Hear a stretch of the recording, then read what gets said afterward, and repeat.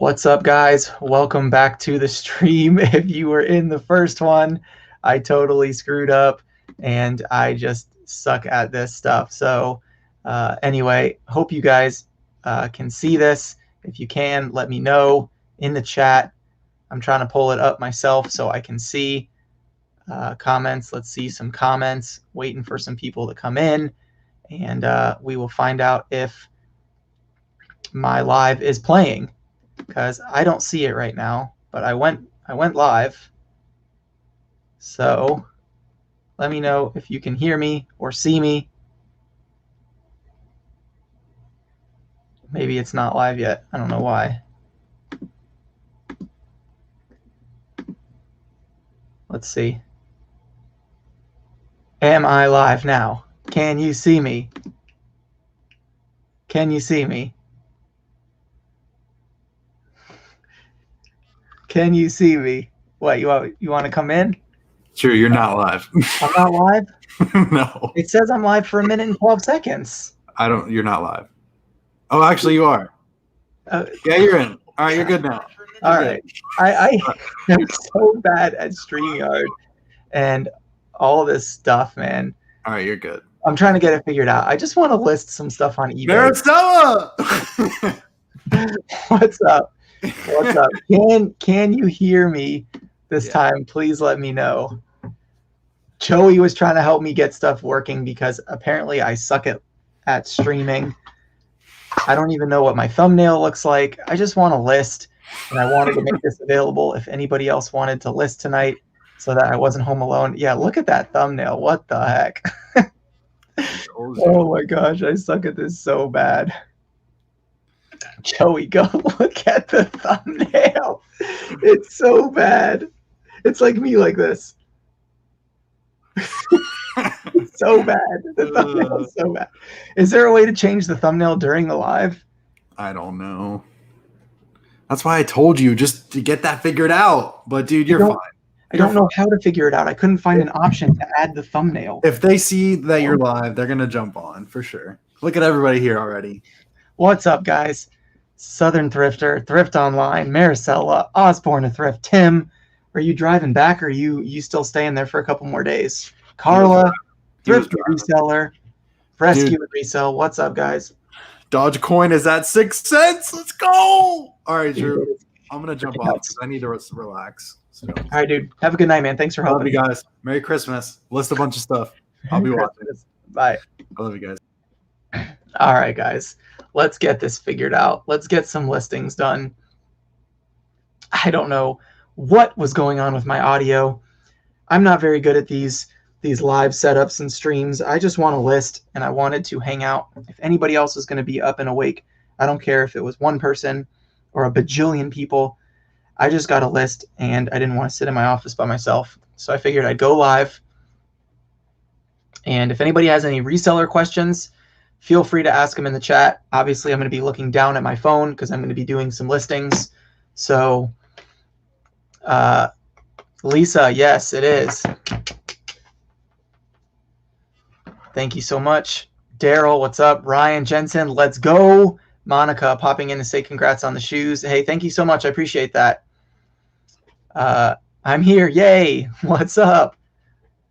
Hope you guys are doing good. I just wanted to do some listing and just have somebody to talk to. So if you, Tim, how's your trip been, man? And Pat D's, yeah, I've been doing really good with the shoes. It's been really exciting. So it's been a crazy journey, but it's been really, really fun to do something different than what I'm normally used to for like buying and selling, and just making it all work was a lot of fun. So hopefully everything looks good on the chat. I know the thumbnail looks really crummy, but obviously I'm not about thumbnails. I'm just trying to list. So hopefully you guys can see this, and maybe I can figure out a way to change the thumbnail. I don't know. But either way, I'm going to start listing. Like I said, if you guys have questions in the chat, let me know. I'm actually just double checking here to see if I can change the thumbnail, but I don't think I can do it during the live. But anyway, whatever. Who cares? That's not what it's about anyway. Tesla Picker, what up, Dave? How you doing, man? Red Dirt Picker, Jeff, Shoeapalooza has been fun to watch. Yeah, it's been fun to sell. So I actually got a whole bin of shoes right back here once I finish these Pendleton sweaters that I've been putting off. I started cross-posting them today, so I'm going to finish doing that. And then I'm going to get listing a couple more shoes that I've got from that Rally Roots buyout. So mindless picks and flips, what's up? Topher, Hyphy Gold, what up, man? How you doing?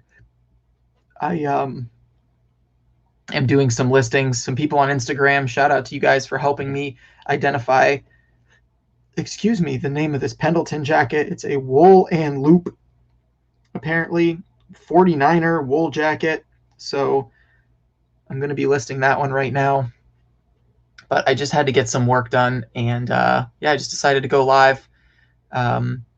Make sure if you haven't hit the thumbs up button for me, you can hit edit and then upload thumbnail. It will update, but the edit hitting your YouTube, not StreamYard. Okay, I don't have a thumbnail made though. That's the thing. So like I would have to, I guess, take one. So I guess you guys could like watch me take a picture of myself, which would be really weird to then upload a thumbnail.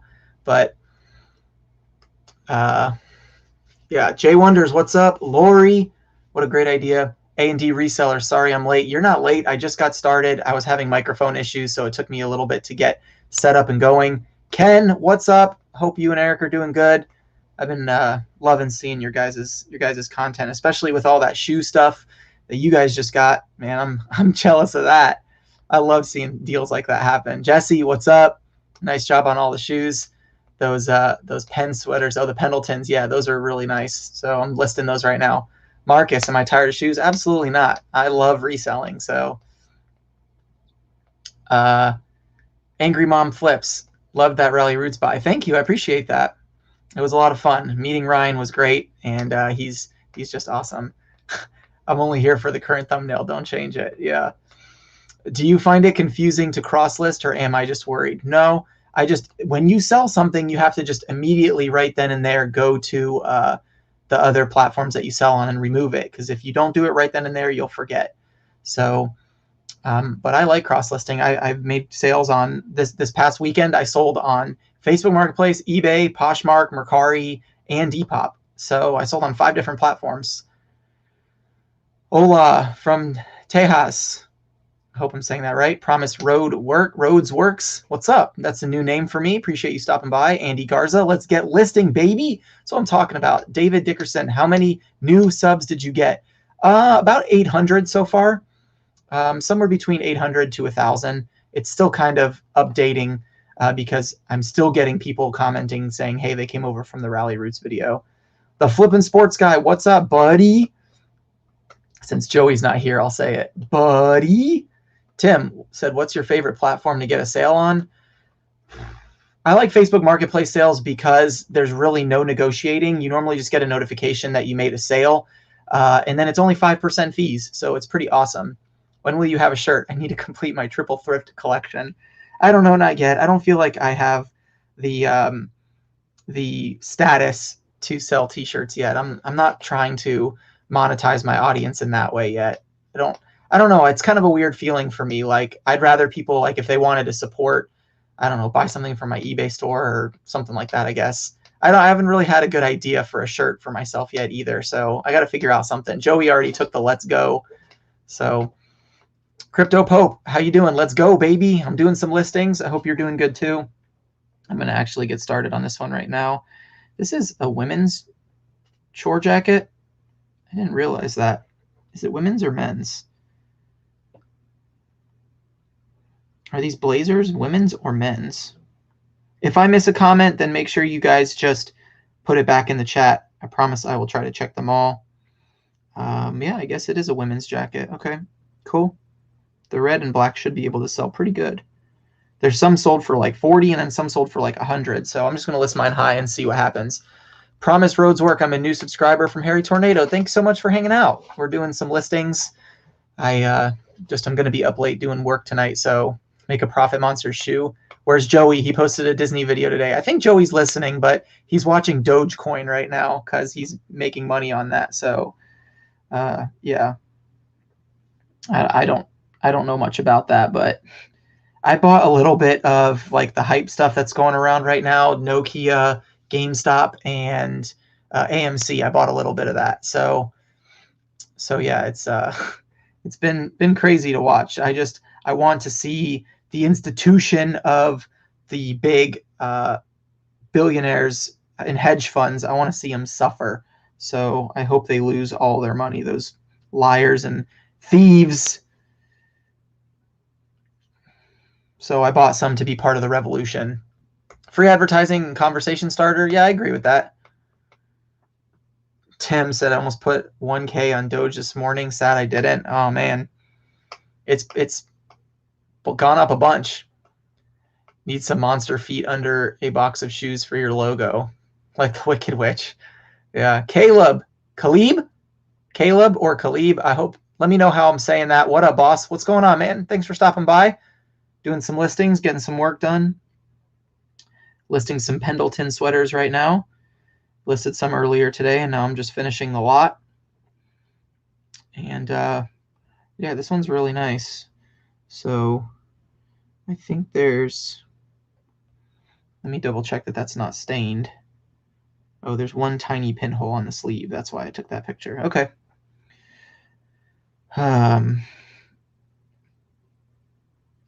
All right. Blazer, size large.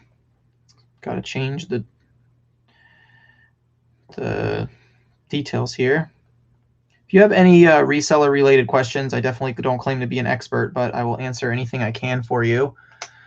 AMC was nuts, bought it last week and got $3.45 and it hit 25. I missed the sell. Yeah, you just got to hold on for the revolution. That's right, baby. Grunt Dead, what's poppin'? How you doing? New name for me. I appreciate you stopping in. I want to see them suffer as well. I had several other stocks and some in A and C. Yeah, I hope GameStop and something definitely with shoes. No, I don't want to be known as the shoe guy for the rest of my life. It was just a deal I made with Ryan. So I don't know. I could have made like a specific shirt for just that deal. It would have been kind of funny, but I don't know. I don't want to be known as the shoe guy. So Swamp Picker, William Perry, what's up? Globo Jim, my man, what's up, dog? Kim Chasgritz, can you talk a little bit about the ins and outs of shipping costs while listing, East Coast shipping to West Coast shipping? So I definitely recommend that you have more than one shipping option. Sometimes eBay is not the cheapest option, and sometimes pirate ship's not the cheapest option. Pirate ship doesn't allow for like FedEx and UPS. It's pretty much all USPS with pirate ship. So if you are listing and selling stuff and you're not, using options like creating a FedEx account, shut up, Tim. If you're not like using FedEx or UPS websites, I just shared on my Instagram today and on the last video with the wholesale boxes, I was using a website called Go Shippo. I actually learned about it from Ryan, Rally Roots. Shout out, Ryan. You'll probably never see this video, but shout out to you for telling me about Shippo, and it was great. They offer great discounts with like freight and bigger items. So I used that. I use FedEx Ground and UPS a lot for anything over 4 pounds typically. So 4 to 5 pounds, because priority mail, the prices just went up again and it's insane. I'm trying to list here too, because you guys should know me as the listing guy, not the shoe guy. So, but yeah, make sure you have your options open for shipping. There's more than one way to ship a product, and you can save a lot of money. I sold a PlayStation 2 on Facebook Marketplace today, and I charged the buyer $20 shipping. And with pirate ship, it was going to cost me $49, and then with Shippo, it cost me 18 something. So, I mean, I saved $31 by just going to Shippo. It's a big deal. Shouldn't be drinking soda this late at this point, but no, I refuse to be the shoe boy. I'm also not a boy. I'm a man. I had my bar mitzvah when I was 13. Liz, what's up? Liz Hunter, how you doing? Thanks for hanging out. Caleb, okay, cool. Caleb, just want to make sure I'm saying it right. Shout out my wife, Jessica Johnson. What up, Jessica? William, I know you guys. Don't I? William, I know you guys, right? I'm trying to make sure that I get the names right. Do I know you? Because I know another Jessica Johnson. So I just want to make sure. You're my boy, Shoe. Drifter Thrifters at a town fair. That's fun. Carla. No, I don't want to be the shoe guy. I want to be the guy who made a business transaction with Rally Roots. That I put in the work, baby. All right, I'm finishing this listing.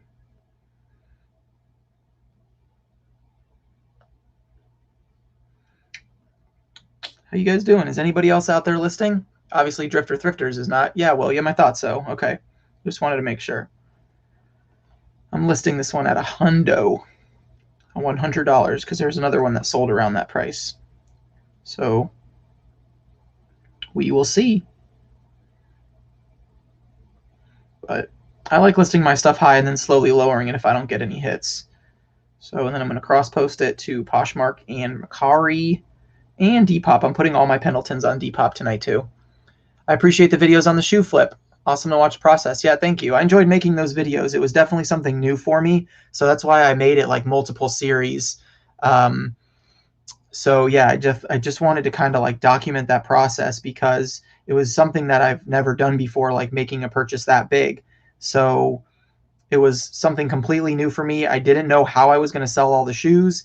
I didn't know if I was even going to do the drop that I did for the wholesale boxes. And yeah, so it was all exciting for me to do something new. I'm going to put out a part 4 video actually on it and talk about how much money I've made from the deal, because I want people to know, like, obviously I had expenses too. So, you know, the expenses from renting the U-Haul cargo van, you know, plus the gas, you know, plus the fees I had to pay for building the website, buying the domain name profitmonsterswholesale.com, and you know, all those kinds of things. Like, I want to show everybody the breakdown of exactly how much money I've made, and I still have over 100 pairs of shoes that I'm listing myself right now. So yeah, that's just, I want to share that process and let people know how much money I've made. And I think it would be fun to, you know, to share that. So, man, I wish Poshmark gave you more characters to list. You only get 40 characters on Poshmark. I don't know if this is considered a jacket, or I guess it's a jacket. Varsity, trench, utility, pea coat, bomber jacket. I'm just going to leave it at jackets and coats. Size, large. Brand, Pendleton. Color. But it's been fun to make those videos for sure. I've really enjoyed it. So, wish I was listing. I'm working currently, just listening to learn. Cool. Well, if there's anything I can do to answer questions for you, let me know. Marcus, did I ever sell that VCR combo unit? Not yet, but it's been received to Amazon. Josh said it should take a little bit. Nah, Callie would have killed me if I would have taken any of those kitties home, and so would have my wife. We already got 2 cats at home. So yeah, I can't take any more kitties home. I think those boxes cost a good amount to ship too. It was ranged depending on like if it was East or West Coast. Like I'm in Florida, so I had like one sale go to South Carolina and it cost me like $24 to ship, and then one went to California and it cost me $48 to ship. So, you know, across country it was like twice the price for the shipping box. But I averaged, you know, or I calculated that it shouldn't cost me more than $50 a box to ship when I did the drop. That's why I priced it the way I did. So really, I planned to sell them for $200 plus shipping, or just do $250 free shipping, and then it would cost me about $50 to ship. So that's kind of the way that I did that. And some of them that were just closer, I was able to just make a little bit of extra money on. But originally, it was going to be $10 a pair plus shipping. But I figured just doing the eBay thing, or the free shipping thing, since I was building a website and I'm still new to that kind of stuff, I didn't want to screw up any type of calculated shipping through building the website. So I just, I just decided to go the route of offering free shipping. So thank you to everybody who's saying congratulations on the shoes. I really appreciate it. Just make a shirt that says, Joey, have you listed anything yet? That's funny. Promise Roads Works. I'm working on listing right now. Tops, a clock, and a VCR. Nice. That's what I'm talking about. Let's get some work done, guys. How far away is Rally Roots from me? Well, the ranch is about an hour and 20 minutes, and then it's probably about 2 hours total if I were to drive to their house where they live. So, yeah. Resell Hobo, thank you. Judson, what's up, brother? Hope you're doing well, man. I always appreciate you supporting my Instagram and YouTube stuff. Alan, where in Florida am I? I'm in Apopka, which is near Orlando. So I'm about 25 minutes away from Disney. Tesla Pickers listing, Lori's listing, Designs Laura's listing, Ken's listing. Let's go, guys. That's what I'm talking about. I looked over every bulk shoebox and couldn't decide which one to get, so I said screw it and got none. Well, I ended up making 22 boxes, and I sold 21 out of the 22. One of them was local to a friend of mine who wanted to get into reselling. He came and picked it up from my house, and then Joey's girlfriend, Destiny, wanted to get a box. So I decided to, make one for her too and put it to the side. So 23.5 by 30. I got to put the measurements on Depop because you can only put 4 pictures on Depop. So I got to actually put the measurements, which is why cross-listing kind of stinks, but there's also less fees on Depop, so no problem listing there. Category women's wear. I guess it would be an outerwear item. I don't know, I'm just going to call it an outerwear item. It's a large. Let me get that 100. Style. Vintage.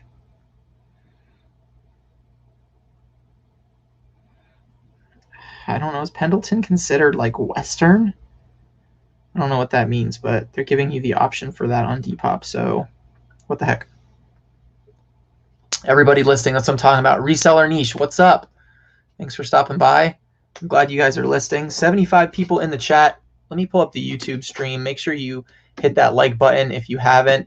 And let me mute this real quick because I'm not used to playing my own video. Who hit the thumbs up or the thumbs down button? That's so sad. Someone's mad I got a bunch of shoes from Rally Roots, I guess.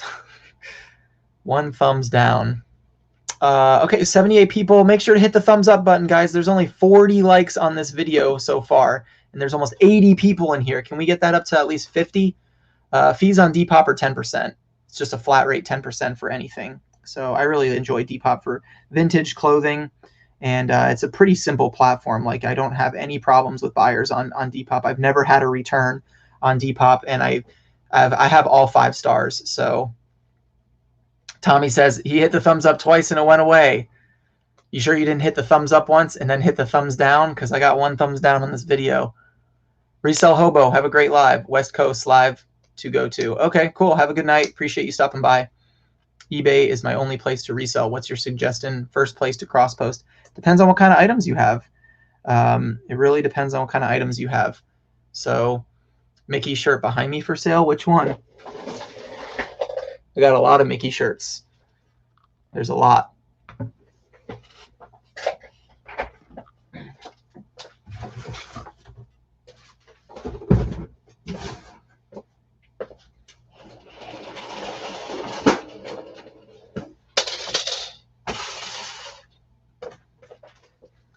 I don't have much space in my office, but I got a lot of Mickey shirts up in here. So I was doing an Instagram live auction the other night, and I was selling some shirts.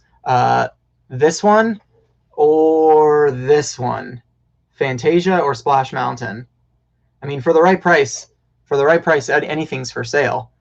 But yeah, I got, let's see. I'm not good at these camera angles, but right here I got a Splash Mountain, and then this one's an Animal Kingdom, and then this is the Perils of Mickey, and then this is another Tower of Terror. This is one of my favorite ones. It matches my hat. So I'll just show it off real quick. This one right here. And then I got the hat to match it. So this one's one of my new favorite shirts because I got the hat to go with it. So that's pretty exciting. I'll put this one right here so you can see it. The Perils of Mickey one is one of my favorites too, but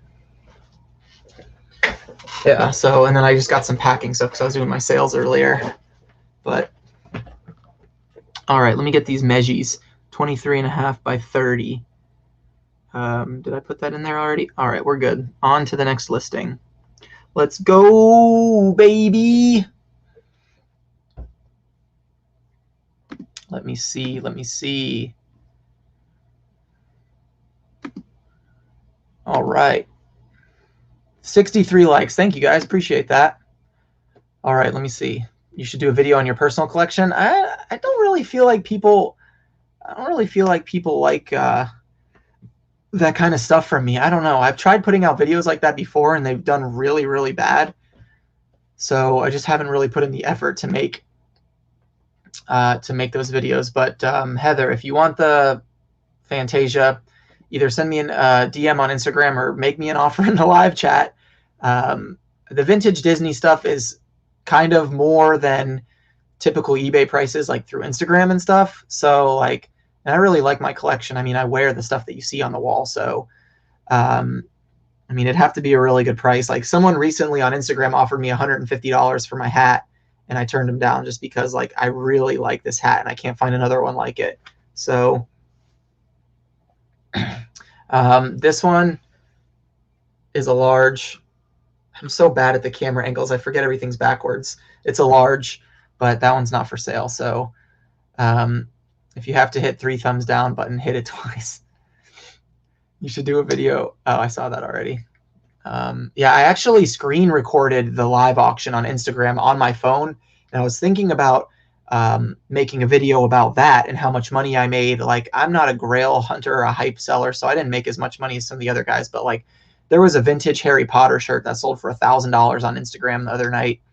If you don't know about the Disney Genie shirt, there was a Disney Genie shirt that sold over last year for over $6,000 for a vintage Disney shirt on Instagram, and it made it to like the New York Times and some of those websites and stuff. So yeah, it's crazy, all the stuff that's going on with Instagram and the lives and things like that. So this one has a flaw. Oh, that's on the cuff. Okay, looked like a shirt pocket, but it's not. Authentic Boyd tartan. All right, Pendleton, authentic Boyd tartan flannel. Let's see what comes up. I don't see anything coming up for Boyd. That's weird. Is it fake? Oh, it's because I spelled it wrong. That's why. There we go. All right, this one's a little bit on the lower end of the spectrum of the Pendletons, but I'll still take it. Thank you for inspiring us with your positivity. Love from Orlando. Rainia, thank you so much. Appreciate that. Tim, yeah, it's insane. There's a couple rap tees.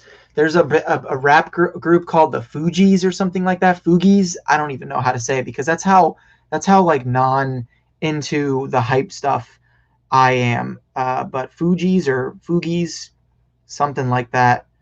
Oh, this is a Lodge shirt. That's why. Pendleton Lodge shirt. I'm going to do the research that now. There's just been some tees on Instagram that have gone crazy. I mean, a Harry Potter shirt from 2002 sold for $1,000. It's just insane. Like, but I mean, hey, get that money. That's all I got to say. If it's working, you know. So I sold a couple shirts. I sold 3 shirts for $70, $80, and $90 on Instagram, and then I did one. Someone did a buy it now. So, but yeah. So Tim, thank you so much for the $4.99 super chat. Appreciate that. It's the shoe guy. All right. I guess I'm going to have to list a pair of shoes just so you guys will leave me alone. Let me finish this Pendleton and I'll do a pair of shoes. Sunshine State Seller, what's up? Congratulations for winning the thing in Joey's live the other night. That was a lot of fun. And Boyd tartan Virgin Wool Lodge shirt. So yeah, Tim, thank you so much for the super chat, man. I appreciate that. Can this be a regularly scheduled thing? Yeah, possibly. I've been trying to find the day to do it, but it's just so hard with everybody else. I don't want to interfere and, you know, whatever. So Normally and Tommy and freaking Tracy have been going live 6 days a week. So, and they're streaming from 8 p.m. to 7 a.m. So they pretty much block out, and they've got enough people in their live that if I went live during Tommy's live, I wouldn't get any viewers. So I just listen to his live. Fugees, yeah, Fugees is what it is. One sold for $6,100 on an Instagram live auction recently. It's insane. And the guy showed proof of payment. So I believe that it can happen. I mean, if other vintage stuff can sell for a lot of money or memorabilia, then, so can a vintage shirt. Why not? All right, let's get these pictures loaded. This one is what size is that? That's a medium? Yeah, Dave, they take up all the time, for sure. Fugees. Yeah, I knew it was Lauryn Hill and Wyclef, but I didn't know the third one. Yeah, Killing Me Softly. Yeah, that's kind of the one. We don't go live on Thursday ever. Weren't you supposed to go live on someone else's channel? Or that was on Art Vandalays? I know that, but I thought you were talking about doing someone else too. So I was going to go live today. Hey, Dave, if you want to come in, you're more than welcome to join me. Then you can say you went live. I don't know if you're at work or not, though. Globo Jim, thank you so much for the $5 super chat.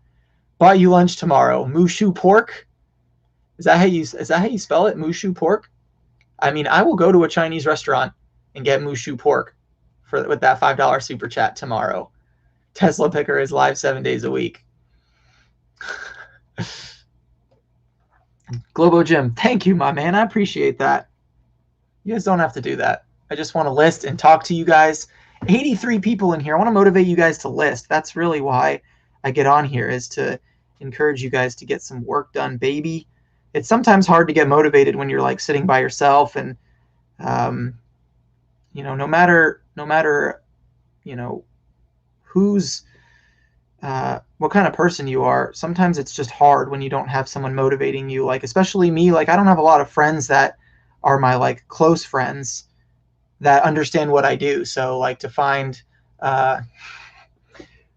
so to go live with other resellers who get it and I can help motivate them, then that's great. Here's the cup, Philly Flipper, if you still want it, full of Starburst.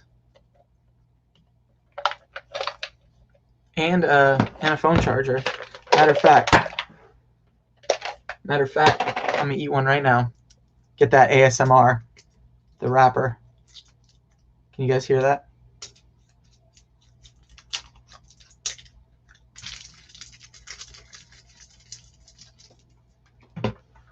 Starburst ASMR. Tim, have a good night, buddy. Shoe thrifts and flips. What up, man? Tim, have a good night. Giancarlo. Nice. I need to get into Amazon. I really do.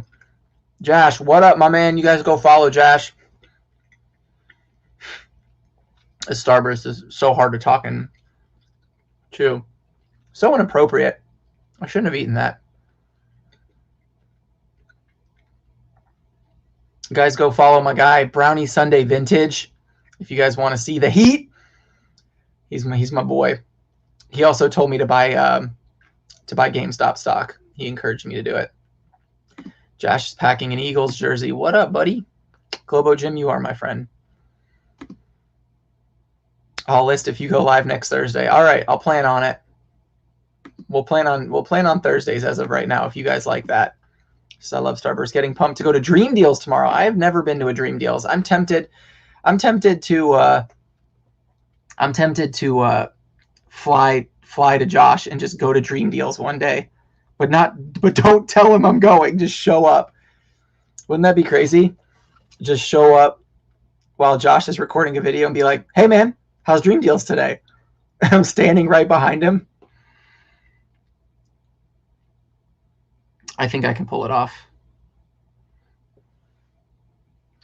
Condition is pre-owned. Good. One stain on the right cuff as shown. Measurements in the pictures. And then I copy paste those words to Poshmark and Depop. And that's all she wrote. Change the price. You would kill Amazon. I don't know. I've got about 400 DVDs I wish I had an Amazon account to send into because they don't sell for nothing on eBay. And I tried Declutter. I scanned like 400 DVDs and Declutter offered me $14.14 for 148 DVDs. That's like a nickel a DVD or something like that. 148 DVDs. It's like 6 cents a DVD or something like that is what it averaged out to. So anyway, I can already hear Josh screaming. I don't think Josh would scream. He'd probably be like, what are you doing here? He'd probably be pretty chill about it. Or he'd be like, I'm not surprised to see you here. Like, because he knows I'd do something like that. Josh, if you're in here, I promise I won't come to Dream Deals. Or will I? Josh is in here? Someone just said hi. Russell said hi, Josh. Is Josh in here?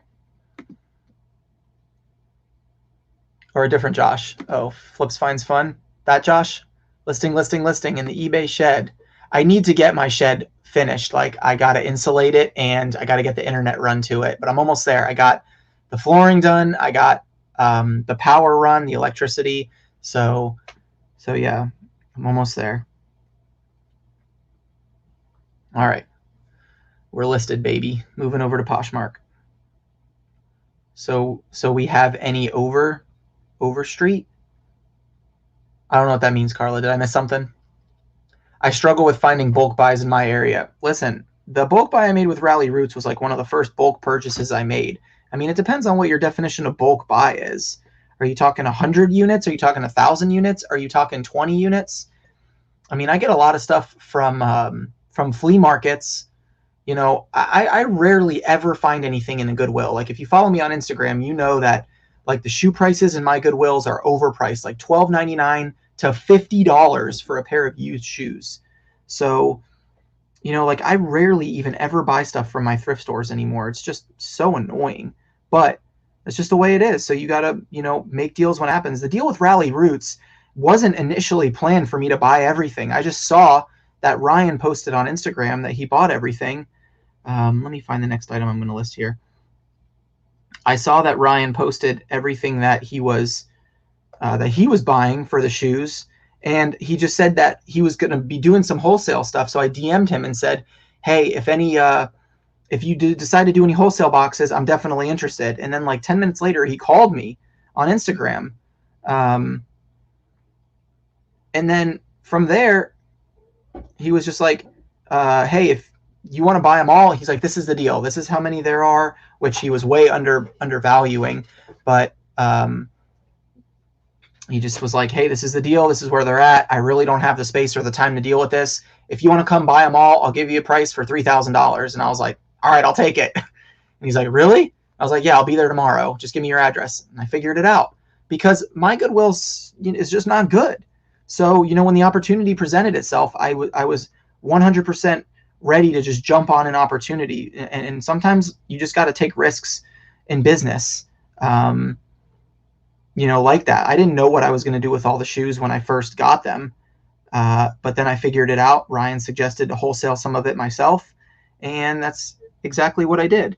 So, you know, it just kind of worked out. But you got to put in the work. Like, you just can't make excuses for, you know, not finding stuff. You build connections, you build relationships. I have ads on the Nextdoor app. I have ads on Facebook Marketplace. I'm constantly on Facebook Marketplace looking for deals. I get more stuff from Facebook Marketplace than I do at thrift stores at this point in my life. So, you know, it's crazy. You know, Ryan and I aren't even like, we weren't even like friends. I've just been following him for a long time. I've engaged with his content. I've been in his live streams, not like in them, but like in the chat. And, you know, I respond to his Instagram posts and I engage with him. And then when he saw me DM him, I told him, I'm like, "I live an hour and a half away from you guys. I'll come pick them, or I'll come buy some and you don't have to ship them." And then the deal happened. So, you know what I mean? Like, make connections, build relationships, and and don't make excuses. Put in the work. That's what it took. I mean, if you guys actually go back and watch the videos, like, it was, for the fact that like I doubled my investment, it was great, but I did a lot of work for that deal. Like, I put in a lot of effort, to say the least. So I need to see what the measurements are on the shirt real quick for Depop. 23 by 32. That is not a medium.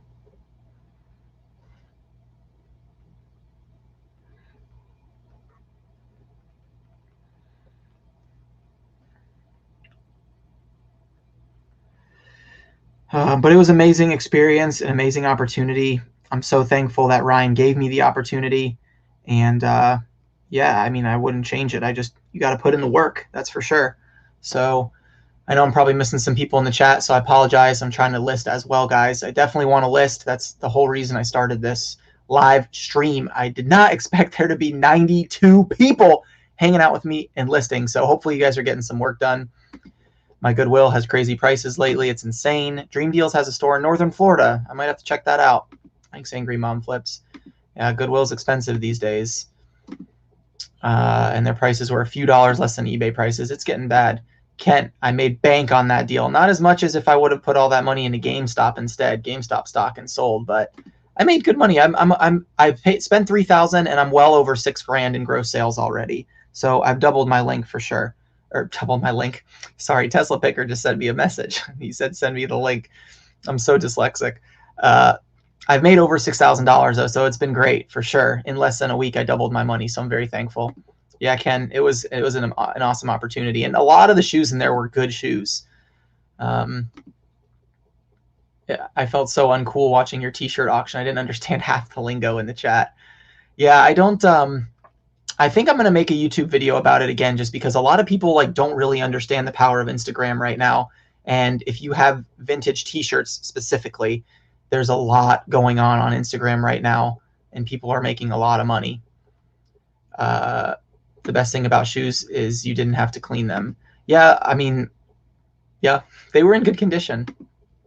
Sometimes one good bulk buy can snowball into much more. I bought a trailer full of toys from Mr. Buys a Lot for $4K and have tripled my money. Yeah, that's amazing. I mean, Mr. Buys a Lot is the exact guy to get it from. Tracy, let's go, baby. Did you buy that coffee yet? Tracy and Tommy's live the other night. There were more coffees bought for Tracy than super chats for Tommy in Tommy's live the other night. It was awesome. Hope you guys are doing good. If anybody is in the chat and is listening, and you haven't said anything in the comments, I hope you're listing. Let's go, baby. Let's get some work done. I'm cross-posting right now. Casual shirts. Depop, Poshmark, and eBay is where all of these are going. So all these Pendletons. Chris, what's up, man? What up, Tank? It's a size Marge. That's right. Russell said, I wasn't able to buy a box, but I found some awesome shoes at thrift stores, Hoka's, Brooks, and a few others. That's amazing. I really don't find stuff like that at my thrift stores anymore unless it's like $14.99 or more. It's just way too expensive for me. Like, I'm just a cheapo, so I'm not going to pay for it. If you go look at my Instagram story, I got to send Tesla Picker the link. I'm sorry, Dave. I got distracted. It should be this one. Guys, let me send Dave the link real quick. He's going to come in and hang out. What up, Doe? So,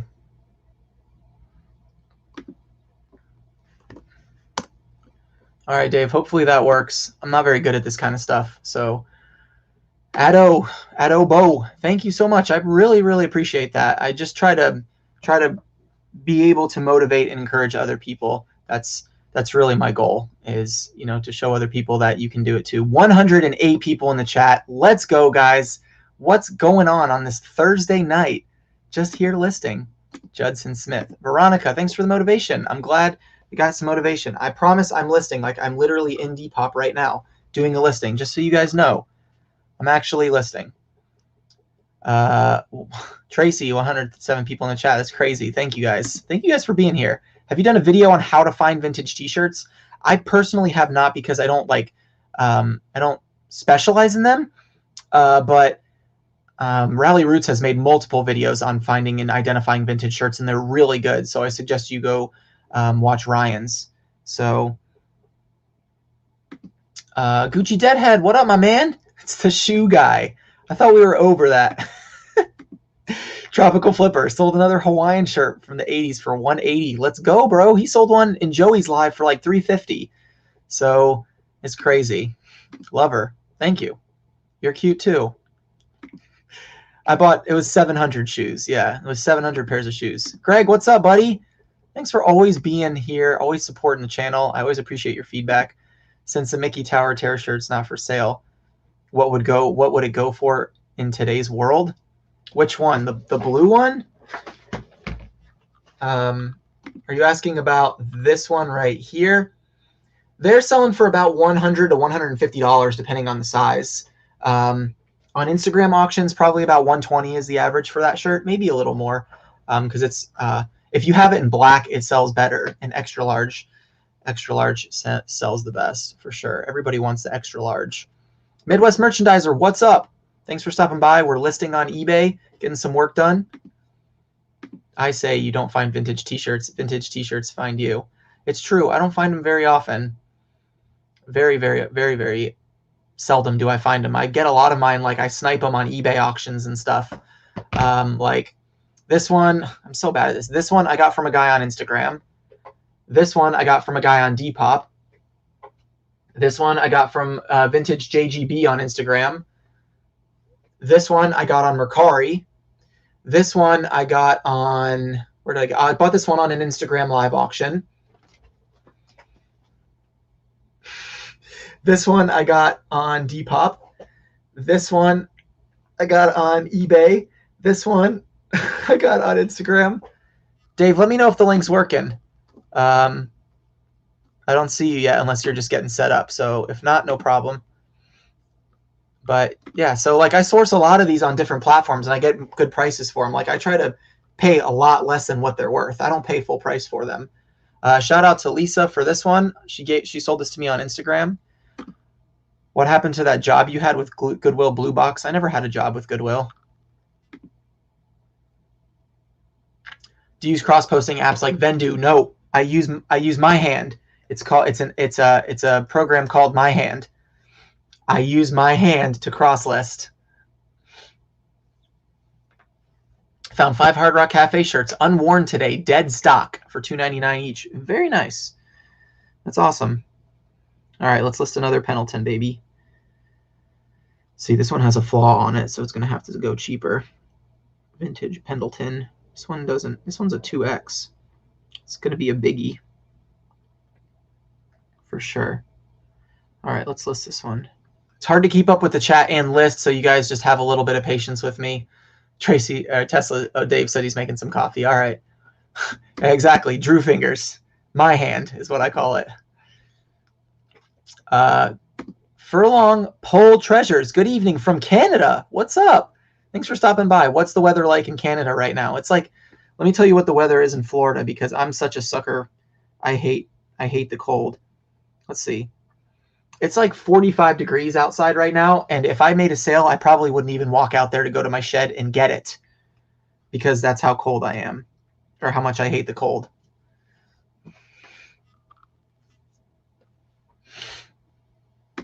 Clock listed. Nice.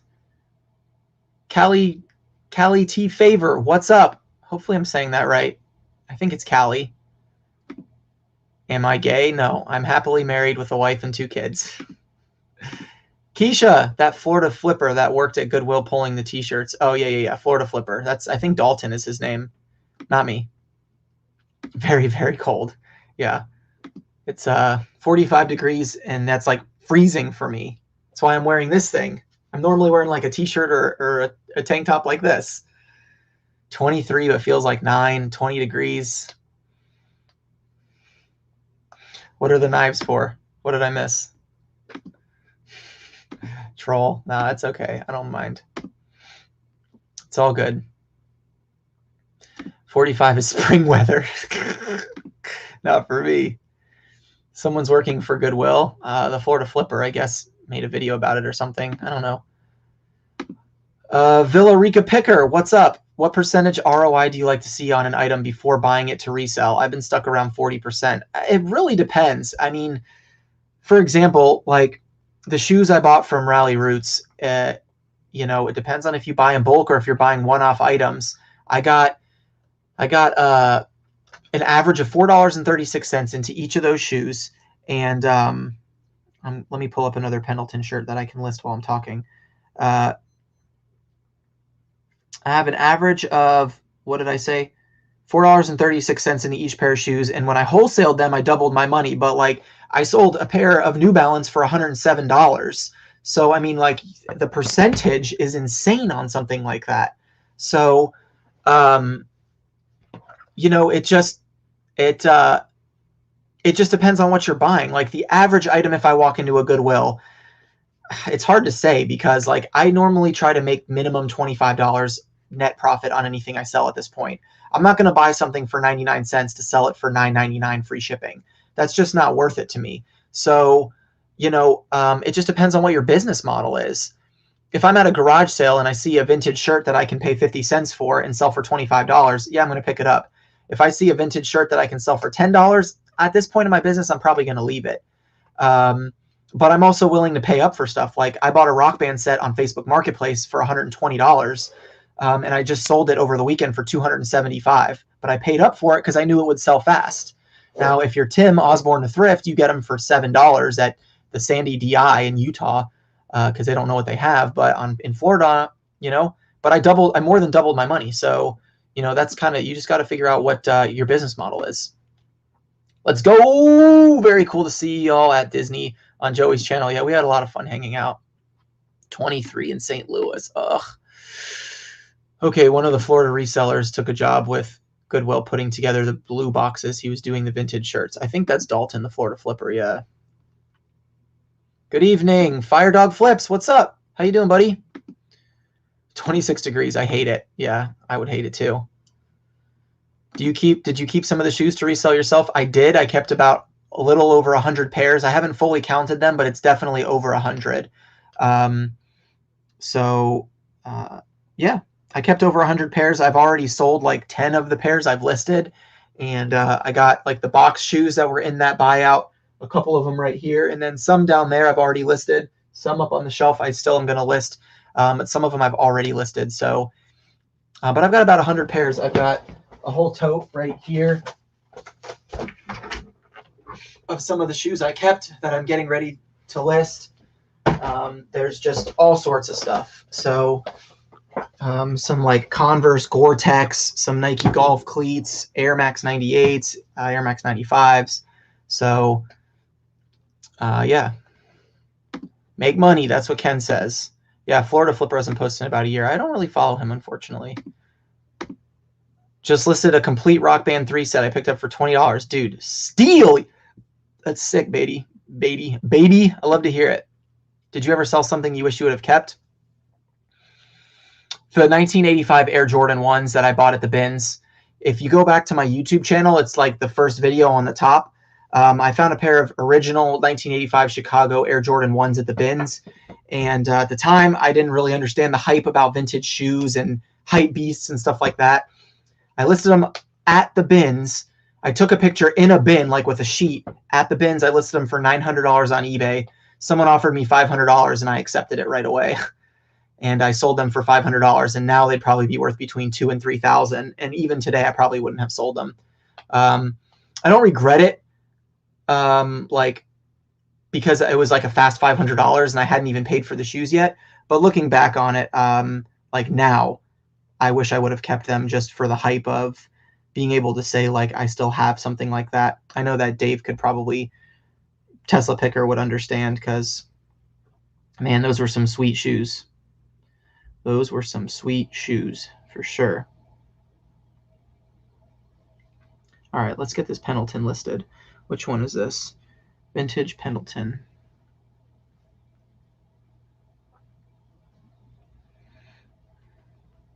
Hopefully that answers your question. I sold a vintage Tower of Terror shirt too that I wish I would have kept, but I sold it for like $120. I couldn't. Can't complain. I got that one super cheap. I think I paid like $10 for it or something. Yeah, I should have kept the J's for sure, man.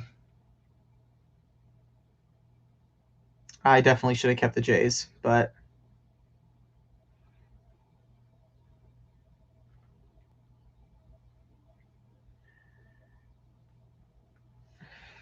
that's probably my biggest reseller regret, I guess you could say.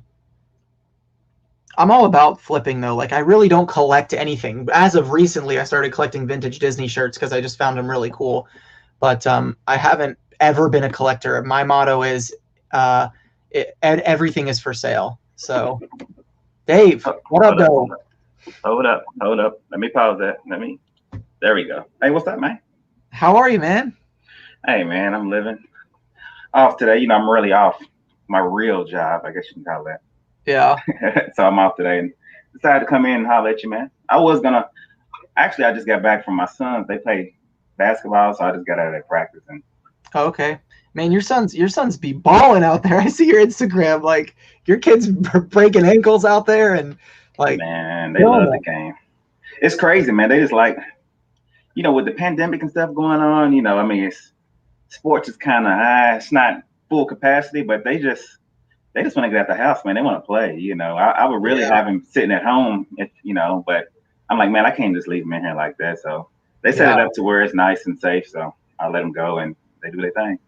That's awesome. So. Yeah, I love that because my son Asher, you know, when I'm at home listing or working or whatever, he'll come in and be like, you know, Daddy, can we please play with each other? And I'm like, man, how do you say no to that sometimes? You know what I mean? Like, I know I got a list, but I'm not gonna. Sometimes I do. Like my son knows, you know, his limits when I'm listing. Like if my door's closed in my office, he knows like I'm working or I'm recording a podcast. If my door's open, he knows he can come in and you know. But it's finding that balance with kids for sure. Like people ask me all the time, you know, how do you find the balance, or how do you know, it's hard, man. You know, stuff like that. And it's like there's really no easy answer to that. It's just you make time for both. I list late at night when my kids go to sleep. That's really how I do it. So, yeah. And my father tells me all the time, he's like, man, they grow fast. So whenever they want to do anything with you, just do it, man. Yeah, absolutely. Just do it. You know, I normally like if my son comes in and I'm like in the middle of packing my sales or doing my shipping or something, like I'll tell him, you know, hey, you know, wait till I'm done shipping and then I'll come out, you know, come outside and I do that too. Or I just have them help me say, hand me the tape or do this or put this label on this or something, because they like doing stuff. They just want to do something with you. That's all it is. Yeah, my kids like taking my packages from my office and carrying them to the front door. And Asher likes holding the boxes down as I'm taping them and stuff. But that's even nice. I love that. I hate holding them. You know how you got something real tight and you trying to. So you got that extra hand. Yeah, exactly. If you got that extra hand, it's always nice. Plus about those Jordans, man. Hey, I would have did what you did too. You know, you pay how much you pay for them? Like $2. $2 for the Jordans, man, and you put them up there and $500. I mean, hey. I've always been about the flip. Like so everybody in the chat understands, if you haven't seen that video, it's like a 4 or 5 minute video. It's really short. Go watch it. I show you, like, I found these Jordans at the bins and then I sold them on eBay before I even checked out that day. But it was just a crazy experience because, like, I noticed the Jordans sticking out in the top of the bin when they did the drop, and I literally sprinted because at my bins, they like put everything out in a row and then everybody lines up like around them. And then they say go. And the Haitian women, I'm telling you, the Haitian women in Orlando do not play. They literally throw elbows. They'll grab a shoe and they'll hit you in the head with it until you move out of their way. Like, and you think I'm playing? I've got a video on my channel before the guys at the bins told me I can't record it there anymore. I have a video where like you can see them like fighting like Jurassic Park style over a blouse, and they're aggressive. So I ran to the shoes, grabbed the Jordans, put them in my cart, and went all the way to the back corner. I started looking them up. Like my heart was racing, my blood was Right. pumping. So did you know what they was kind of before you even looked them up? Like, you know, did you know like, oh my God, I got something here? You know, So I knew I had something, but I didn't know that they were the OG 85s. Like I figured like, okay, I found a pair of couple $100 Jordans, like $100, you know, the new ones, the 09s or the 12s or whatever. You know, I'm not big into the hype shoe game, I guess you could say. right. And I found another friend at the bins. He was there with me that day, and I was like, yo, dude, I think these are the real thing. Can you look at them real quick? And he looked them over and he's like, yeah, dude, you got the real deal. And I started looking at sold comps, and the most recent sold comp was like between $500 and $1,000 at This the time. Last year, right? What? This was like, early last year. Man, the price then went up so much on them things, like Jordan ones. Actually, I don't even think it was early last year. It might have been 2019. Let me go to my videos real quick and I'll see. Hey, Tommy, look, I'm on somebody else's live, man. I have to get in when I can, you know? Yeah, September 25th, 2019 was when I published that. So it's been a while. Like it's really before the hype like blew up. Right. So now I have people going on my YouTube videos, still watching that video going, you know, you look, I have the most dislikes and like the most hated comments on that video because people don't realize how long ago it was posted. They just type in, you know, Jordan 1s on YouTube and they want to see somebody who found them or something. And because those are the Jordan 1 Chicago's. That was the 85. See, I got actually Chicago's. I got 2015 and I got 2013 pair. My 2013 pair is the less. It's like 2,100 right now, right?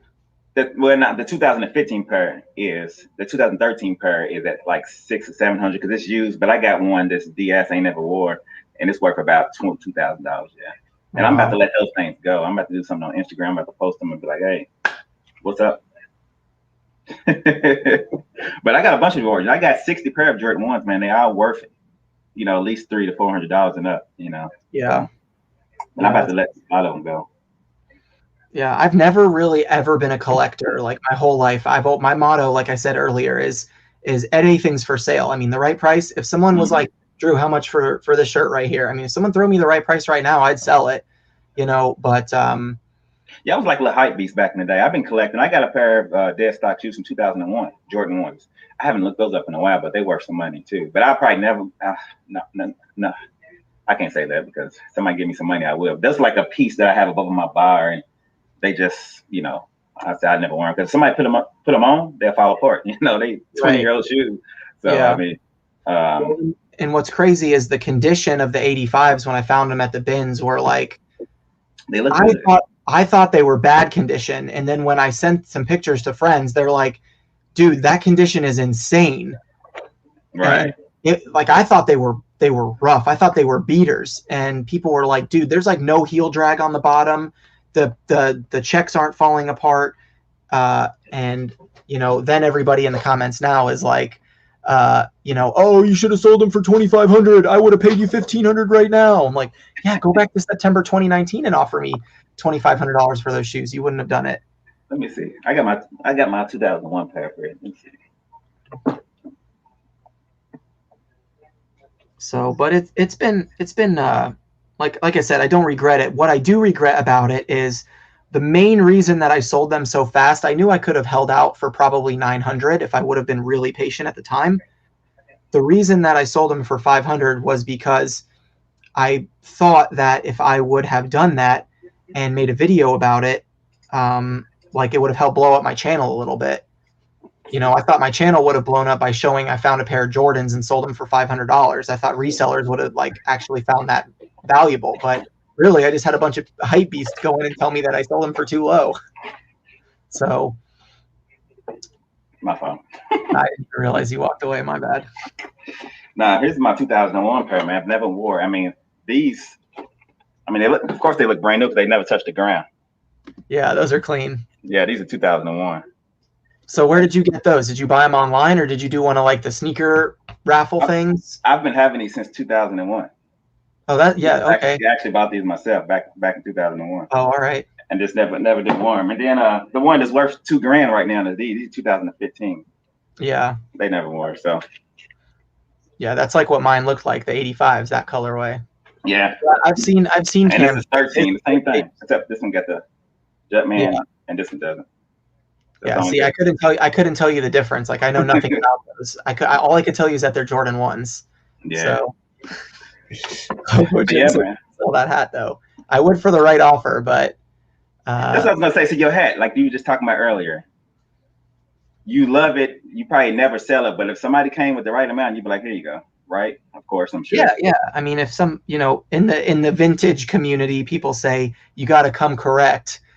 Someone said in the Instagram live was like off the dome challenge. Like, how much for the hat off the dome? I'm like, hey, you make me the right offer and I'll sell it. But like I got this on an eBay auction. I paid $56 for it, which is a lot of money for me for a hat. Like I don't normally pay that kind of money for stuff, but I only got it to get the matching hat for this shirt right here, so I can wear it to Disney with my family, because that's like what we like to do. We like to wear Disney shirts and go ride the rides and stuff. And the thing about vintage is, like, let's say you got tired of it, you could sell it and probably get more than what you paid for it. Oh yeah, absolutely. So like I had a guy in my Instagram DM offer me $150 for the hat, so I could make $100, but right now the $100 isn't worth it to me. Yeah. Like if someone offered me 300, I'd be like, all right, you can have it. Like that's an insane amount of money for a hat. Right. For 150, like if someone's willing to come into my Instagram DM and offer me 150 for it right now, it obviously has value. Right. So it's not just one guy. I had another guy offer me 120.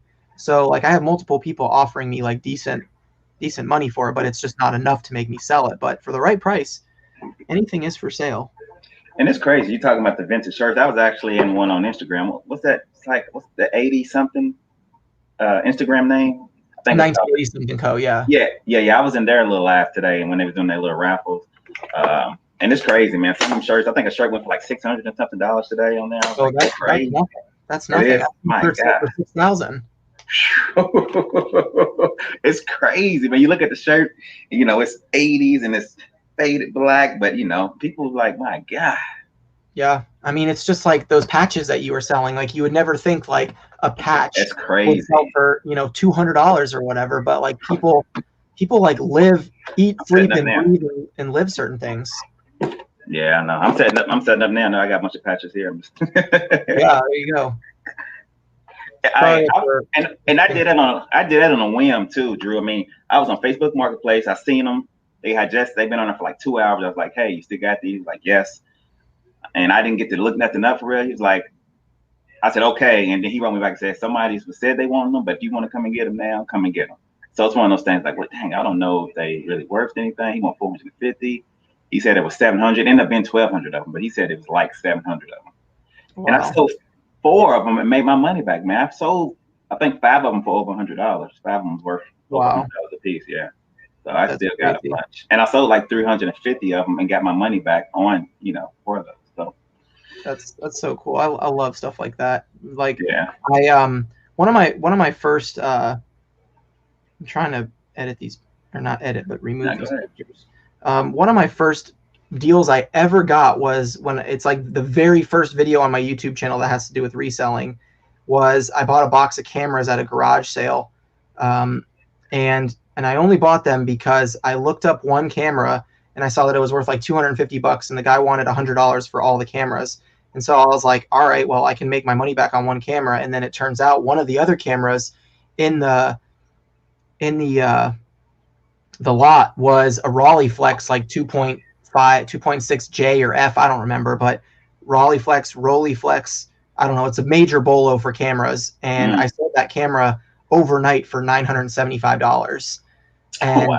I was like, well, most people would look at that box of cameras and be like, yeah, that's a bunch of junk in that box, and I took a risk on it and, like it paid off. So yeah, man. I mean, you're right about that. I mean, I've did a number of things like that, especially when I do stuff online. I don't know if you shop on Highbid and stuff like that. You can only see pictures. So you don't know what's all there. It might be a bunch of stuff. You can only see maybe, like, let's say you do a headlight. You can only see 3 or 4 hats, but it might be 10 of them. So you're like, well, I can get my money back on those 2 hats. I'll go ahead and take a chance. Right. So, I mean, and I did well on Highbid. Also, I got a bunch of Harley hats, man. And I've sold 2 of them. I sold one for $150, and I think I sold the other Yeah, and I think I sold another one for like one something. I still got a bunch left, and I've only paid $17 for the lot, man. You know what I'm saying? It's No, it's crazy. crazy. And it's the local ones though. Ones that don't ship, those are the best, of course. Because it's only Oh yeah, people. Yeah. So, yeah. I love those. mm-hmm. You definitely can't beat that. Come on, there we go. All right. What up, Jackass Retro? I see you. What's up, buddy? I seen you in. I was reading a comment in Lonnie's. Jackass left his long comment on one of his last videos about. I forget what it was about, and I was like, Jackass, you love to rub Lonnie the wrong way, don't you? I said you and Drew will get along just fine. Nah, it's good.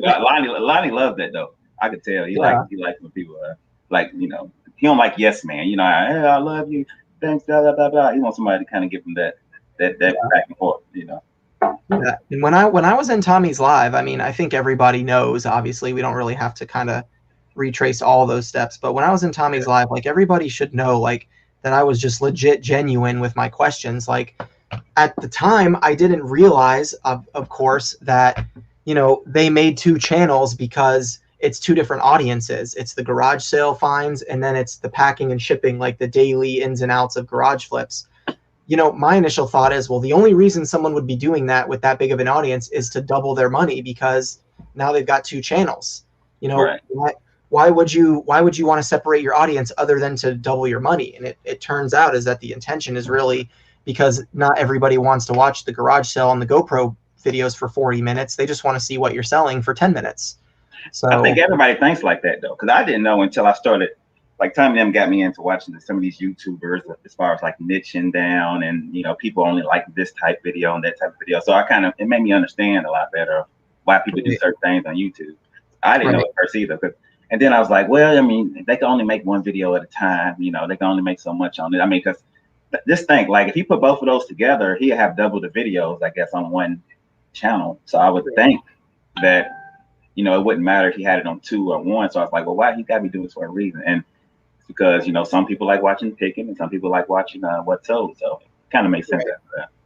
So. Yeah, and like me personally, I'm not like I'm obviously busy working a lot, my business, but like when I watch other YouTubers, the easiest ones for me to watch are, honestly, the ones where I'm just listening to other people talk about reselling stuff. Like, I'm not going to watch Matt, Part-Time Pickers, and Lonnie like go to garage sales because you have to actually watch them. If you're not watching, you're just hearing like, how's it going?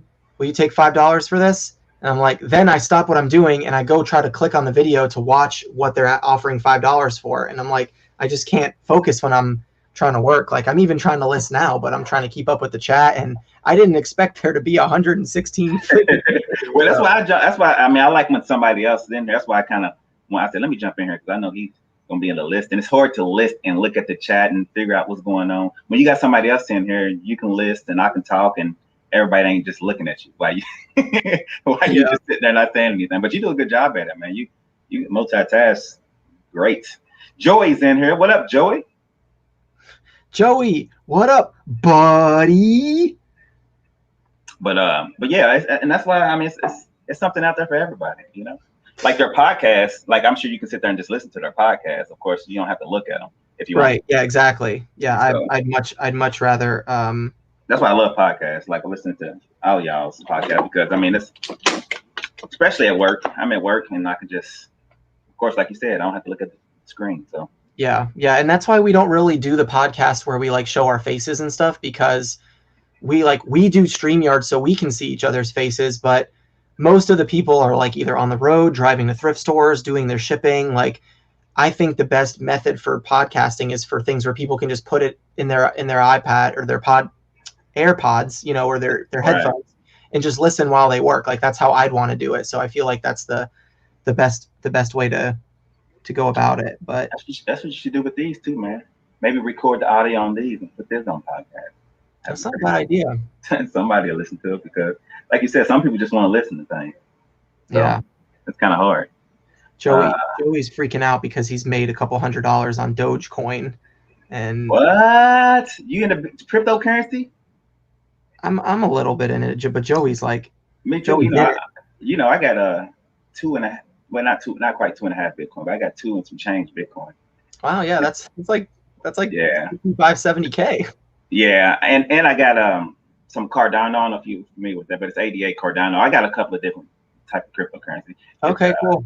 I've got a little bit in Ether and Litecoin yeah, and me too, and Ether too. Yeah, yeah, so Dogecoin started off as a meme cryptocurrency, yeah, and now it's like Elon Musk has tweeted about it, and like it's just blown up. It's like the whole thing with this GameStop stock right now. It's just insanity yeah. what's going on. But I hope those hedge fund guys lose all their money and they go bankrupt from all the Yeah, short. it's crazy, man. Like my father's a day trader, so he got me into all that stuff, man. Every time he said something, I was like, all right, let me invest into this, I'm investing into that. So I've been on a Bitcoin spread. When it got down to 3,800, about $4,000, that's when I got pretty much a lot of my Bitcoin, and Sheesh. it then blew up. So, but yeah, man, it just let's see. Joey said it's still a meme. Let's see. Let's see. Yeah, GameStop baby. Insert rocket emoji. Yeah, that GameStop is crazy. I just Simply Dana, how's it going? Thanks for stopping by. Yeah, I'm not big into crypto like that much, but the only and I'm not really into stocks either. Um, if you know me, then uh, I I have never been into stocks and stuff like that. But when I found out about all these like capitalists and hedge fund investors and stuff that were short selling companies like GameStop and how greedy they were getting, they just kept selling and selling and selling more than what was available. I'm like, man, down with the big guy, screw them, take them down, and I had to buy some stock just to be able to say, like, 50 years from now, if things work out where the people win, the people in Reddit take down the corporations that have been doing this, I can tell my grandkids, like, I was a part of that, So, yeah. Hey, I'm telling you, man. Me neither. I mean, I'm into it, but I'm not like looking at it every day. I buy some and just let it sit. I buy some, and I'm not on it like that. Like my father got his hand on the pulse, so he kind of keeps me up to date on. yeah, well, you said he's a day trader, so he's like Yeah. really in. Yeah, he ain't doing anything right now. I don't know if you know, he got attacked by some pit bulls about a couple of weeks ago, so he's still in the Yeah, house. I know. How's he So, doing? I mean, he's all right though. He's in good spirits. He said all he needs, because at first the doctors were saying they was gonna have to. They saved all his fingers, but at first they were saying, "Well, we don't know." And he told the doctors, "All I need is one finger to be able to type on a computer." I was like, "You want all your fingers? What are you talking about, man?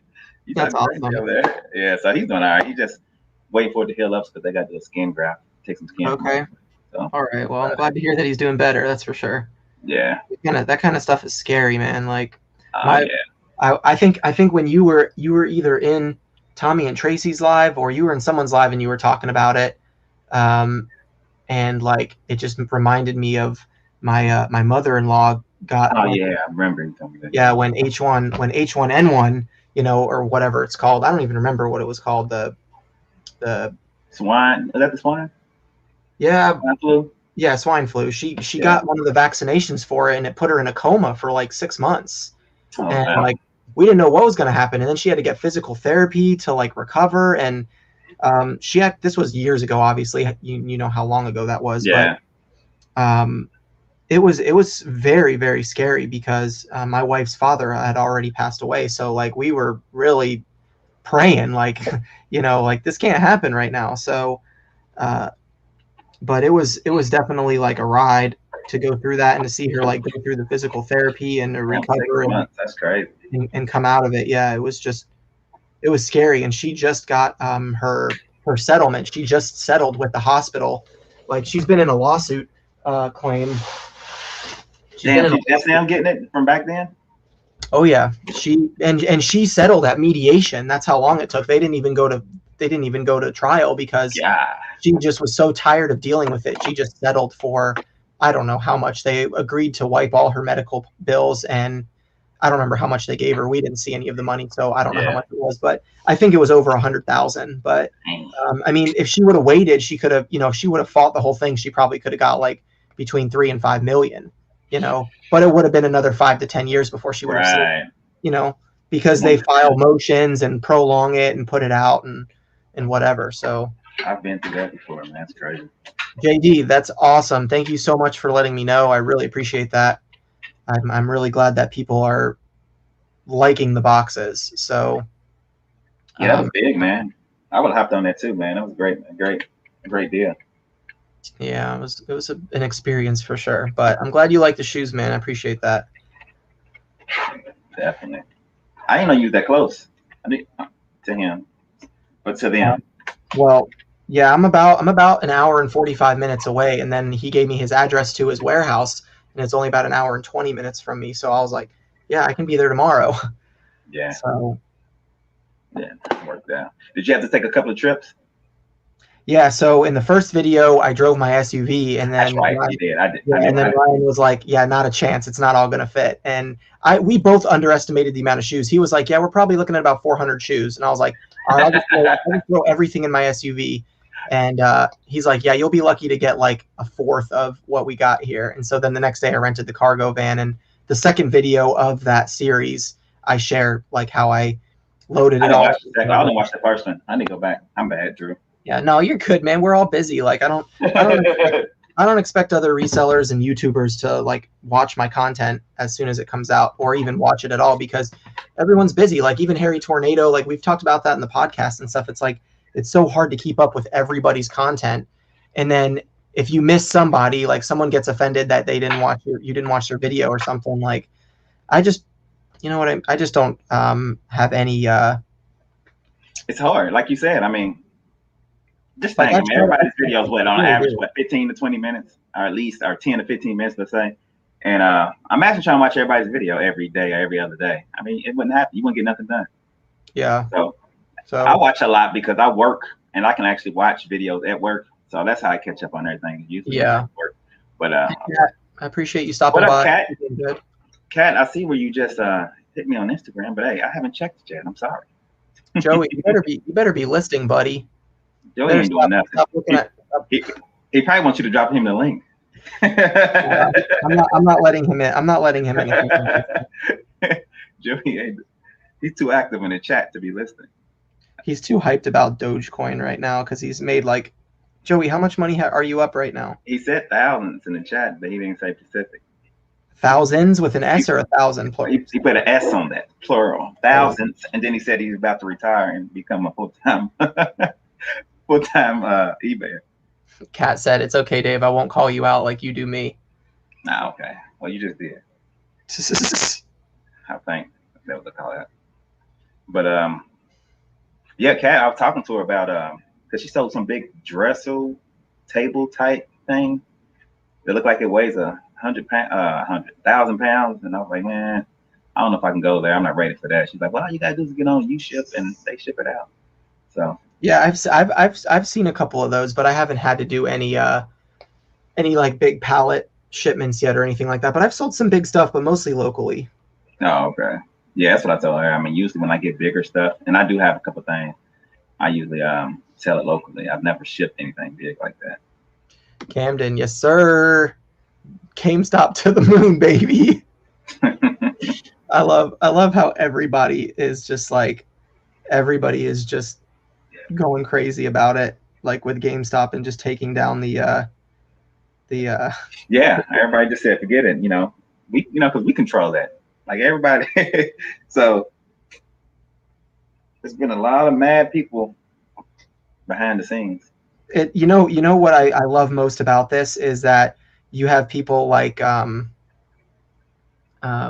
your politicians that are like stepping up and saying, I don't care if you're Democrat or Republican, like let's all work together to beat these hedge fund corporations and stuff. Like even the politicians are getting in on it and saying that they're all greedy pigs, and everybody's just like working together. It doesn't matter, right? Like with so much hate in this world we live in right now, like doesn't matter if you're black, white, Asian, Jewish, or nothing. Like everybody's coming together to take down these billionaires that have ruined the stock market. I just think it's great. Yeah, that ain't got nothing to do with it. Yeah, right now. Oh man. Elon Musk is in on it. It's so funny to me. Oh yeah, whatever he's touching, it's gonna go, man. He promoted Dogecoin too, so Yeah, I mean, he's AOC, yeah, Ted Cruz, and yeah, the what's her name? I'm not big into politics, man. I'm sorry. Yeah, I never talked politics. What's her name? I don't even know her name, but someone in the chat will know. Never. But yeah, I don't do politics, man. It's not my thing. Like my dad and I, you know, don't see eye to eye on politics, and I'm like, okay, let's just not talk about anything that has to do with politics or Donald Trump or Joe Biden or Bernie Sanders or anything like that. Like, let's just go fishing. You know what I mean? Well, you're never gonna when you have conversations like that. I mean, it's never gonna be like most of the time there's never like a understanding. Somebody's gonna feel one way, the other's gonna feel another way, and you just fighting, trying to get each other to say, okay, or I agree with you, and you're never gonna agree. that stuff is it's so hard to change someone's mind, especially when you think you're right all the time. It's just not worth it to me. Like, can't we just be friends and not agree on something? You know? Exactly. They agree to disagree and move on. You know? Yeah, there should be no reason. But it goes. You know how politics goes. Oh yeah. Politics and religion, I try to stay away from. Yeah, me too. People are literally stupid if they're buying GameStop at these ridiculous prices. It's an outdated business, which the current price does not reflect the value. Well, I disagree, but I've seen like, I watched a video that's like an hour long. His name is Lewis. What's his name? Lewis something. Anyway, it was like an hour video about how the hedge fund guys and these capitalist billionaires kept short selling the stock more than what was available, and they were getting greedy. So then someone found out about it, made a Reddit post about it in that subreddit group or whatever, and now people are buying GameStop stock because these hedge fund corporation owners are going to have to buy it at the value that it's at now because GameStop skyrocketed. Yeah, Lewis Rossman, that's who it is. So, hey, angry mom slips, we can get those gloves at.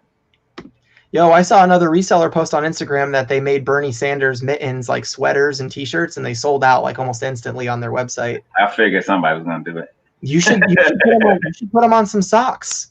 I bet you'd sell out. I could sell the meme, most definitely. I actually want the knitted mittens he had on. Oh yeah, that'd be nice right there. Definitely. Yeah, you need to put those on some socks and then make them available. I bet you'd sell out right away. I might have to do that. I haven't thought about that. I might do it tomorrow. Do it and make a video about it. I bet you'll sell a ton.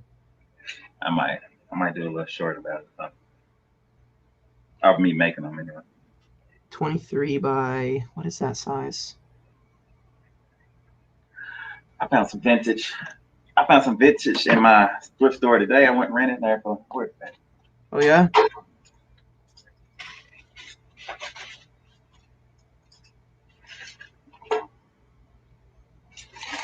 I honestly don't find much thrifting anymore. Like, I literally have been using flea markets, garage sales, and Facebook Marketplace for probably 90% of my business right now. I don't find stuff at Goodwill's anymore. They're so overpriced, and there's so many resellers.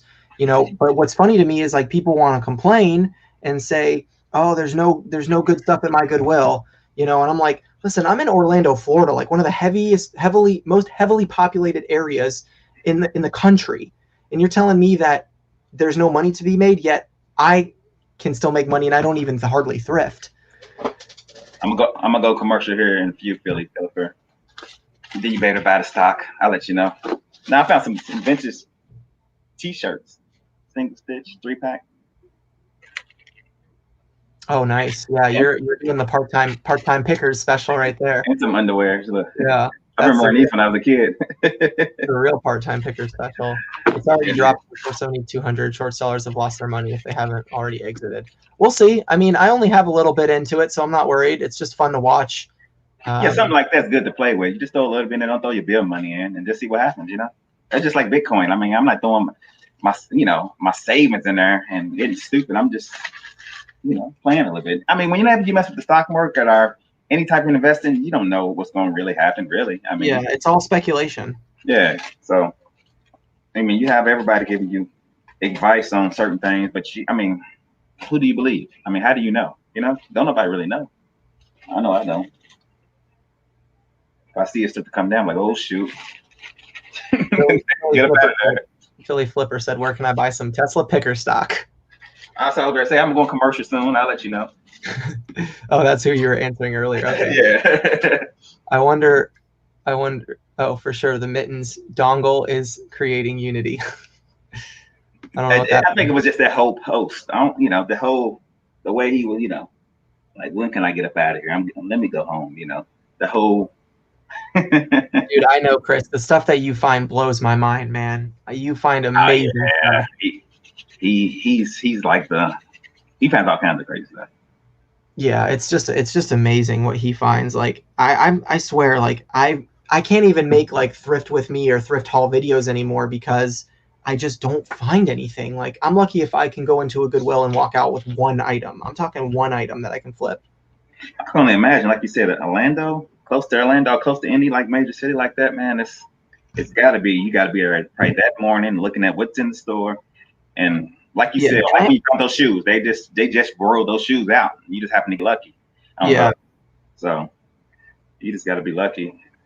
And I consider myself like a pretty decent reseller. Like I know a lot of different items. It's not like I just look at clothing and then walk out. I mean, I'm looking at the shoes, the clothing, the electronics, the hard goods, the vacuums, the bicycles, the video games, you know, the hats, the bags. Like I know freaking Osborne to Thrift. This is the stuff that blows my mind. Tim, he sources in Utah, Osborne to Thrift, and I mean, he's finding stuff like new in the box, you know, or new in the package, like the digital dictionaries for $2.99, and they're selling for $199, and it's just like there's multiples. People in Utah are insane. If you guys don't follow Tim Osborne to Thrift, I don't think he's in here anymore, but go subscribe to his channel and go follow his Instagram stories on YouTube. Like the stuff he's been finding on his road trip right now in Utah are insane. So he's on a road trip and he's just driving through there, and he just he does it like once a month. He lives in I think Indiana, which is like on the outskirts of Utah, right there, if I'm not mistaken. Or you need to come pick me up. I'm see the state above me. I go to Indiana all the time. Come pick me up, Osborne. He's in there. So he takes a trip to Utah like once a month, and he like stays out there for a couple days, and he'll go to like every thrift store out there. But he like fills his trunk. Go look at his Instagram story right now, and you'll see what I mean. I'm about to do that, man. I wonder. He's the king of the thrift, man. He's somebody out there, or does he just know that those thrift stores are just nice out there, or is he going out there to visit somebody, or what? Because that's what I need to do. I need to go. He goes out there specifically for thrifting, and that's all he does for like 3 days straight. He rents a U-Haul, or a van. He like gets a rental vehicle, a van, and he gets a hotel, and he stays out there because of how much money he can make. Like, go look at it right now. You'll see it's insane.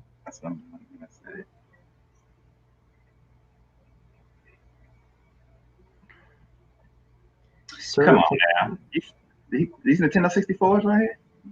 So he shared that he missed the Nintendo 64, but he was like the guy in front of him in line got it, like, you know. Hell, they go for that much, those blue models? Yeah. It's the Pikachu model. But I mean, that's just like the tip of the iceberg for him. Like I see this. Look at his basket. Yeah. It's just he finds the craziest stuff, and he doesn't resell like any clothing or shoes really. It's all hard goods, like 95% thrifted hard goods. But you go into his thrift stores in Utah. You go up to his thrift stores in Utah. Go ahead, my fault. No, you're good. It's just insane. You're looking at it. Recorder like that. It was used though, but dang, he found one brand new. I know. Dang, 175.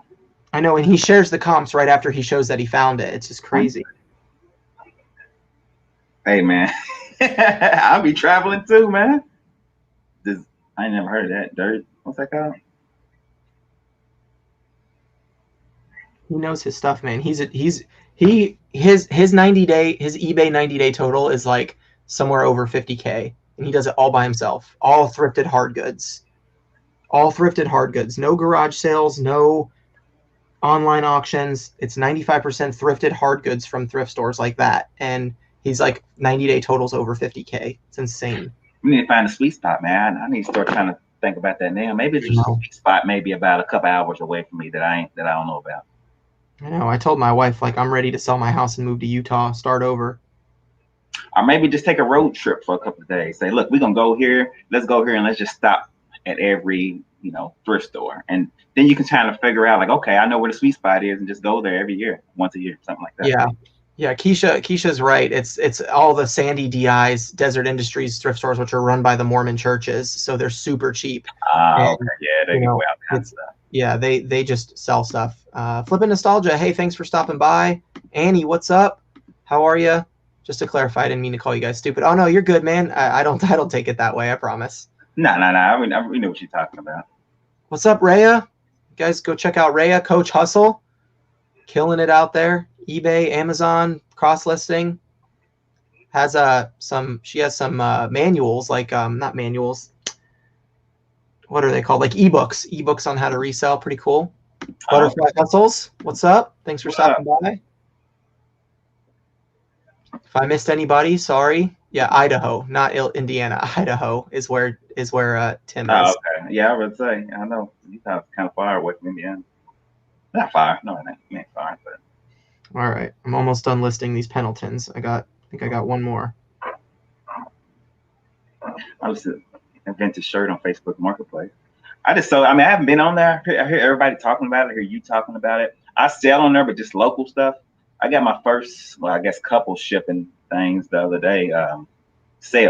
First shipping sales last week. Got about 3. Oh, nice.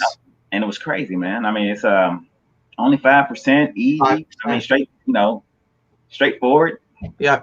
Facebook Marketplace sends you the shipping label to your email. You print it out. Print it out. Be done with it. No, I found that I can get a higher price for stuff on Facebook Marketplace than pretty much any other platform, and I think the main reason being is just because people are on there, and super easy. It's just crazy. Like, I sold a PlayStation 2 yesterday on Facebook Marketplace for $140 plus shipping, and it was just a regular PlayStation 2, 2 controllers, and like 15 games, but they're all garbage games, like like bundle games is what I call them.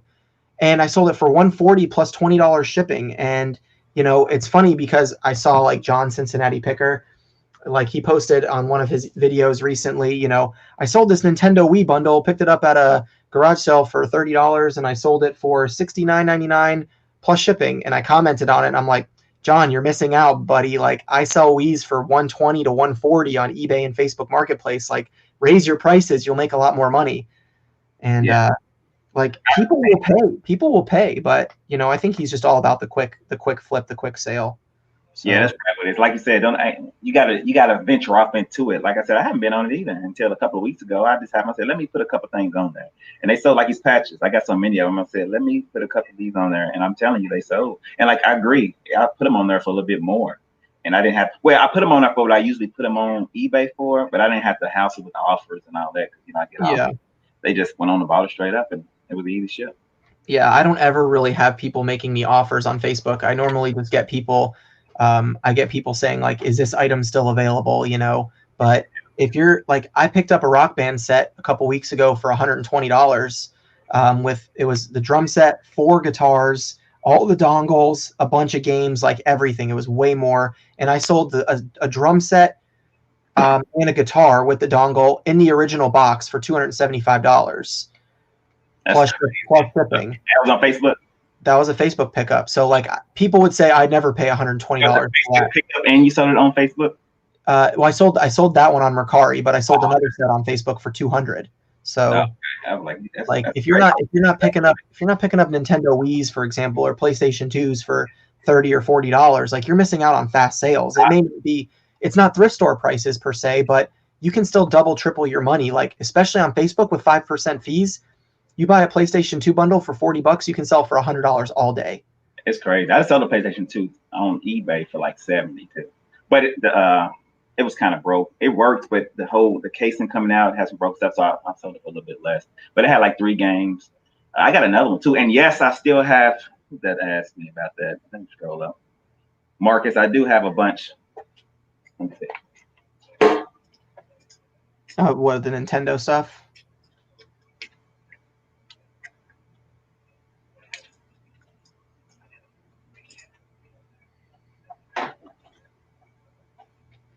I hope I'm not messing these up as I'm listing, because I'm talking and cross-listing the Pendletons. I hope I'm putting the right measurements in. These are the working ones right here.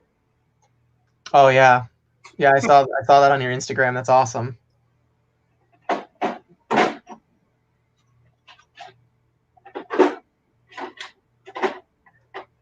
Got them Super Nintendos. Super Nintendo. Whoops. How do I put you on the big screen? No. Why can't I put Dave on the big screen? Oh, there we go. Now it's on. Vasquez Vintage. What's up? I got more than this. Oh, man. I love video games. I really love video games. More Nintendo.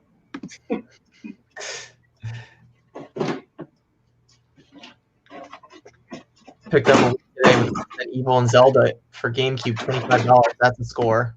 Punt is resale. Nice. A bunch of these too.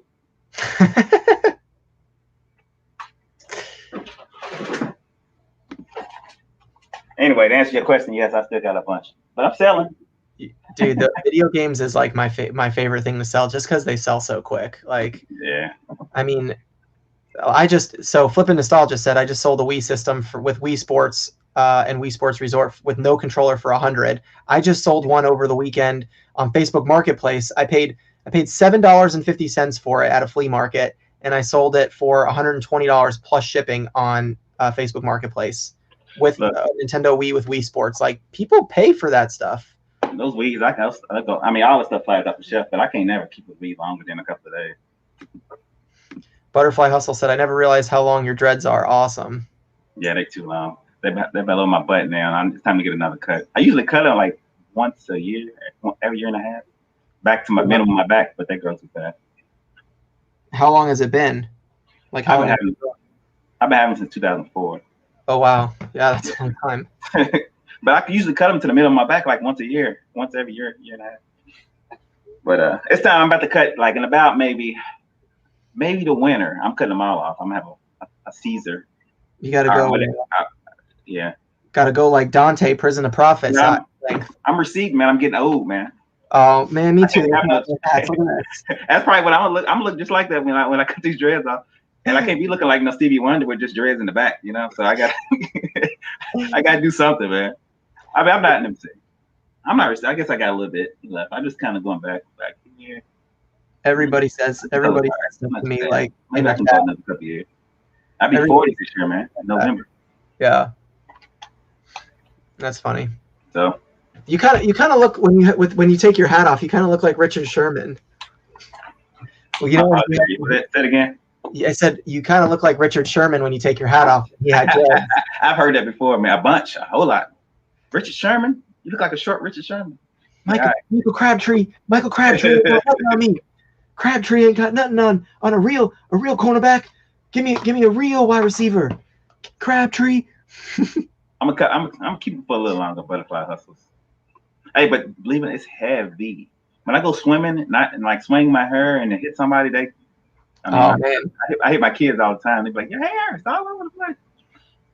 It's heavy. If I cut my hair up, I probably lose about at least 5 pounds. Guaranteed 7 pounds maybe. What do you guys think the new Disney Mighty Ducks reboot will do to the vintage Mighty Ducks market? I mean, vintage Mighty Ducks market is already pretty hyped just because it's like got one of the coolest graphics for the vintage hockey stuff. The Ducks, like even the Anaheim Ducks and stuff like that, like the vintage stuff for the Ducks is crazy. So I think if you can find it cheap, buy it. Every time that there's something that comes out, things definitely tend to pop off. Like when the new Toy Story comes out, Toy Story stuff goes up. It's just the way of the market. So yeah, like another movie. Yeah, That's crazy. You're right. Or off a rapper wear something, or somebody famous wear something out somewhere. It goes. Yep. Like freaking Travis Scott with the Nike center swooshes. Travis Scott wore a hoodie with the Nike swoosh right in the middle right here. And now vintage resellers are selling them for like $200 to $250. And it's like a $30 hoodie, but because Travis Scott wore it, depending on what color you have, you can get $200 for it. That's wild right there. It's the same with shoes. Kanye West or somebody wears shoes. Yeah.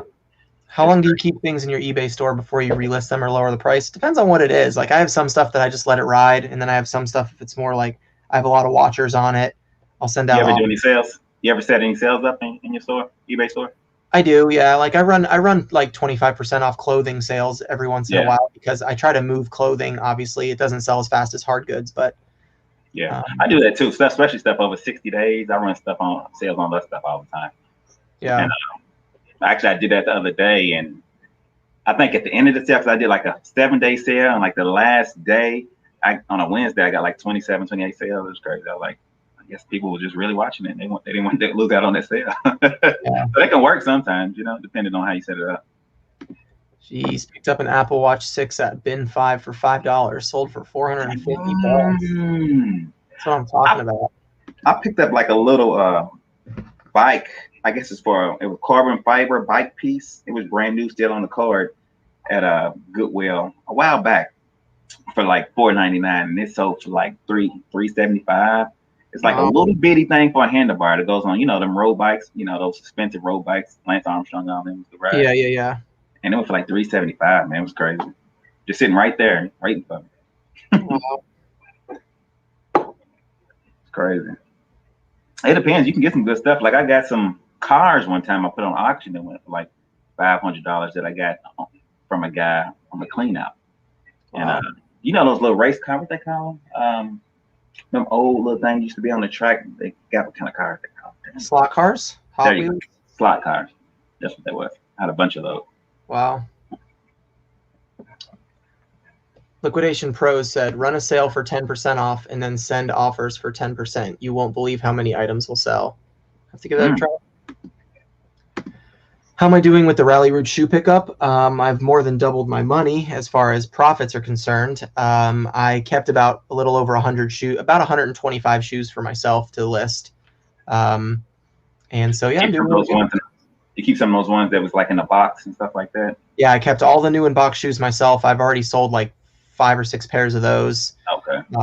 There was like 4 pairs of these New Balance 1400s, the made in the USA ones, and I sold 3 pairs of those like within 6 hours of listing them for $107 each. That's crazy.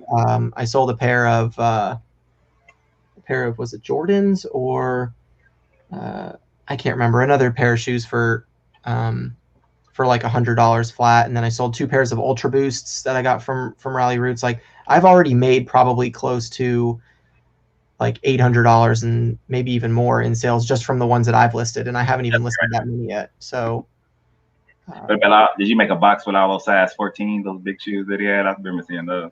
Yeah. So again, I know you haven't watched it, but in the video, like I shared how I was originally doing the wholesale boxes, and I was putting 2 pairs of each of the big shoes in each wholesale box. And then while I was creating the wholesale box, some guy on Instagram DM'd me and said he wanted to buy them all.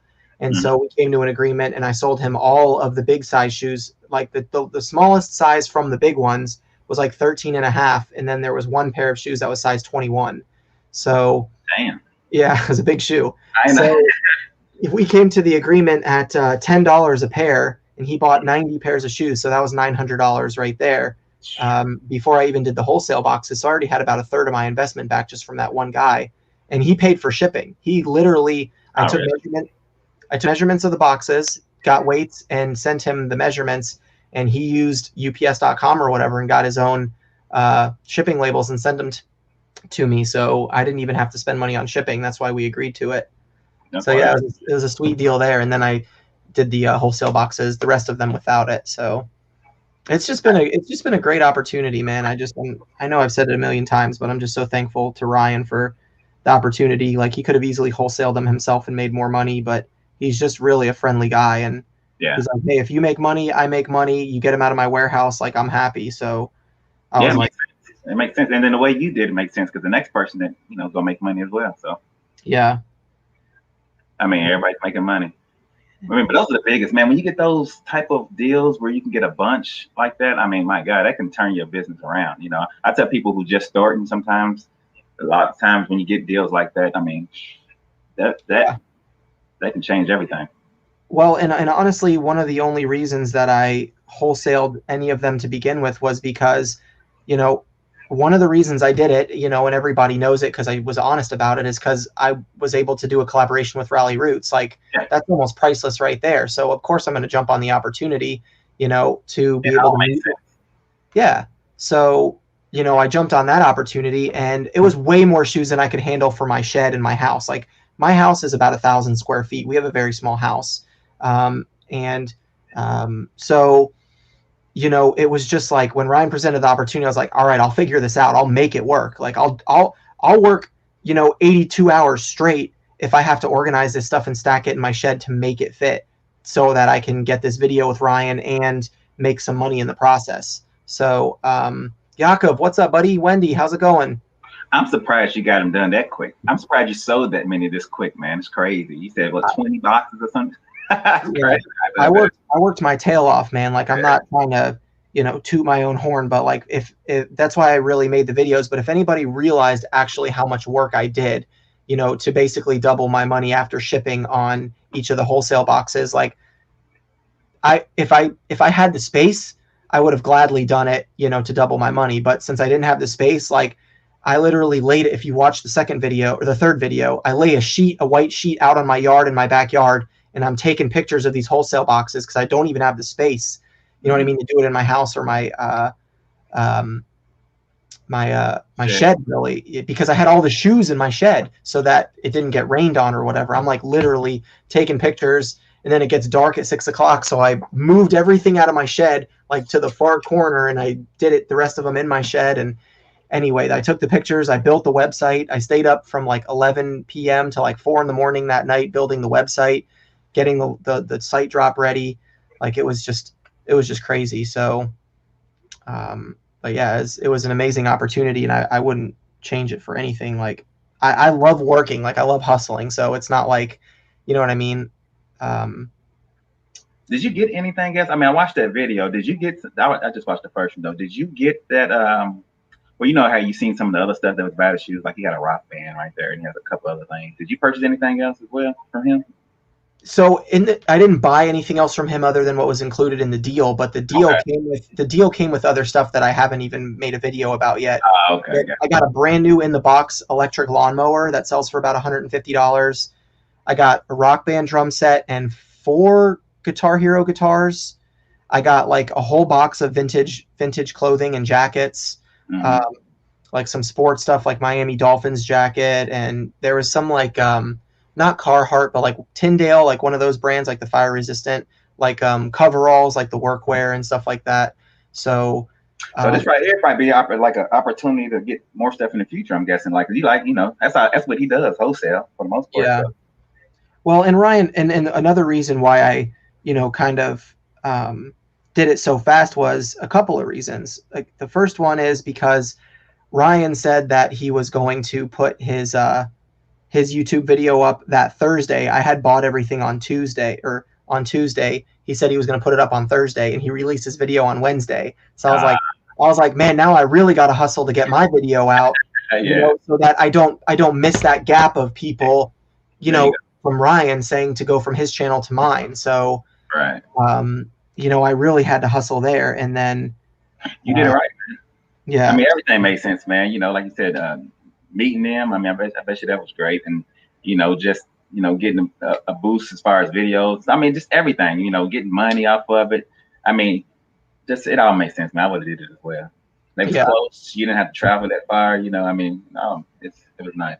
yeah. The relationship that I can build with Ryan for the future is definitely worth it too. Like, I really worked hard so that he could see, like, that I don't play around, if that makes sense. You know what I mean? Like, I wanted him to see my video and be like, you know, dang, Drew really did, you know, knock all this out. And then he can say, like, okay, well, if he can handle 700 pairs of shoes, you know, in 3 days, then, you know, I'll definitely hit him up for the next deal I get. Right, right, So exactly. it's exciting for me, for sure. Makes sense, man. Right. Right. that was a lot. I mean, I know part of you. I mean, at first when you first seen all the shoes, was you thinking, okay, I'm gonna sell every one of these? Single, like, So kind of, because originally we thought it was going to be 400 shoes, and I'm like, well, that's a lot, but I'm going to have to filter through it. There's going to be some throwaways. Like, I can handle 300 pairs of shoes. Let's say, I can list 20 pairs of shoes a day for the next couple months and be good. And then when I got there, it turned out it was like almost 700 pairs. that's crazy. And so, and that's not even including the extra stuff like the Rock Band stuff, the lawnmower, all the other things.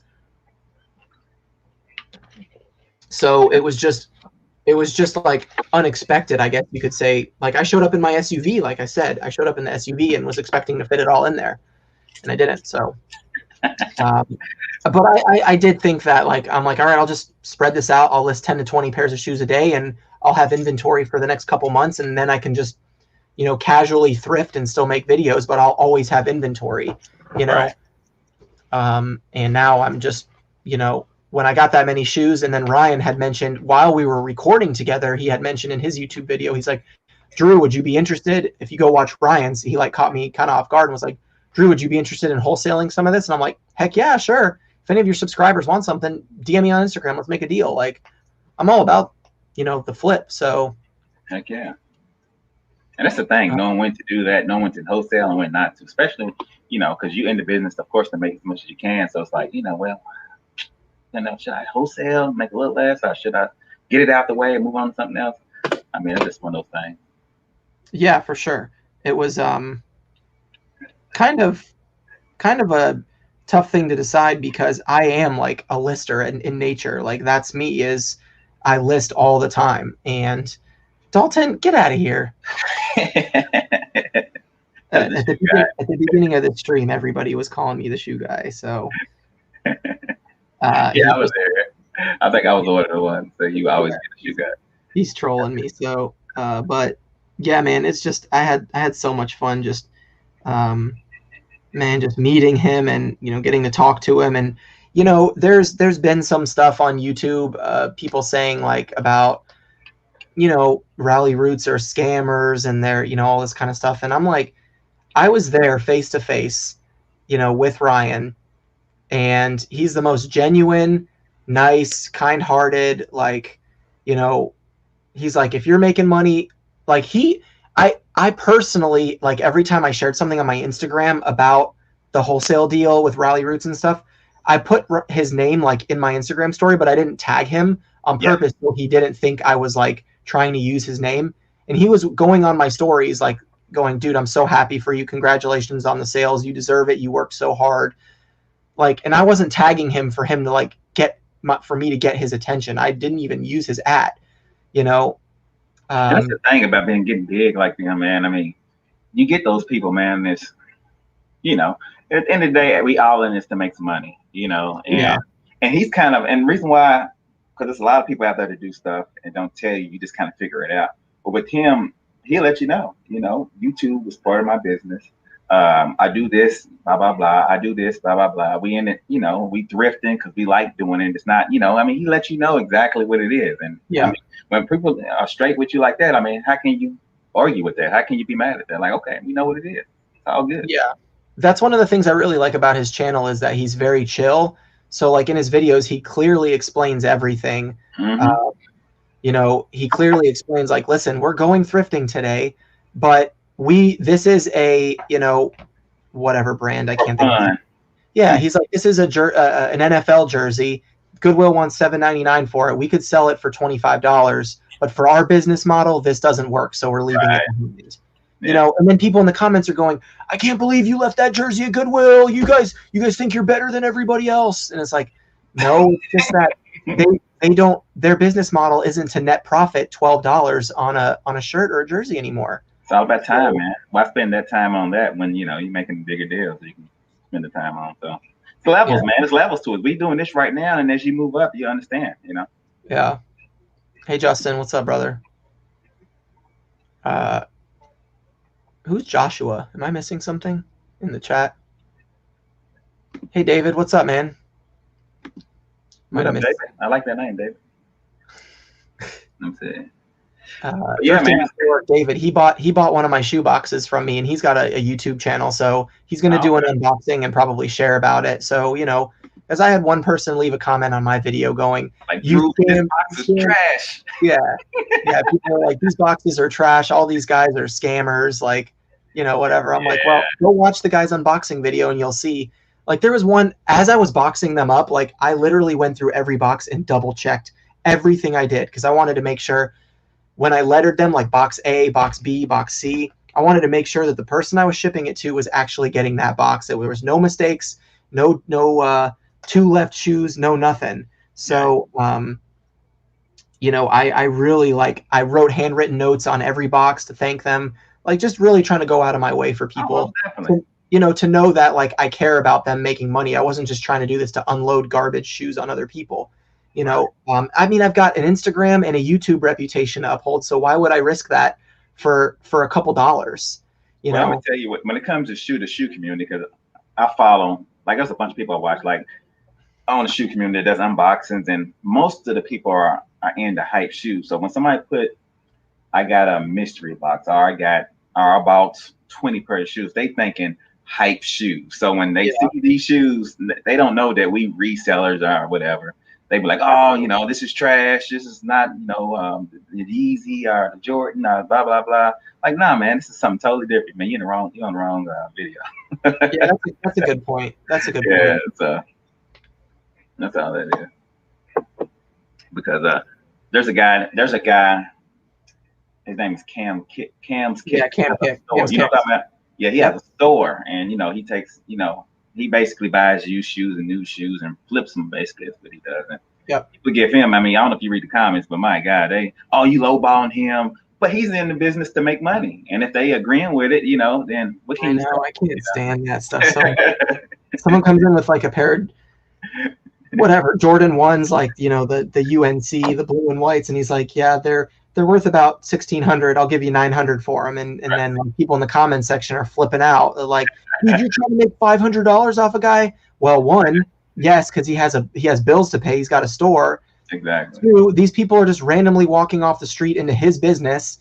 And three, he's not putting a gun to someone's head and saying, take my $900. You can walk. Right. And he's giving them more than the retail price. That person paid probably $170 for him. You know, he's giving them $900. I know that's what it is now. You know, and they should know walking into a store like that you're not going to get StockX prices. And exactly. I just don't get it, you know. Exactly. Some of that cheese. Wow, congrats. Which Goodwill is tripping right now. Like, you go into my Goodwill and they're selling Nike whatevers for $49.99 right now. It's like insane. Dude, you know, when people start saying that stuff, maybe a couple months back, maybe at the beginning of this year, about, oh my God, you know, Goodwill prices are going up, and I was going in mine, and I was like, mine's still cheap. But man, I say within the last month or two, I'm starting to feel it now. It's like they're going up everywhere now, you know? Yeah. And it's crazy. It's crazy. Yeah. This is just so true. Like, Ray, I said, why do people hate when people make money, but will go to the store and cash out a mystery CEO? Like, you know, the thing is like, it gets me so much because when you really think about business in the long scheme, like you look at Walmart or Target, they're resellers. They're just reselling new stuff. Like, they're buying it from a supplier. We're buying it from a thrift store, and then they're reselling it for more than what they paid for it.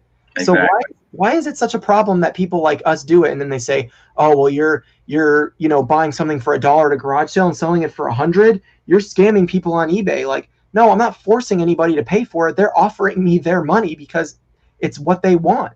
Just like you'll go to Target and pay more for some Tide laundry detergent than you would pay for it at Walmart because you like Target's customer service. Right. I mean, you're willing to pay the big person, but the small business, you don't want to. I mean, people say it all the time. I get those comments every now and then, and I'm like, sorry, Ray, I got you. It's like RHEA, so I always thought it was Rhea because I heard Edine from Hustle and Hooks pronounce it like that, so that's how I said it. So I apologize. Yeah, I don't get it either, man. It's like, dude, we doing the dirty work. We going to get it and selling it. The person's probably gonna throw it away. Yeah. Well, there's a guy on Instagram right now too. I don't know if he's in the chat, probably not, but Flip the World. He's hit this dumpster honey hole. He's the one that sold that prosthetic leg for $550. I don't know if you saw wow. it. Yeah, I heard that. He hit some recycling dumpster honey hole, and like he's been dumpster diving for the past like 3 weeks, and he hasn't paid for a single thing. And he's like, he found a bunch of vintage Boy Scout stuff, and he's made like hundreds of dollars on it. And it's just like, it's insane. That's crazy, man. Really That's crazy. The best one right there. My God, I mean, you get stuff for free. I mean, you're talking about just so much stuff. So yeah, the dumpster stuff is insane. Like I love dumpster diving, but I've just never found anything good. Well, I got a friend. He's a security guard for a complex, and he doesn't sell on eBay. He sells just local stuff.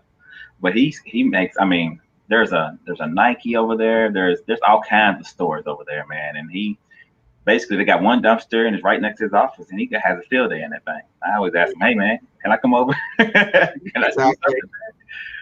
But he sells all kinds of crazy stuff, man. So I mean, plus people, I mean, YouTube, I mean, just loves it, man. They put that dumpster dive stuff out there, everybody. Yeah, dumpster diving and storage units, man. Yeah. Those people, you know, just kill it with. Yeah, and I would rather dumpster dive, of course, than get a storage unit. And I guess it all depends. Yeah, I like dumpster diving. I did one video dumpster diving where I went to a GameStop. I was looking for like shipping supplies, and I came across a GameStop, and there was like some like display boxes, and one of them was like a Nintendo Wii, like Super Mario Brothers box or something. And I sold it on Mercari the next day for like $50 just for the box. So Baldy Pal Adam, what's up, brother? Thanks for stopping by. If I missed anybody in the chat, I'm sorry. We're obviously talking a lot. Chris, Thrift Beast. Yeah, Baldy Pal. Leg up on the sales. That's right. This is where it's at, Baldy Pal. Yeah, man. We got 108 people in the chat listing, baby. I'm about to share it and see what happens. I forgot to share it. See if I can get some. See if we can get this up to what we got, 108. See if we can get it up to 112 when I share it. I think we can have more people in. Hey Ginger, how are you? Try Flippers, what's up? Thanks for stopping by. Hopefully you're listing. That's what we're doing. Thanks for. I can't believe how many people clicked on this live listing, even though my thumbnail is complete garbage. Like, what you doing? Like, it's like a screenshot of me. It's actually my light right here. It's a screenshot of me moving my light out of the camera shot, and that's what my webcam caught for the thumbnail. But I mean, whatever. Let me see. I've already listed really today. Now I've listed 2 things since we've been on here, just a patch and a shirt. I'm just in here really just to chill. Got about 10 things done so far. But these patches, man, like, golly, I got something. I still got probably, I don't know. And it's one of those things like we was talking about earlier, as far as like bulk selling or doing these right here. They're so small, they don't take that much space up. Oh, yeah. I mean, like, little by little, If I just want to list 20 quick patches, I can do that, and it won't take no time at all. Hey, Anfisa, let's go. What's up? What's the weather like in Alaska tonight?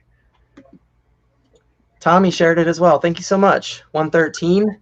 Let's go, baby. It says 101 on my end, so that's awesome if there's 113 in here. Yeah. Jeff, have a good night. Thanks for hanging out. Working Hangouts are huge right now. Yeah, this is the most I've ever had in a live. This is crazy to me. So, Wendy, I don't know where Riverview is. I'm in Orlando. Hold the line. Everybody's talking about hold the line with this GameStop stock. Rocket ships. Like, I love it so much.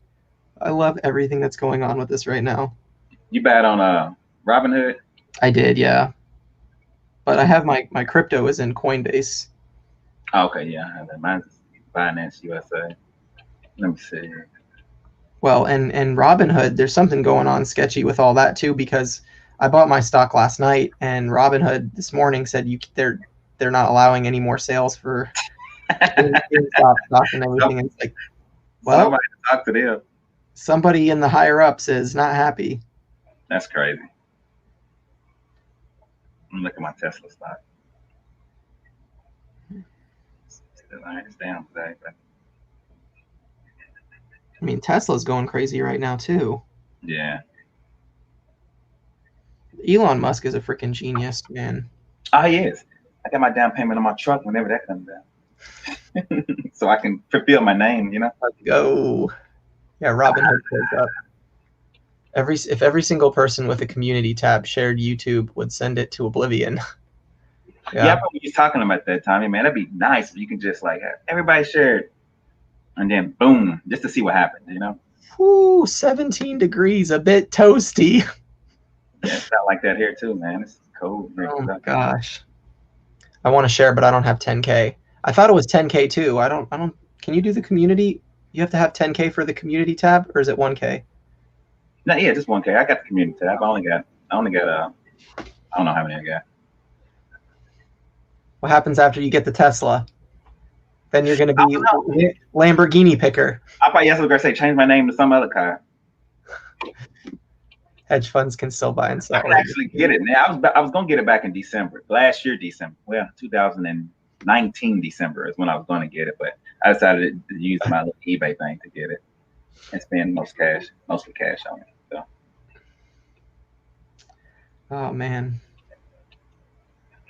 I gotta sell some of these Pendletons, baby. Let's go. Let me get some offers on these things. Yeah, you got a bunch of those. How many of those you have? I think I got 13 of them. I'm on my 12th listing of them right now. See, stuff like that, man. That's crazy. I was at the flea market and I paid $10 each for them, and the guy at the flea market had tags on them, like anywhere from $37 to $59 at the flea market. And I'm just looking, like casually going through his rack, and he goes, "Hey man, anything on that rack you can have $10 each." And I was like, $10? All right. And I just basically grabbed them all. Walked up to him. Anything I could fit in my arms, I picked up. But like, yeah, so there's my Depop showing all the Pendletons I'm listing right now. Looks kind of nice on Depop when you can do that. Tracy said she shared it, and now I'm gonna lose viewers. It's because I'm not cooking. Right. Not cooking chicken, but I can do my posh girl imitation. Maybe that'll get some people in here. Oh, definitely. It's up over 400%. You need to do a video, man. You need to do the Pop Smoke video. I've been thinking about it. I just got to figure out a way to do an intro that's like, "Hey, everybody, this is a joke.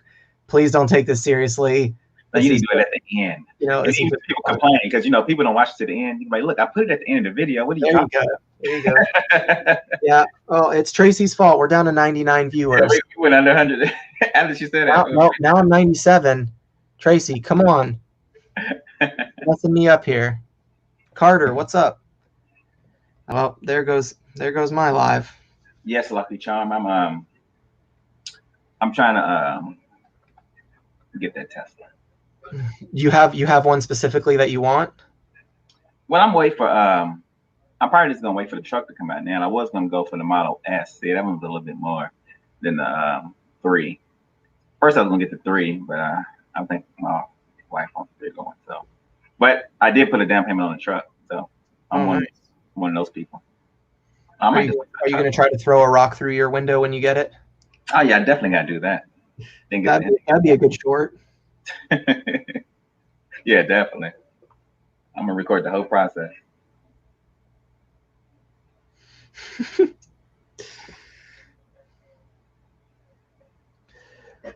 What's everybody listing? Let me know in the chat what you're listing right now. Breezy Von Breezy did a posh girl imitation on Clubhouse. Oh, really? I need to go get my iPad. Have you sent any invites on Clubhouse, Tracy? I'm not cool enough for Clubhouse yet. Do you have any iOS devices? My iPhone? Oh, you got an iPhone? Yeah. Oh, okay. Yeah, see, I don't got an iPhone. I just got an iPad. So I had to put it on there, so I'm not always bad. So if somebody does send me any type of East said, "Dave, did you see the new refresh on Model S? What are your thoughts?" Yes. It's okay. but they charging an arm and a leg for those things. My God, they're charging crazy prices for them, man. I don't know, but I did see the refresh, and it's one of those things. Just like, I mean, Tesla period had to grow on me. When I first seen them, I was like, hey, what is that? And then of course it grew on me. Plus, I get it more for the technology. I mean, I just love, the whole, of course, electric, and the self-driving, and then hopefully full self-driving in the future, stuff like that. So, and then Elon Musk, man, anything he touches, just yeah, gold. Yeah, and the car, you see the value on them. I mean, they hold their value like crazy. I mean, the used ones, 2013, 14, 15. You see how much those still are. I mean, you get updates like a phone, so it's like your car gets better the longer you have it. It's crazy.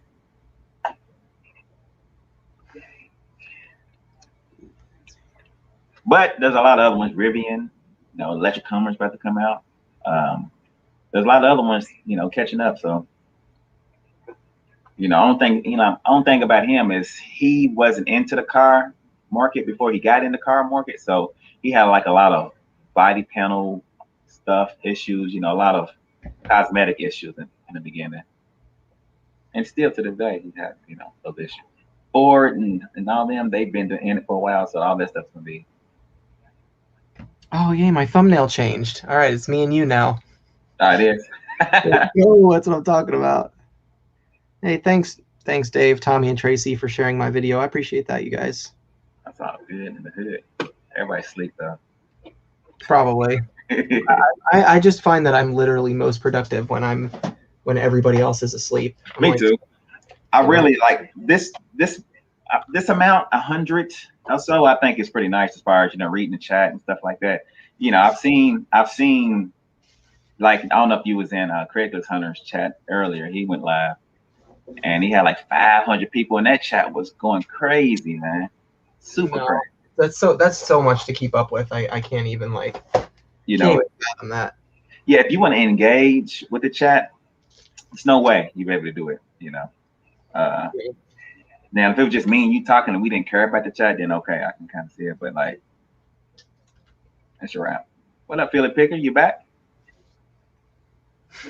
No, that wasn't you early. Was it? Or was somebody with the same name as you? Was that Philly Picker? It was somebody with his name.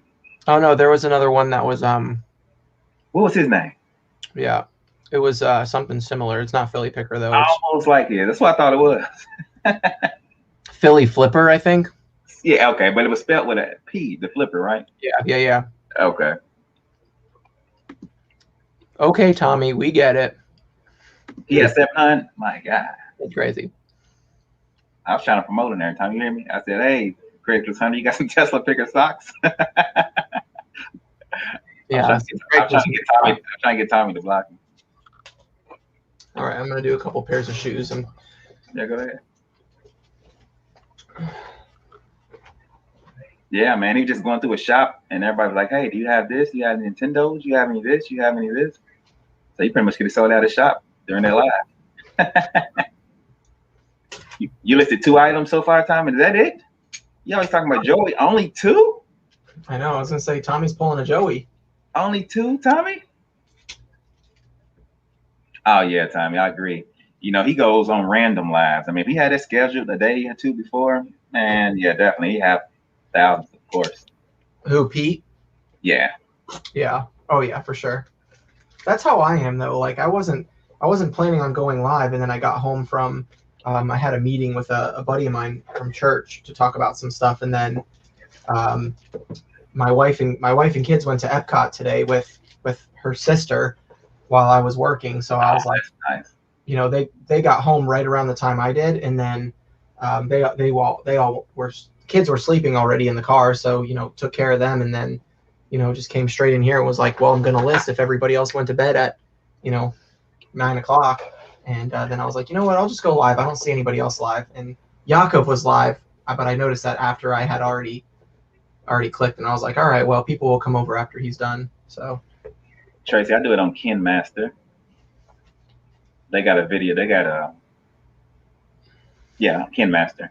You can edit vertical videos on there. Do you get that in-state discount at Disney World or Epcot or whatever? we Is get that we get pass holder discounts, but we don't get like a well, I don't know. We might get a Florida resident discount. yeah, I know my father-in-law used to live in Miami for years. He's in Spain now, but he's like, if you live here, I can get you a in-state discount or whatever. But you got to have a license to get it. Say you live here. Yeah, I'd have to ask my wife, to be honest. She's the one that set all that up for us. I don't know how to do anything with Disney. I just go when we go, you know. Yeah, I went to Disney and Animal Kingdom about 5 years ago, I guess now. I've been twice, but I think 5 years ago I took the kids and went to Disney and Animal Kingdom and stayed there. We had a good time. I want to go on an adult trip though to Universal Studios. There. Oh yeah, that'd be cool.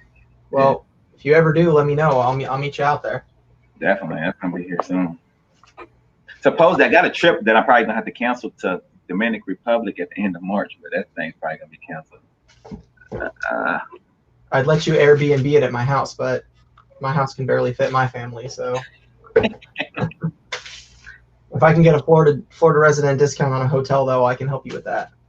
Joey said, I'm an annual pass holder. Yeah. Let me know 2 days. Joey's also an annual lister. He lists about one thing a year. Joey goes to Disney more than he lists. He should be listing right now. I think he got you together though with that hat, man. I was watching his video with it today. Yeah. That was a couple weeks ago. We were hanging out and we went to the flea market together, and then him and his girl got a hotel, and they stayed near my house, and then we went to the flea market and then went to Disney together after that. That was a lot of fun. So okay, yeah, see, look, Philly field pickers. Yeah, there he is. How you say it? Philly Flipper is still in here. Yeah. He said you hit him with some facts. He's an annual. Joey, how many listens you think you've listed since you've been doing your listing show? I wonder. He's been doing his listing show for like over a year. Has it been over? Anybody bet on over 50?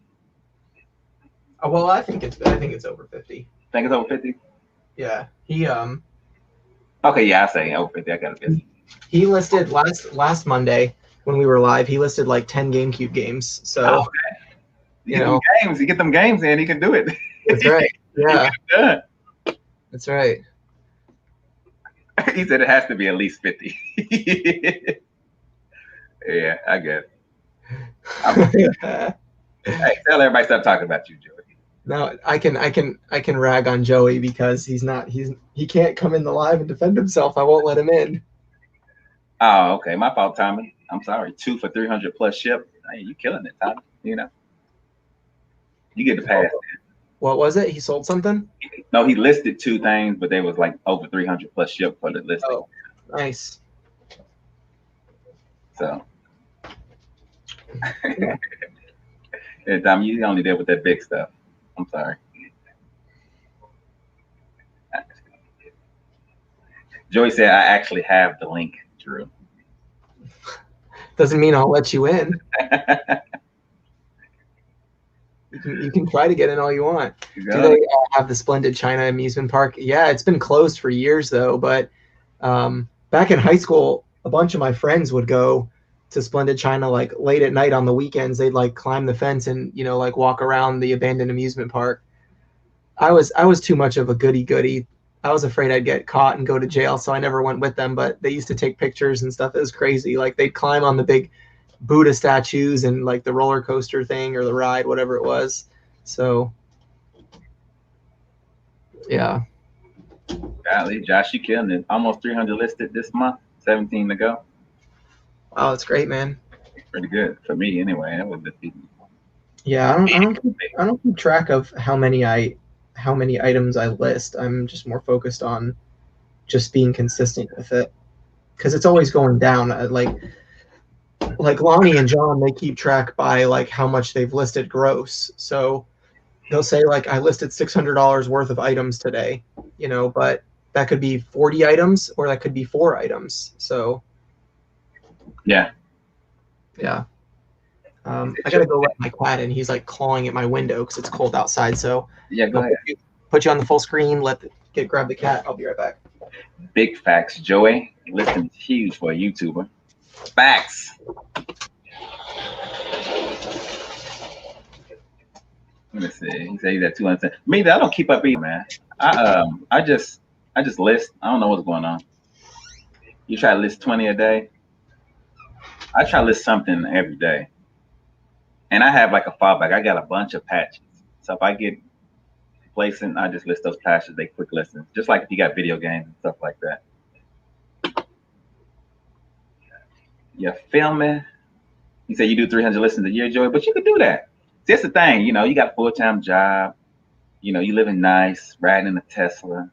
You know, your side hustle, you can do what you want to do. Tell them. That's what I tell people. It's my side hustle right now. You know, I can do what I want to do. You feel me? Now, if this is your only job, then you got to get at it. You feel me? Which, you know, it's nothing like being your own boss. I'll tell you that.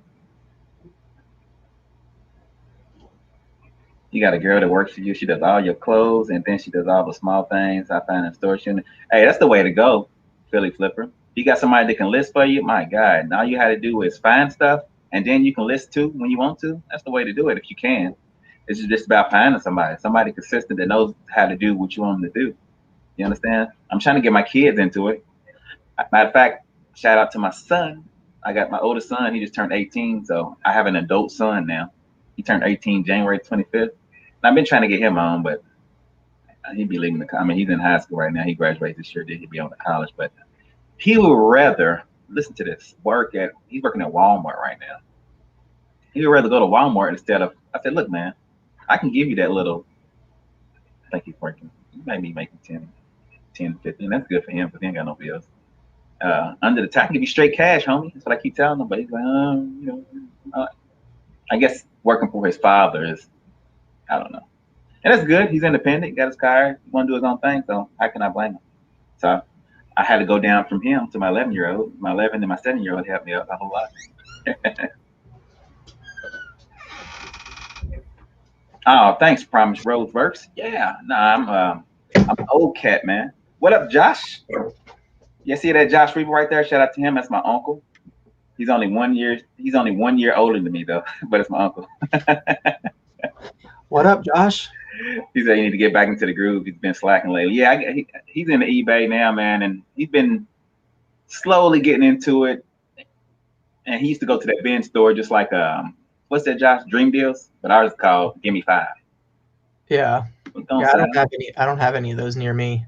Yeah, and but this week came up. It was a lot of people waiting at like 6 o'clock in the morning, and they never opened. And come to find out that the people who was working there, they forgot to pay them, so they went on strike.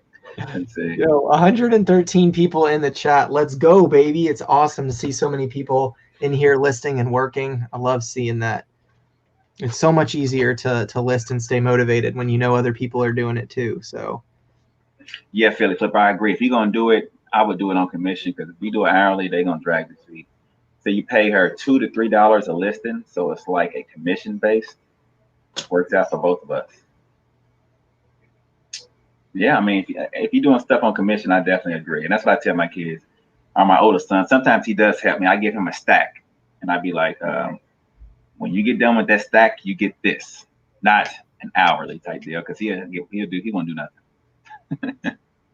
Because Tracy stopped sharing it on her community post. Yeah, she stopped commenting in the comment section. Yeah, she went to bed. So like quick 25, Coach Hustle. What you listening? Nah, Coach Hustle said he's throwing up a quick 25. So yeah, you must got a bunch of video games. Something. Yeah, Coach Hustle's always got the video games. Mm-hmm. 12 listings, Cernoff. I know you at it, man. That's lightweight for you. Lightweight. What Jack I say? 20 listings? That seems like you lowballing it a little bit. Oh man. He said you had to talk with your 14-year-old. I said if you held any item anytime. Hey. They don't want to work, Tommy? Take pictures of something. That's what my youngest is doing right now. They're taking pictures from me, and I list on the go. Yeah, I see that. That's pretty cool. Yeah. I'm sure they like taking the pictures of the video games after they get to test them. Yeah, just a little small. Like I got a bunch of action figures, and of course they like looking at them anyway. So, oh god, here we go. Tracy, are you listing or are you taking a bubble bath? That's the What real is it? What we at right now, so I can see if it drops.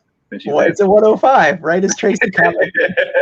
we were at 113. We were at 113, and then Tracy comments, and now we're at 105. What's going on? We're like, oh, that woman, she's in here. I'm out of here. I'm just kidding. All right. Yeah, drifting after work.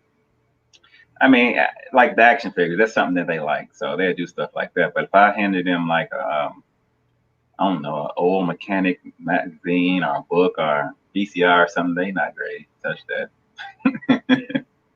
They just doing little smalls. And then my 7-year-old, believe it or not, he likes to do stuff. Of course, I guess he's so young, and my 12-year-old got a personality. I guess 7-year-old is just along for the ride right now. So, when I make socks, he knows how to almost do the whole sock. The only thing I'm not letting him do is the heat press thing right now, because he probably try to kill himself. What did Tommy say? She loves going thrifting, but only for vintage women's size small shirts. What? Your wife? No, I think he's talking about his 14-year-old. Oh. Women's small shirts. Tell her to go to the men's section. Say, look, you go over to the men's section, find all the t-shirts that you can find. And the women's section, both of them. Yeah, my son is 5, so he's not quite there yet. But yeah, he likes the process. Like, he likes helping me pick packages in the shed. So like when we go into the shed, I'll drop an IKEA bag and then I'll grab the item and then I hand it to him. He likes putting it in the bag for me. So he's a really smart kid. He could probably do a listing if I taught him how to do it. Like, I mean, he can count to 100. He knows the alphabet. He can do do the national anthem, the Pledge of Allegiance, say his Christian prayers for school. Like, he can do everything and he knows it all by himself. Like, it's insane. Joey, nah, I'm not. I don't want your leftovers. I don't want your Model 3. I've already got a down payment on the truck. Plus, I think I was going to get a Model Y or a Model S. Performance, okay? No, I'm just playing. I'm just waiting for the Cyber truck now. I think the trucks are cool. Everyone else thinks they're ugly. Yeah, Tommy's probably playing Call of Duty. So like that, his 6-year-old couldn't give up. What's the big deal? I want that. Nice job. Promise Roads Works. Let me know your name in the chat so I cannot call you by Promise Roads Works anymore. I like to know people's names so that I can address them properly. But William Smith, the Profit Monster motto. Yeah. List. I don't know. Get to work. No excuses. What's the big deal? I can almost count to 100 by myself. Oh, your first name is Promise? Oh, that's awesome. That's really cool. That's a cool name. All right, good to know. Thanks for sharing. I don't have any girls. 3 boys. Yeah, I don't either. I got 2 boys and I'm done, man. I'm like, I can't handle any more kids. Oh, yeah, it's definitely a wrap for me. How old are you, Drew? I forgot. I think you said it once before. I'm 30. Okay. You got a little time. Your wife about the same age, a little less?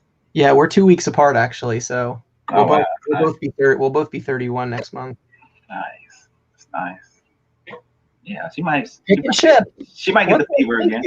Thank you for the $9.99 super chat. Let's go. Okay, pick and ship. Let's go. Showing some love. Come on, girl. I appreciate that. Thank you so much. Yes, sir. All I can give you, let me see. I can give you something. Tommy always with the excuses. Could be. Look at this. My phone's always charging, buddy, and I'm listing. My husband wants 10 kids. I want 2. I'm done. 10? 10 little Alaskan Eskimos? Listen, I got a big family. My father is the oldest, and he has 13 sisters and brothers. Bye, Josh. Have a good night. Together, and my mom, she's one of 10 or 11 too. So I got a bunch of cousins and stuff. So I'm used to big kids, Wow. a lot of kids. But if I had, I say unlimited money, I would want that many too. But Wow. they're too expensive. That's a lot of kids. 3 boys, 18, 11, and 7 is mine. 18, yeah, 11. My son's 11. I keep saying 12. He'll be 12 this year. 18, 11, and 7? Yeah. Does your 18-year-old still live with you? Yeah, he just turned 18. He's a senior in high school. Okay, cool. He graduates this year. He's in college next year. He got a car. He's working and plays sports, but he's mad at sports. He can't football. Was pretty much a bust this year. So. Okay. I'm in Kentucky. William Smith. Louisville, Kentucky. East Kentucky Pitker. That's my local brethren. Promise that if I have kids, I want 2 or 3, but we'll see. Yeah, I mean, two is enough for me. My wife said she could go for another one, but I don't know. She's been talking about she wants to be a midwife, so I think that would be really cool. Like I would be. Yeah, I know somebody. One of my friends' wives, midwife. Yeah, she's a beast, man. Like I'll have to get her on a live or something sometime, but like she did both of our kids natural birth, no medicine, no nothing at home, like just she killed it. She got into some like not in a weird way, but like just a meditative state where she was just like calm, you know what I mean? And she was just like she was in the zone, man, and it was just crazy. That's crazy right there. Yeah. Props to her. My God, I know. Amazing. So she did the natural birth and then had the the midwives there and stuff like that, and she kind of just fell in love with that whole process, I guess you could say. So she wants to help other moms do the same thing, because a lot of people don't believe in natural birth. They think that like they need the whatever it's called. I don't even know the terms. The medicines and the anesthesias and all that kind of stuff. So my wife, she was talking babies up until about like a year and a half, maybe 2 years ago. We older though. My wife's older than me actually. I'm 39 and my wife is 40. And I was like, you know how old we are? We done. It's a wrap. I was like, we already got a bunch of gaps in our kids now. I was like, I'm done. I really wanted to have them back to back to back and be done with it. Yeah. So we didn't even plan to have our kids so far apart when we did, but we had Asher, my first son, and then he was probably trying to remember their birthdays are like 2 weeks apart as well, which is crazy. But he was 4 when Zeke was born. Zeke is 1 and Asher's 5 now. Yeah, he was 4.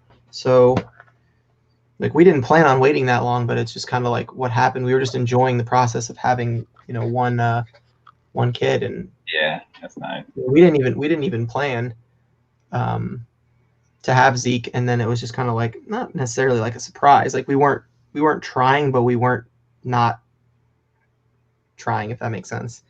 So I said, let me go get the picture. I said, I'm not taking another picture like this. I already took 3. I thought I remembered that Eastern high school grad, now in Central Florida, 30 minutes from Drew. Yeah. My sister had both hers at home in tents. Yeah. It's like I'm getting tired of taking all these pictures.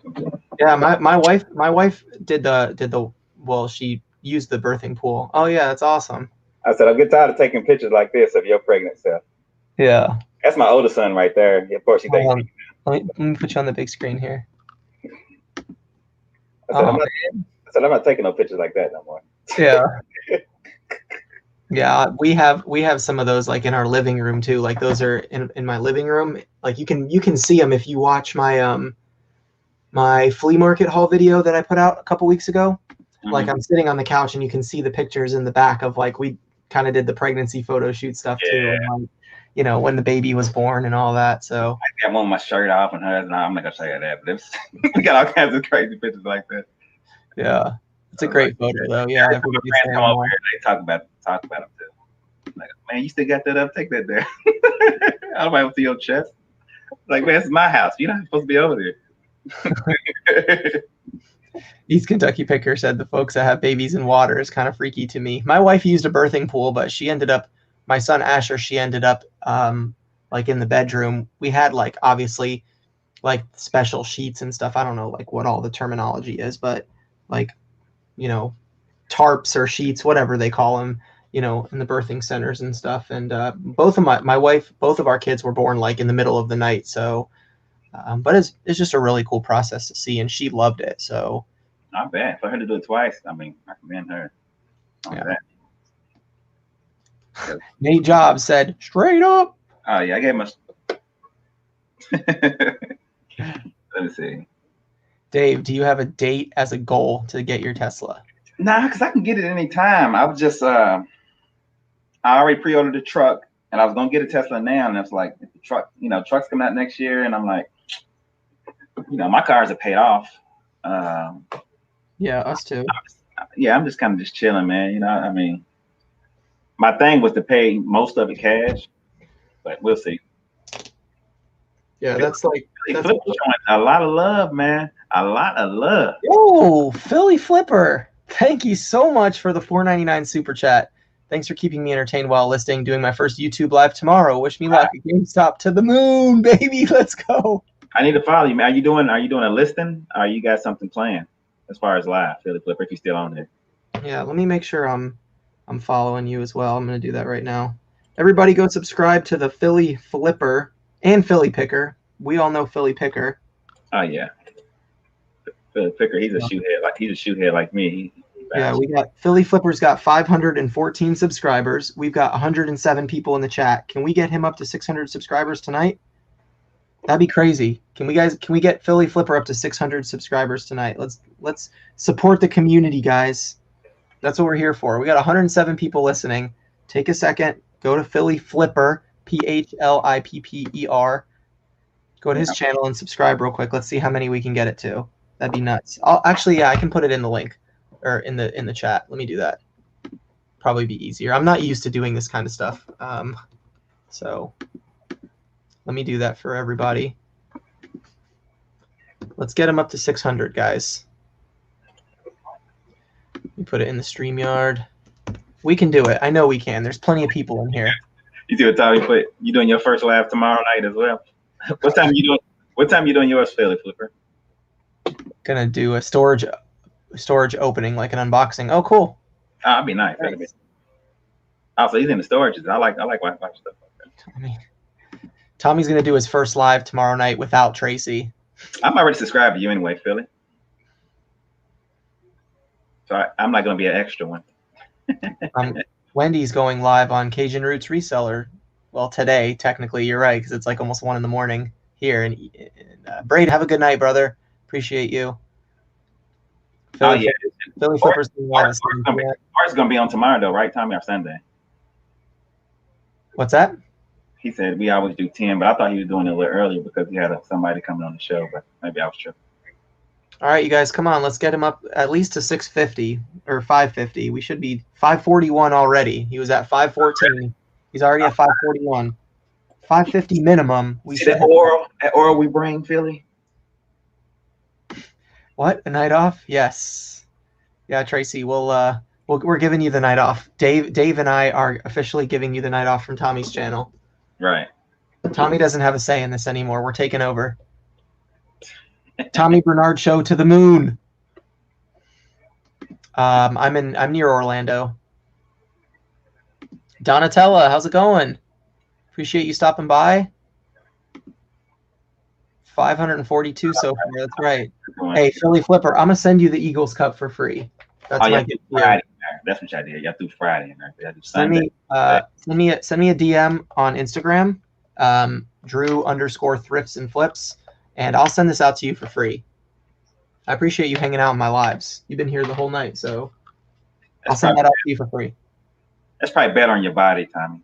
Instead of going 8 hours on a live show, just do 2-3 healthy hours. I think it should be called Tracy's Plate Live Show. There you go. Tracy's gonna be up there like this, drinking all that coffee. Yo, come on, guys. 549 subscribers to Philly Flipper. Let's get at least one more to 550. We can do it. Support the homies. Hey. I got to finish this listing. Actually, I did finish it. Never mind. I got to get the next one. That's good though, man. It's good that you your ticker still going up, Drew. You know how you.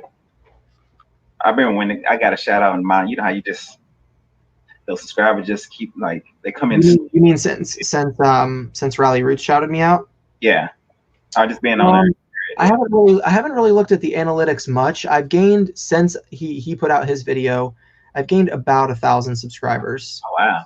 Actually, a little more than that now. I'm at 6,700, and I think I was at 5,650 when I met Ryan. So I'm definitely over 1,000 now, which is like crazy. So, I'm not an analytics guy, and I know that Tommy and Tracy were just talking to Joey about that, and like you got to know your analytics. Like, I just make YouTube videos to help people. Like, that's why like you don't see me asking Cincinnati Picker for shout outs or, nothing like that, because like, I've been making videos at this point for almost 2 years and I'm still at below 7,000 subscribers. And that's great, man, compared to 90% of people. 2 years, 66, almost 7,000 subscribers. That's great. Yeah. It's like, well, when you set goals for yourself, like last year, my goal was to have, 10,000 subscribers on YouTube. And I like didn't even come close last year. So I'm like, man, yeah. But I always set goals higher than I plan to like shoot for the moon. So yeah, but Amphisa, you just started making videos like last week. Okay. you're gonna get to 300K subs. The first time you get some video about your shed and snow and moose and chickens, you're gonna go viral. Trust me. And that's what I say. Listen to you. You don't even care about the analytics. You haven't looked into it. What if you decided just to start looking at that stuff and be like, okay, this all makes sense, and put everything together? When you start doing that, see, I didn't care about them either until I started talking to Tommy and Tracy. Then I started, getting with D and looking at it a little bit more. And right now I'm like at a halt, but little by little, just a slow grind right now. I went up and then you stop and then, but I don't mind making videos and stuff. I'm not like one of those like, I'm quitting because, man, I don't mind doing it. So yeah, I'm the same way. But Tommy kind of explains my point right here is like I'm a one income family, and so like I focus on reselling and listing, which is why like everybody says, Drew, just set up a camera and show everybody what you do. I'm like, yeah, but that would be like 10 hours of footage that I'd have to go through and edit for a 5-minute video of people seeing me literally sitting at my desk and listing. Like nobody wants to watch that. So, well, I mean, maybe people do, but I'm not going to record 10 hours of me and then the time it's going to take to edit that. Like I'd rather just record the stuff I find, the stuff, the what solds, like that kind of stuff, and just slowly grow. Like I'm all about Come on now, don't give that. It's on your second channel. Tracy actually did videos on her first channel. She'd be sky high as well. Yeah, come on, Tracy. 213 is good for how long you've been doing it. You've barely been doing it all. It took me like 5 years to get to 213. Listen, Drew, she gets more views on her than she does subscribers on her video. I bet she does. We all know subscribers don't mean anything. Yeah, they have to watch. Exactly. It's all about the retention rate too. Like, and I've told Joey that, and like Josh, like Harry Tornado, like I told Josh, like, don't shout me out in every video or nothing like that, because I don't want people to subscribe and then not watch my content. Now, someone like, when we were talking about Philly Flipper, like this is a good opportunity for somebody to be able to grow. It's not like, hey, everybody go subscribe and then never watch. Like he's doing the live tomorrow, which is why I said like I've never watched one of his videos yet.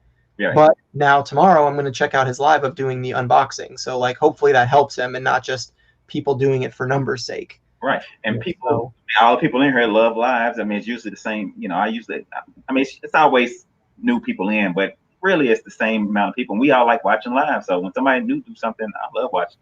So, and you can watch the stuff that he's doing. I can list and watch what he's doing. I listen to what he's doing. So, yeah, exactly.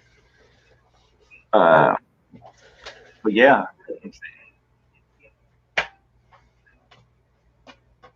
And yeah, I mean, it's just a slow grind, man.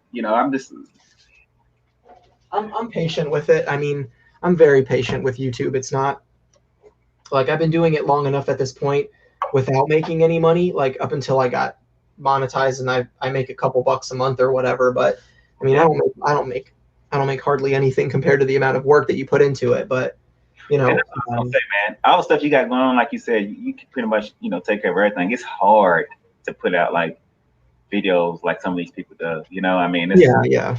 You you know, know, I once definitely couldn't do it. Yeah, I mean, once YouTube picks up and I can monetize it a little bit better, like obviously I'll be able to put a little bit more effort into it because it's adding to my income stream where right now it's not really part of my income stream at all. Like I don't even consider the money that YouTube pays me like anything. It's almost just like I don't know if I donated blood and got like an extra paycheck or something like that, you know. It would be But, worth a lot in like an hour or two into making or editing the video if you got money to kind of yeah, offset whatever you was doing. right. And I Tommy said it in his live the other night, but like with Joey, like I'd much rather spend time listing for 2 hours, knowing that I can sell something and make money than editing for 2 hours, hoping that a video just goes viral or something like that. Like I'm just making videos for, one, to document my process because like I want to be able to look back and see how much I've grown. And then two, because I really do want to help people. Like that's why I share, things I find like the rock band stuff and the pots and pans that I learned from Hustle and Hooks and random things like I shared on my Instagram today about Shippo, how I was the PlayStation 2 that I sold on Facebook Marketplace. Pirate Ship wanted $49 to ship it to Arizona, and Shippo only cost me $18 to ship it UPS ground. Oh wow! So I I heard saved 30. earlier. I never heard of that until you just now when you were talking about it earlier on the live. Yeah, so I use Shippo, for UPS a lot because it's way cheaper. I saved $31, so.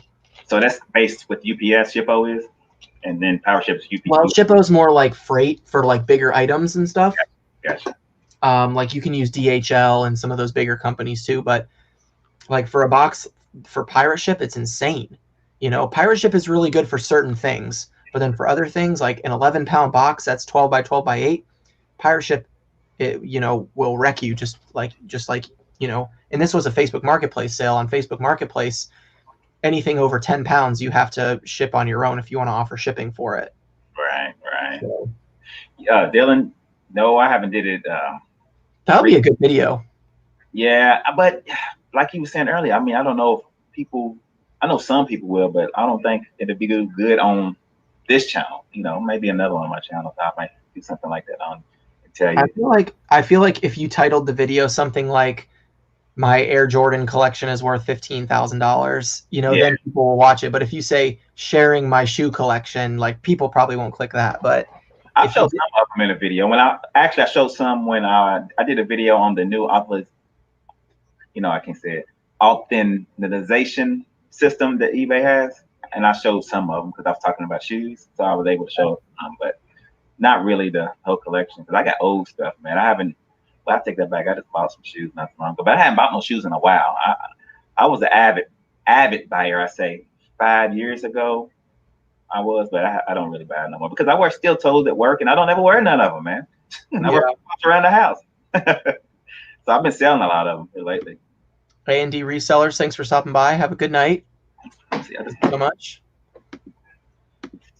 Even if I did make tons of doing YouTube, I wouldn't quit my full-time job because with everything going on in the world, it's a matter of time before they demonetize the platform.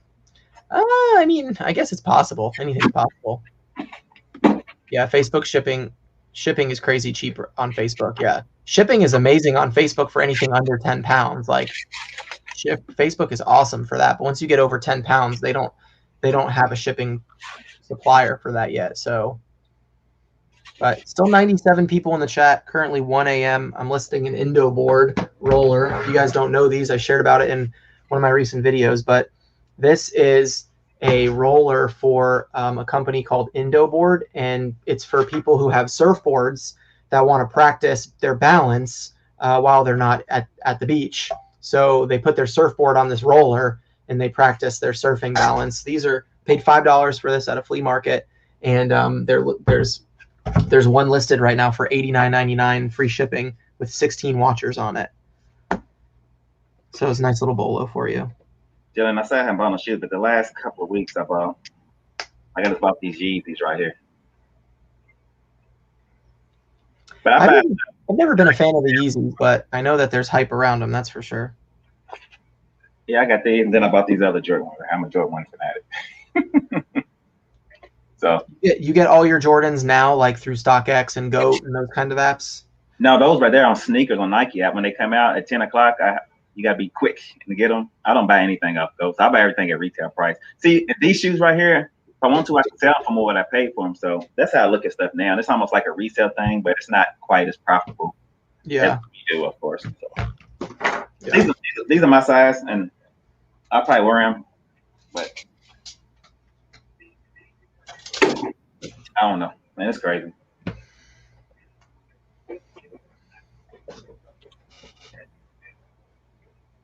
But I was gonna say somebody said something. I can't find it now.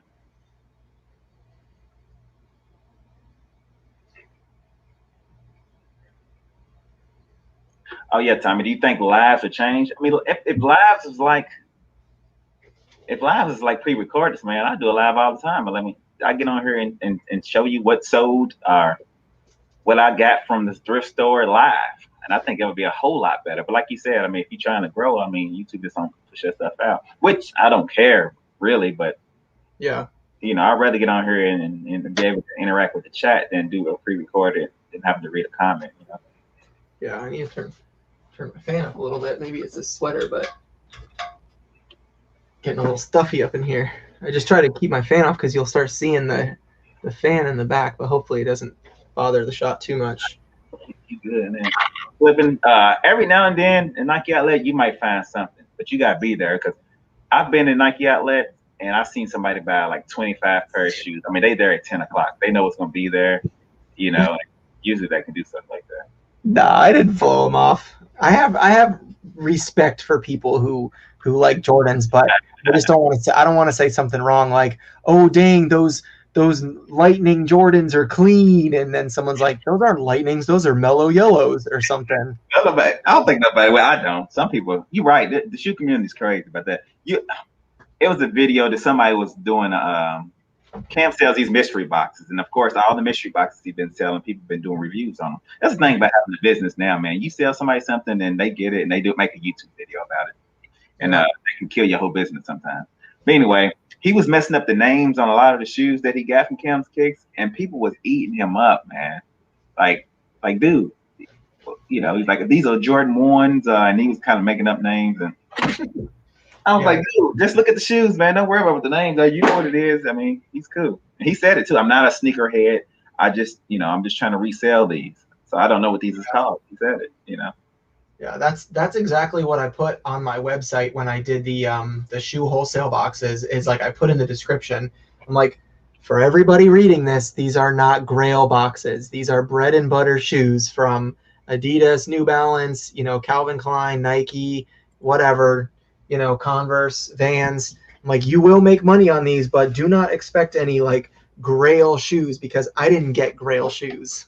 Right. I got a couple pairs of shoes that I can sell for $100, but of course I'm going to keep those. So it's crazy. It's ridiculous, but people pay for shoes nowadays, man. But yeah, like, so someone commented on Rally Roots. Someone commented on Rally Roots video and said, dang, Ryan, because Ryan paid $1,600 for everything, and then I bought it from him for $3,000. And someone commented, was like, dang, Ryan, $1,600 for 700 pairs of shoes. Some people pay $1,600 for one pair of Travis Scott Jordan 1s. I'm like, man, that's crazy to think about. That's crazy, man. When you think about it, that's nuts. $1,600 for one pair of Jordans that are so expensive. Like these I showed you, they going for $2,000. So on Rich, I'm about to let these loose. I'm gonna do a video here soon of the process of me selling these because I'm about to let these go. Bartermania, what's up? Thanks for stopping by. I've been having them 5 years and I haven't worn them, so I'm not gonna wear them. And I got 2 other pair of shoes that look just like them, so why should I keep these?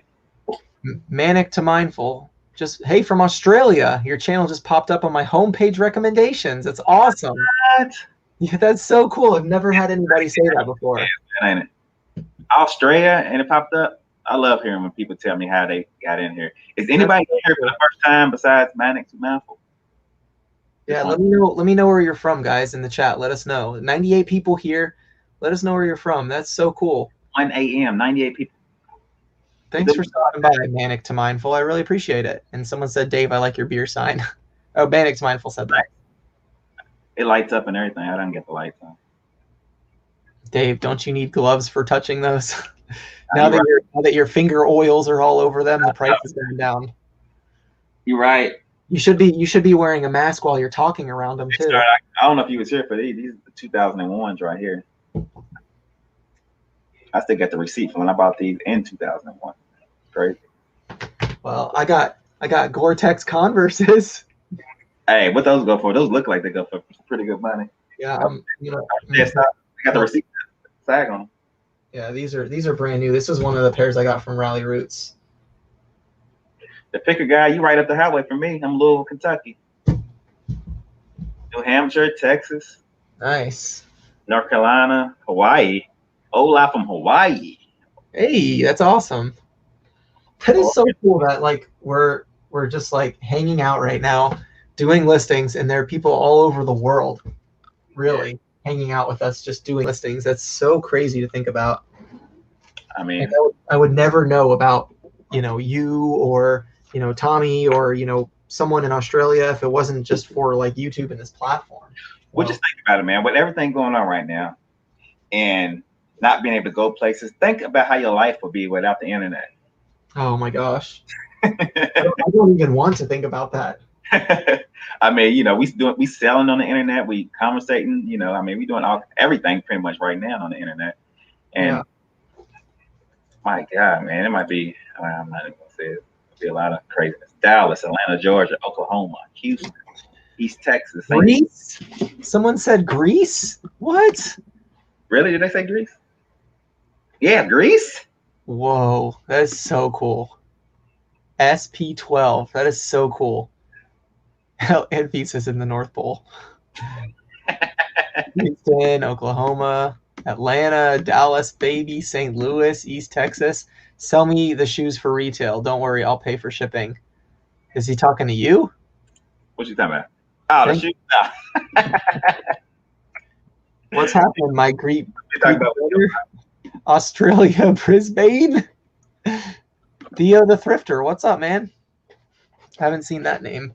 I used to sell at the Stewart Flea Market in Louisville in early 2000. Oh, wow, nice. Stewart, I remember that. Stewart's Pawn Shop. They had a bunch of them. But that's what he's talking about. Gotta find out what model these Gore-Tex Converse are, but MC18 or something like that. Where you get those from?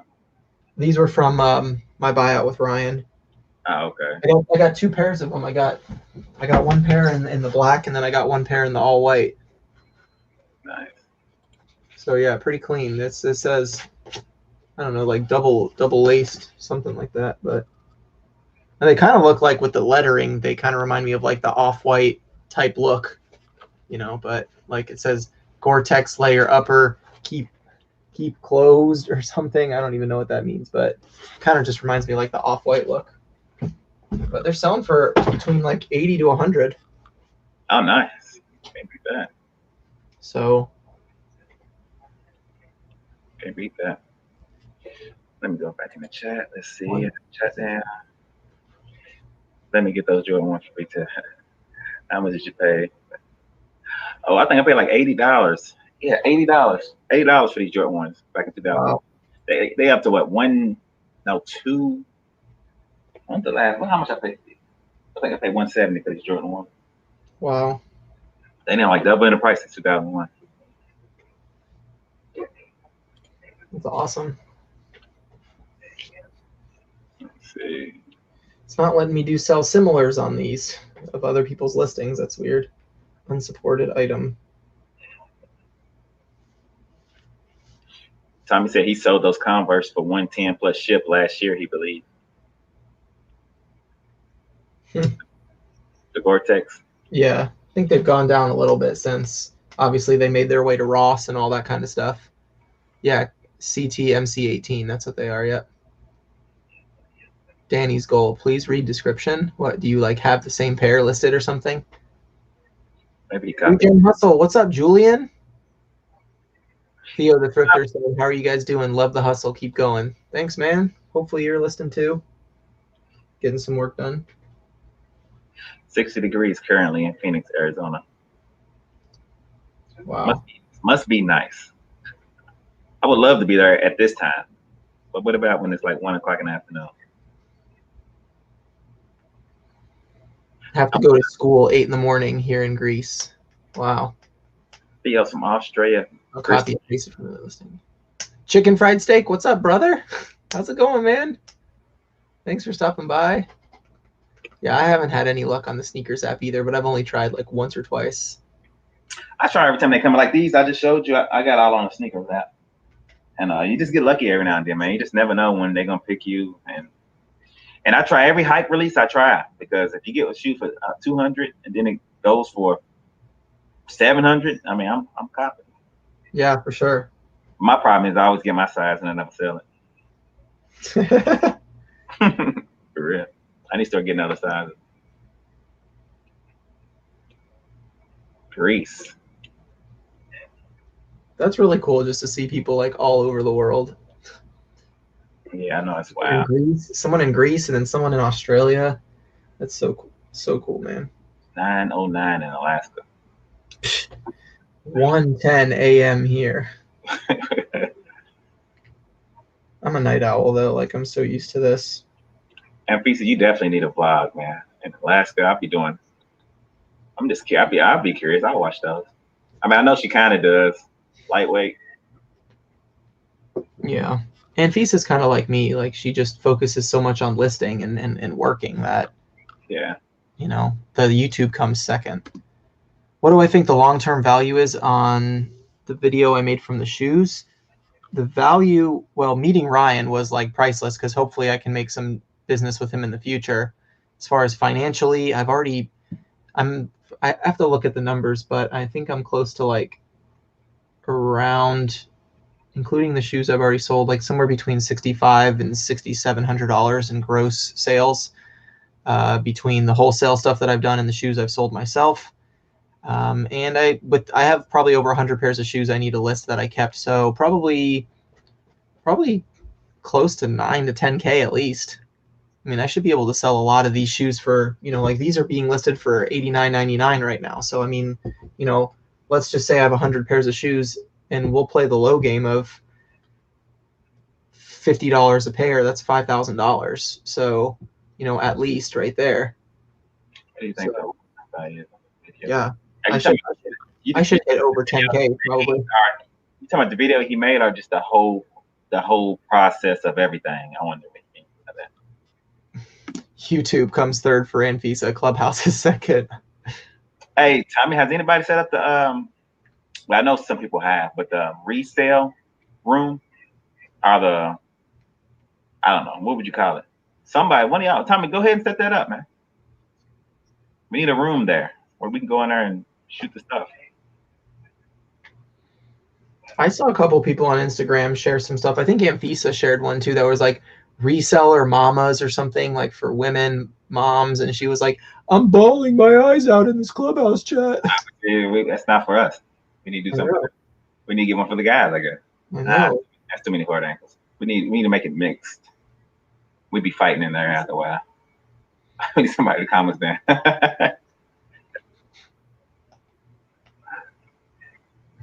I guess within our community, I mean, I know there's a lot of people in there, because it's crazy. I run into new resellers all the time on here that I just never knew anything about. That has a lot of subscribers too. Yeah, it's like what she just said right here. I got to go to bed, but it's great hanging out. Nice to meet some new reseller friends. Promise. Thanks for stopping by. Have a good night. Yeah, definitely. Hopefully you can check out another live sometime, or check out any of the other videos. Feel free to DM me if you have any questions about reselling stuff. So I do fire dog flips. She said, "Do you guys require immediate payments?" But you know, if you're doing offers and stuff like that, I mean, of course you can't. But I should, but I don't. Just because, like, every once in a while you do get someone who like either doesn't really know how to use eBay, or you know, buys something on Friday morning at 9 a.m. and they're waiting to get their paycheck to clear, you know, or something, and it's like, you know, here's something that you know, with reselling that a lot of people don't understand. And you know, I share a lot of stuff like this on my Instagram, and people get so angry, and I actually find it quite funny, because people say things like, "I can't stand when people send lowball offers, you know, it makes me so angry, I just decline them." And you know, I always tell people, always counteroffer, because you can't be emotional in this business. Like, you have to remember, you're buying something for $5 and selling it for 90, let's say, and someone offers you 65. I mean, compared to what you listed it for, it may be considered a low offer, but it's not necessarily like the person's just trying to piss you off. Like, everybody's looking for a good deal. When you go to a garage sale, you see people like Lonnie and Matt and, me or whoever at the flea market. Someone says, like, how much are you asking for this? And they're like, $10. Could you take $3 for it? Like, we're doing the same thing that lowballers are doing essentially on eBay. So, it's just something that everybody has to remember, like, especially the people in my Instagram DMs. Like, you can't get emotional when people send you lowball offers. I share them because I think it's funny, but, like, if someone offers me $15 for a $100 item, I just counter back at $95. And then I move on. Like, you don't get offended. Like, this person doesn't understand that I had to use gas in my car and drive to the garage sale, and I had to source the item. Then I had to bring it home. Then I had to clean it. I'm like, dude, you're taking this too far. Like, they don't. 90% of people who buy stuff on eBay don't realize that you're a garage sale reseller flipper. They just see, I need a VHS player and you have the one I need, and this is how much I'm willing to pay for it. Like, it's as simple as that. It's not a complicated game. So that's what they're willing to pay. They're gonna, I might as well take a chance. A lot of people sometimes not know, but maybe think, oh, they're not gonna help it. I mean, they're not gonna accept it, but hell, why not try? I mean, right, exactly. Like, I mean, it's the same thing with my vintage Disney t-shirts. Like, I don't pay what people are asking for them, but like, for example, this Tower of Terror tank top right here, some lady had it listed on Mercari since October of last year for $100. And over the past couple months, I've been like a watcher or a liker on it. She sent out offers of 90, 80, 70. And she finally sent out an offer the other day of $65. And I messaged her. I was like, hey, if you want to sell the tank top for $50, I'll be happy to buy it right now. And she's like, all right, fine. And she changed the price. You know what I mean? So it's like, I was willing to be patient for months for that tank top, and I would have been okay if she sold it for more. I would have been happy for her. But, like, it's just kind of the way it works is, people just get so emotional all the time. Like, I get people in my DMs on Instagram so much just saying, like, I can't freaking stand people like this. I'm like, dude, you got to understand, like, everybody wants a deal. Resellers want a deal. People buying on eBay want a deal. You have people that will pay full price, but that's not going to happen every deal. It's just not going to happen. So I appreciate it, Dylan. Yeah, and just like you said, when people get those nasty comments about, oh, you lowball them for that merchandise, and I don't know, you offer $5 for something, and I mean, I don't. Everybody's trying to make a deal. At the end of the day, people know what we doing. We trying to make money, so right. I'm trying to get the best price we can get. And the person's either going to accept it or they're not. Right. And what's funny too is I don't have any problem like letting people know what I do. Like, if I'm at a garage sale and someone sees me recording, or if they don't see me recording, they're like, "Oh, you like NASCAR stuff?" I'm like, "Well, not really, but I sell online full time. Like, I sell things online full time." And they're like, "Oh, really?" And I keep saying, it's funny, but most people are happy to have their stuff gone, especially when they find out that you're a reseller. They're like, "Oh, really? I have some Pokemon cards. Would you be interested in those?" Right. And then it just leads to more stuff. Like, too many people are afraid to say that they're resellers because they think that they're going to get bad hate from a garage sale or something. And most people are actually like pretty impressed that you can make an income doing that. Right. I put one on Craigslist. I get so many, even though people don't use Craigslist quite as often as they do because of Facebook. I mean, I get so many emails on there about, hey, I got this, I got that. But you just be trying to get rid of stuff, man. At the end of the day. Yep. And you doing them a favor a lot of the times. Oh, for sure. People just want like the headspace of knowing that this stuff is out of their house. Yeah. They don't care how much it's worth. Like, that's the definition of my dad. My dad buys nice things. He makes a lot of money, and he's the type of person that he'll just throw it away before he wastes time going to Goodwill, and dropping it off, or before he posts it on Facebook Marketplace or Craigslist. He'll just throw it in the trash because it's not worth his time. And I'm like, Dad, that I resell online. And he's like, oh, well, I didn't think you would want this. He's like, I only paid, I didn't know that you like clocks. I only paid $120 for this. It's no big deal. I'm like, $120? Like, that's one sale for $120. So, but just people think differently. Different people have different mentalities. That's why dumpster diving is, some people can make profit because people literally just throw stuff in the trash. I found a rainbow vacuum a couple months back. One of my neighbors was throwing away a rainbow vacuum. It was just on the curb. I took it home and listed it. Actually, it was a Filter Queen and a rainbow vacuum. I sold the Filter Queen online for $389. Wow. And then I parted out the rainbow vacuum and made over $400 on that. And someone was just throwing it away. It's $700. That's crazy right there. But some people, it's just not worth their time because they work the 9 to 5. They just think it's an old crappy vacuum or, whatever. I mean, that's how we're able to make our money. So, those types of people just got to understand that that's not how the market works. Like, you just can't be emotional in this, if you want to succeed. So at least that's my opinion.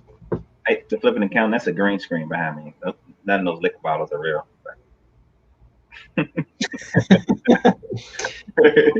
Someone said, there's Flip the World right there, the dumpster diving king. He said, what's your dad's address and what day is trash day? Yeah. Right. Unfortunately, my dad doesn't have prosthetic legs, but he does, like, he collects, like, he's like a liquor guy, so he's got like huge liquor liquor stuff, but he'll collect like some bottles for a while and then he'll drink it, and then he'll keep the bottle for a while, and then when he realizes he needs to make room for another bottle on his shelf, he'll just throw it in the recycling bin. And I'm like, Dad, that's a rare like bourbon glass that someone would pay big money for. And he's like, nah. And then I show him a comp. He's like, oh, well, it's already broken in the recycling bin, or something like that. So, just different strokes, different folks, I guess. My dad's just not worth his time. Yeah, it's a lot of people. My wife's like that too. She'll throw, kids might have toys, she might be cleaned up. She'll throw everything in a bag and just put them out. And I'm like, look, you know what I do, right? Why you try to throw all this stuff away? Yeah. Well, I just didn't want to deal with it. And she would throw everything away. Sometimes she'll go to the Goodwill. But if she's just cleaning, she's on one of those moods, she'll just throw everything away. Even knowing what I do.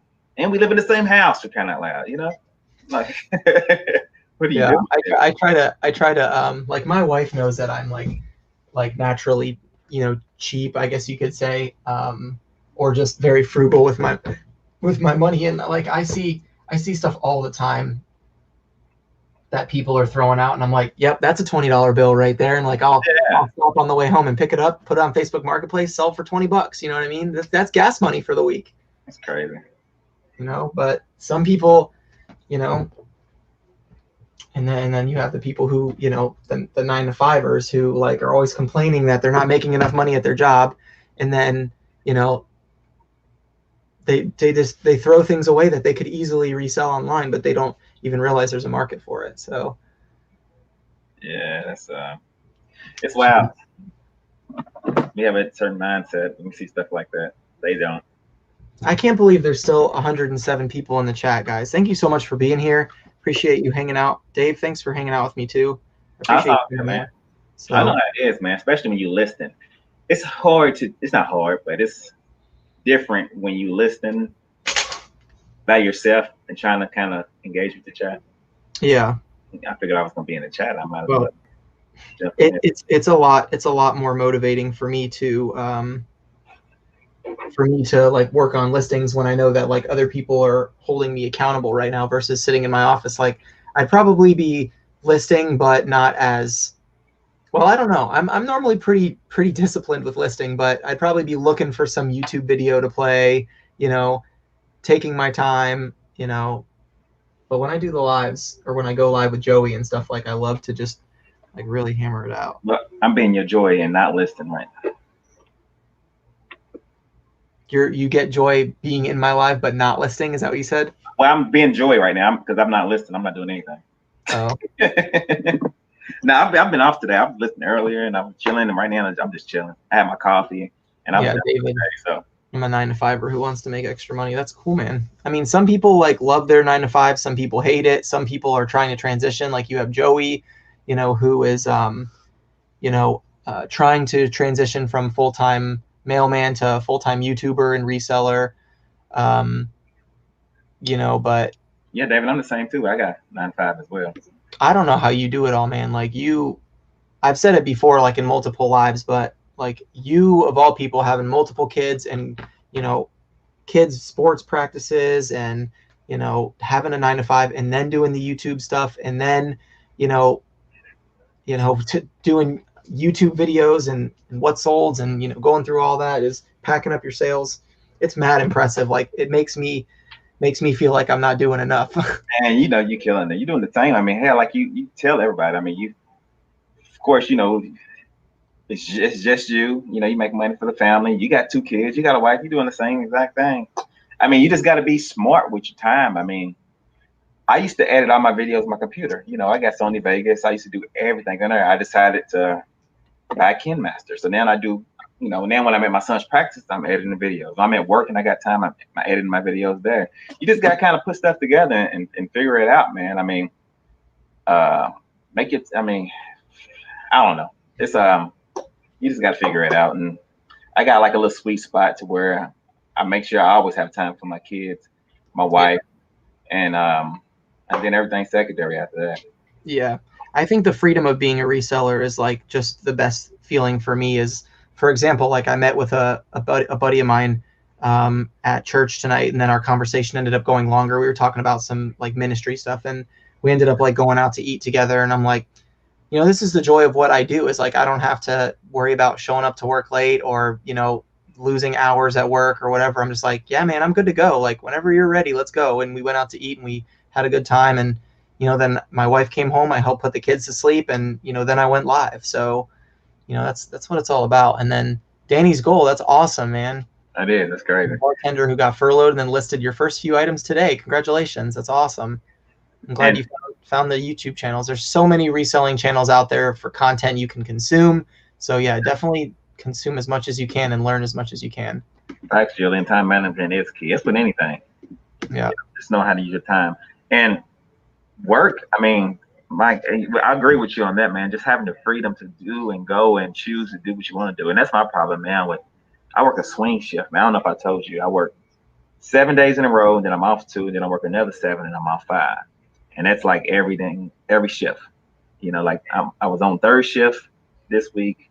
I'm off today and tomorrow. Then Saturday and Sunday I work 1st shift. Then I go 2nd shift next week for 5 days. Then I'm off. It's just a lot. You know what I'm saying? So having to deal with that, having to go to basketball games, soccer games. Oh man, I can't imagine. It's just a lot. So I don't try to kill myself. I don't want to burn myself out with like I said earlier, I listed what I said I was going to list. You see, I'm not doing anything down. I just want my chill time. I'm off.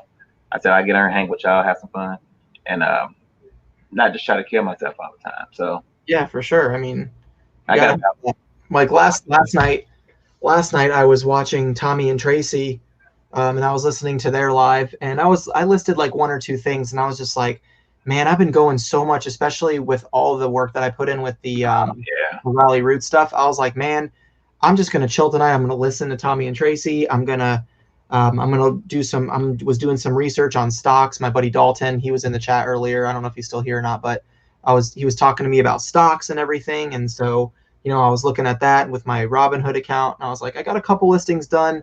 Like, I'm just not gonna burn myself out tonight. I don't have to, I'm not a wizard. You know what I mean? Like, I'm not a robot. Not everybody, but a lot of people say like, does Drew sleep and stuff like that? And it's like, yes, I do, but I do, push myself really hard because I want to, prove to people that, that it can be done. You can have a full-time income reselling stuff on eBay and be happy, but I also, we live kind of like what Anfisa was saying, like we live very, not frugally, but we don't live lavish lifestyles. Like the most expensive thing that I own is probably like my vintage Disney shirts behind me. Like both of our cars are paid off. I drive a 2003 Honda Civic.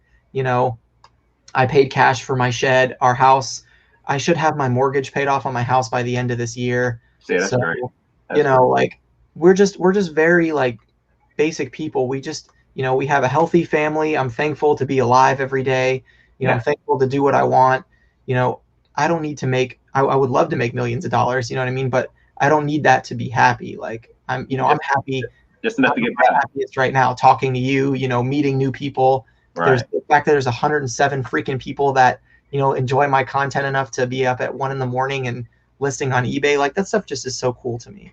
I agree, man. And I mean, you took words right out of my mouth, man. I couldn't say it any better, man. We the same way. My wife's an assistant principal. I don't know if you know that. She's an assistant principal at a school. She's been teaching, doing that for about 15 years. I work. Our cars are paid off. We have no debt but the house. And we've only been in this house. Actually, we want to downsize. We got a 4-bedroom house. My son's about to leave. He's going off to college. We want a ranch style house, so we're gonna downsize, and and we've gotten rid of a lot of stuff too. I remember my first with my wife, man. My wife had a credit card at every retail store just because, well, they said they were gonna give me 10% off, So I made her pay everything off, and then all we had is the house, man. So we live our life to where we just kind of just chill and we like going on vacations, So like I said, we're supposed to go to. Her mother lives in Germany. Her father lives in Spain. So we go there every year. We go both places every year. And then we take a vacation like to the Dominican Republic. So all our money we get, we spend on vacations for the most part. Yeah. Our thing is like Disney. So we have annual passes to Disney and SeaWorld. And like, for example, I met up with my buddy at church tonight for the meeting. And then my wife took our kids to Epcot for a couple hours tonight. Like she goes, they ride a couple rides, they have fun. And then she goes to Disney probably 2 or 3 times a week sometimes, and then I go normally once. I normally go once a week. But that's nice for the kids too. Have the kids have things to do and chill out. So she takes them to SeaWorld. We've got passes to the Science Center. Like we do those types of things, and like we just love it. So yeah. What's up, Topher? Thanks for stopping by, man. Carlos, you need to either start cross posting or you need to upgrade your eBay store there, brother. Almost to February 1st. Wow. Yeah. So David, how's it going, man? What up, David? Why? It's getting that time. They started to roll in from over the water. I guess so. I don't know. He's in the UK, right? Yeah, I believe the UK. But yeah, man, I love and you just use your time wisely, man. Like when people say, "Oh, Drew, he's always this, that, and the other." That's good. You're on here on live. You still engaging, but you just listen at the same time. I mean, and you like me too. I mean, I'm sure you like. I don't even want to get to that point to where I'm like, oh my God, this full-time reseller is not working. So I'm just gonna continue to just do what I gotta do, just so I won't be in that spot.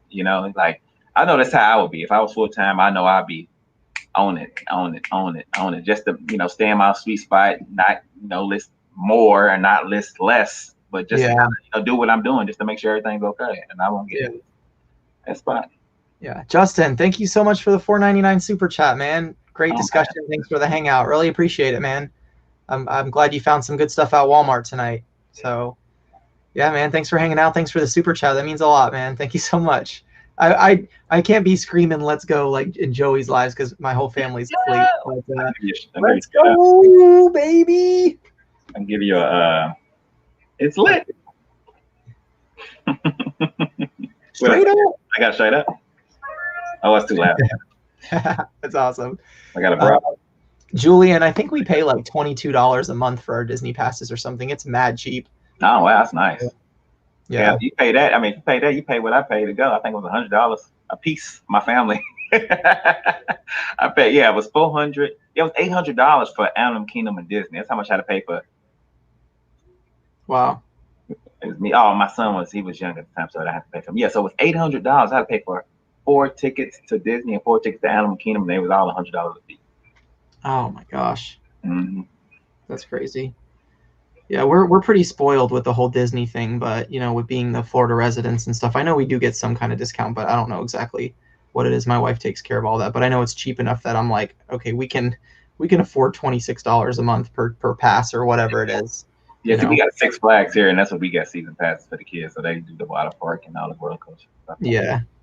So Six Flags is cool. I've been to the one in I think Massachusetts. Okay. But yeah, like I want to travel more. Like I definitely like something I want to do on my channel in the future is I want to like get somebody to run my basic day-to-day operations, like do my shipping and stuff. And then I want to like travel and thrift, like get an RV, nice. Get an RV, travel and thrift for like a week and then come back, do some work, then go back out again, like, hit the lowers, like, Alabama, Mississippi, Texas, go that way, and then come back, and then go up north, and then go out west. Like just visit other resellers, and try to see like where you can set thrift. stuff up like that, man. That would be nice. Like you said, have somebody handle everything, or maybe set your days out, depending on how long you gone. Set your shipping days out, and something. But we definitely want to do that. Like I know that eventually I want to get to the place, kind of like how Rally Roots has Callie. Like she can run their day-to-day business so much. Right. So, I definitely want to. Yeah, that'd be great, man. Let's imagine if you had somebody that could take that off your hands, and all you had to do is really look for stuff. Oh my God. I'm getting to the point where I'm ready to try it. Like I don't need somebody to do it, but I'm getting to the point where I want to try it and see if I can scale it up, because I don't want to just be like, there's so many people out there right now that try to say like I'm a one-man show, like I do it all on my own. Like and to me, I don't understand that mentality. Like why are you so hung up on doing everything on your own when you can make so much more money if you have help? Definitely. It opens up all kind of opportunities, man. Just imagine if you had somebody who do that. You could put more into like YouTube if you wanted to. You can put more into finding stuff, and once your YouTube gets up, you can turn that into maybe doing some merch, or I'm just coming up with stuff, just all kinds of stuff that can open up opportunities for you to make. Right. I mean, it's just, just think, I don't know if you've been watching Milani lately since Candace been there, but just look at how much more listing and how much stuff, just other stuff he's done since she's been there. It's only been like a month. I know they've redone the shed, they reorganized it, they like put new flooring in, all sorts of stuff that you would never do if you were. Right. So he got merch going in, he's selling more stuff. I mean, more listings. I mean, it just opens up so much more stuff, man, to do. And it's about finding that right person. I mean, it's easy for him because he knows her. He can, pretty much guide her. They live in the same house. But it's about finding someone to do it too, if it's gonna be an outside person, Oh yeah, for sure. Somebody you trust and all that good stuff. So. Yeah. I actually have a pretty cool potential opportunity with a guy I'm gonna be hopefully trying to figure out something with. This guy named Lewis. I don't even remember how we first met, but I think I ran into him at a Ross or something like that. And I found some Vapor Max that day, and we were just talking about him. And he's like, "Oh, you resell online?" And I told him about the YouTube channel. And then like in the past like 6 months, I've ran into him like 5 or 6 times, like at UPS, at the thrift store. He's like, "Dang, Drew, you're everywhere, man." And but he's like, he does like Uber Eats and then resells part-time. He's like, "Man, I've been trying to do the full-time reselling thing for 5 years. I don't know what I'm doing wrong, but maybe us running into each other is, a sign that, maybe I can just work for you, do something with you." And, so I got his number the other day, and, we're probably going to try to work something out and have him come out to the shed and, see if it's something he's interested in. Brittany K said, "Drew, adopt me. I'll do it for you. I just want some warm weather and some palm trees in my life. It's negative 14 Celsius tonight." Oh my gosh. Where are you? Where the heck is it negative 14? Are you in Antarctica? My God. Julian, congratulations, man. That's awesome. Just hired my first employee this week. He starts Monday. It's awesome, man. Yeah, it's called Kentucky Kingdom again, actually. Yeah, you was way back then. She's talking about Six Flags. It was called Kentucky Kingdom back then. Oh, okay. Yeah. Yeah, man, that's awesome. Like, yeah, Topher said, Julian's making moves. Like, that's what I love to see. I think that that's more commendable, that someone's able to take some type of a calculated risk and hire an employee to work for them, than for someone to just sit there and say, I list everything all on my own. I do it all. Like, what's the point of that? Like, what are you trying to gain? Like, just clout by saying you do it all on your own? Right. I mean, it stink if you had like a 2 or 3 person crew. I mean, let's say your YouTube got big or something. You have somebody editing your videos. You have people working your eBay. That's really the first thing that I'm going to hire out, is someone to edit my YouTube videos, because of everything that I do. Like, I love the process of reselling, from finding the items to cleaning them to listing them to shipping them. Like, a lot of people hate listing, and I love it. Like, I'm literally listing as I'm talking to you guys. I love it. I love the process so much. And I think that the editing part of the YouTube is probably what holds me back the most, is I just don't like sitting down at a computer. Like I'd rather just clip it in iMovie and put it up, and if people watch it, they watch it. Right. You know? So, you know, I would love to hire somebody to edit my videos for me. Open up everything. I mean, finding somebody for eBay would just open up all kinds of opportunity for you. I could sit in my office and list for 8 hours straight with no problems, but I couldn't sit and edit for 8 hours. Yeah. Heck no. Yeah, tell me about it. I don't know, Tommy. Somebody might can do it better. How about that? Because really, no one can ever replicate what you can do. Just remember, if they was as good as you, they wouldn't be looking for a job. I don't know. I don't know. I've had some other businesses before. Like I owned a scooter and motorcycle shop before a couple years ago, and I sold it. You know, before I became a full-time reseller. And I had one employee. His name was Hector. Not that it matters or anything, but he was the most loyal, hardest working person I'd ever met. And he was just a kid when I hired him. He was probably like 17 or 18, and he worked for me for years. And the kid never stole money from me. He never called out sick. Like, you know, I would show up to work and then I'd leave, or I'd show up to my scooter shop and then I'd leave early, and I could leave him the keys and like know that he would run the business for me. You know, he'd call me if he had any problems. He would make sales. He'd do the mechanic work. Like, I mean, I trained him properly. And I think that a lot of that is what his work ethic was accounted for, is because I trained him properly. I didn't just throw him in there and say, figure it out. But man, that kid was the hardest working kid I ever met. And like, I wanted to pay him so much more, but obviously like in a specific business, I could only pay him a certain amount. But I was paying him commissions for every sale he made. You know, I was giving him Christmas bonuses, you know, and it was just, he was a really hard worker. I think that there's definitely people out there, but they just like the fact that there's job security. You know, that's Right. why people work some people work the 9 to 5. Like, That's how my wife is, man. I talk business to her sometimes. Let's do this, and she's tell you, she's like, I like the fact that I get a check on this day every 2 weeks. I know it's gonna be there, and I don't have to worry about anything else. You know. right. I know a lot of people that are like that, and you know, that's how the world goes round. I mean, if there weren't employees to work for CEOs, then there wouldn't be companies. Yeah. You know, not everybody can be an Elon Musk. Some people just have to work for Elon Musk.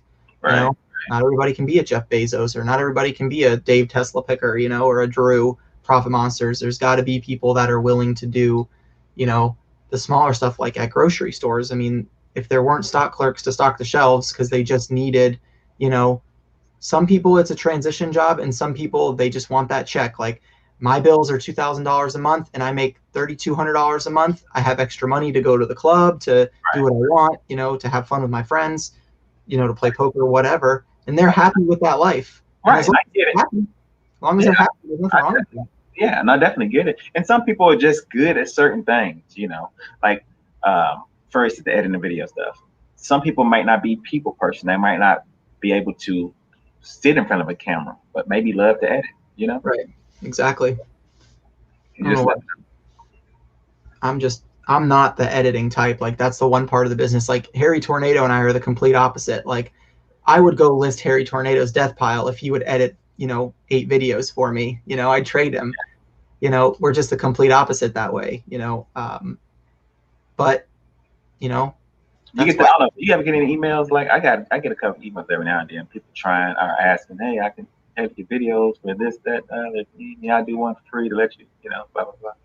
I had one guy on Instagram recently DM me and tell me that he's like done work for Reezy Resells and a couple of the other bigger channels. Oh, I got that one too. Yeah. And I was like, you know what, man? Like, I'm not in a position right now where I'm ready to outsource my editing. But I asked him for sorry, I dropped a bunch of poly mailers. I asked him for his price, and he was like, well, it depends on how long I spend on each video. I normally charge, I don't know, he said like $35 or $45 an hour for editing. I was like, well, none of my videos take me longer than like, if a video takes me longer than 30 minutes to an hour to edit, I leave it as basic as possible. You know, I don't spend 8 hours trying to edit one video. The reselling space is not, in my opinion, enough of an entertainment space for the edits to for that kind of editing to really draw enough people in.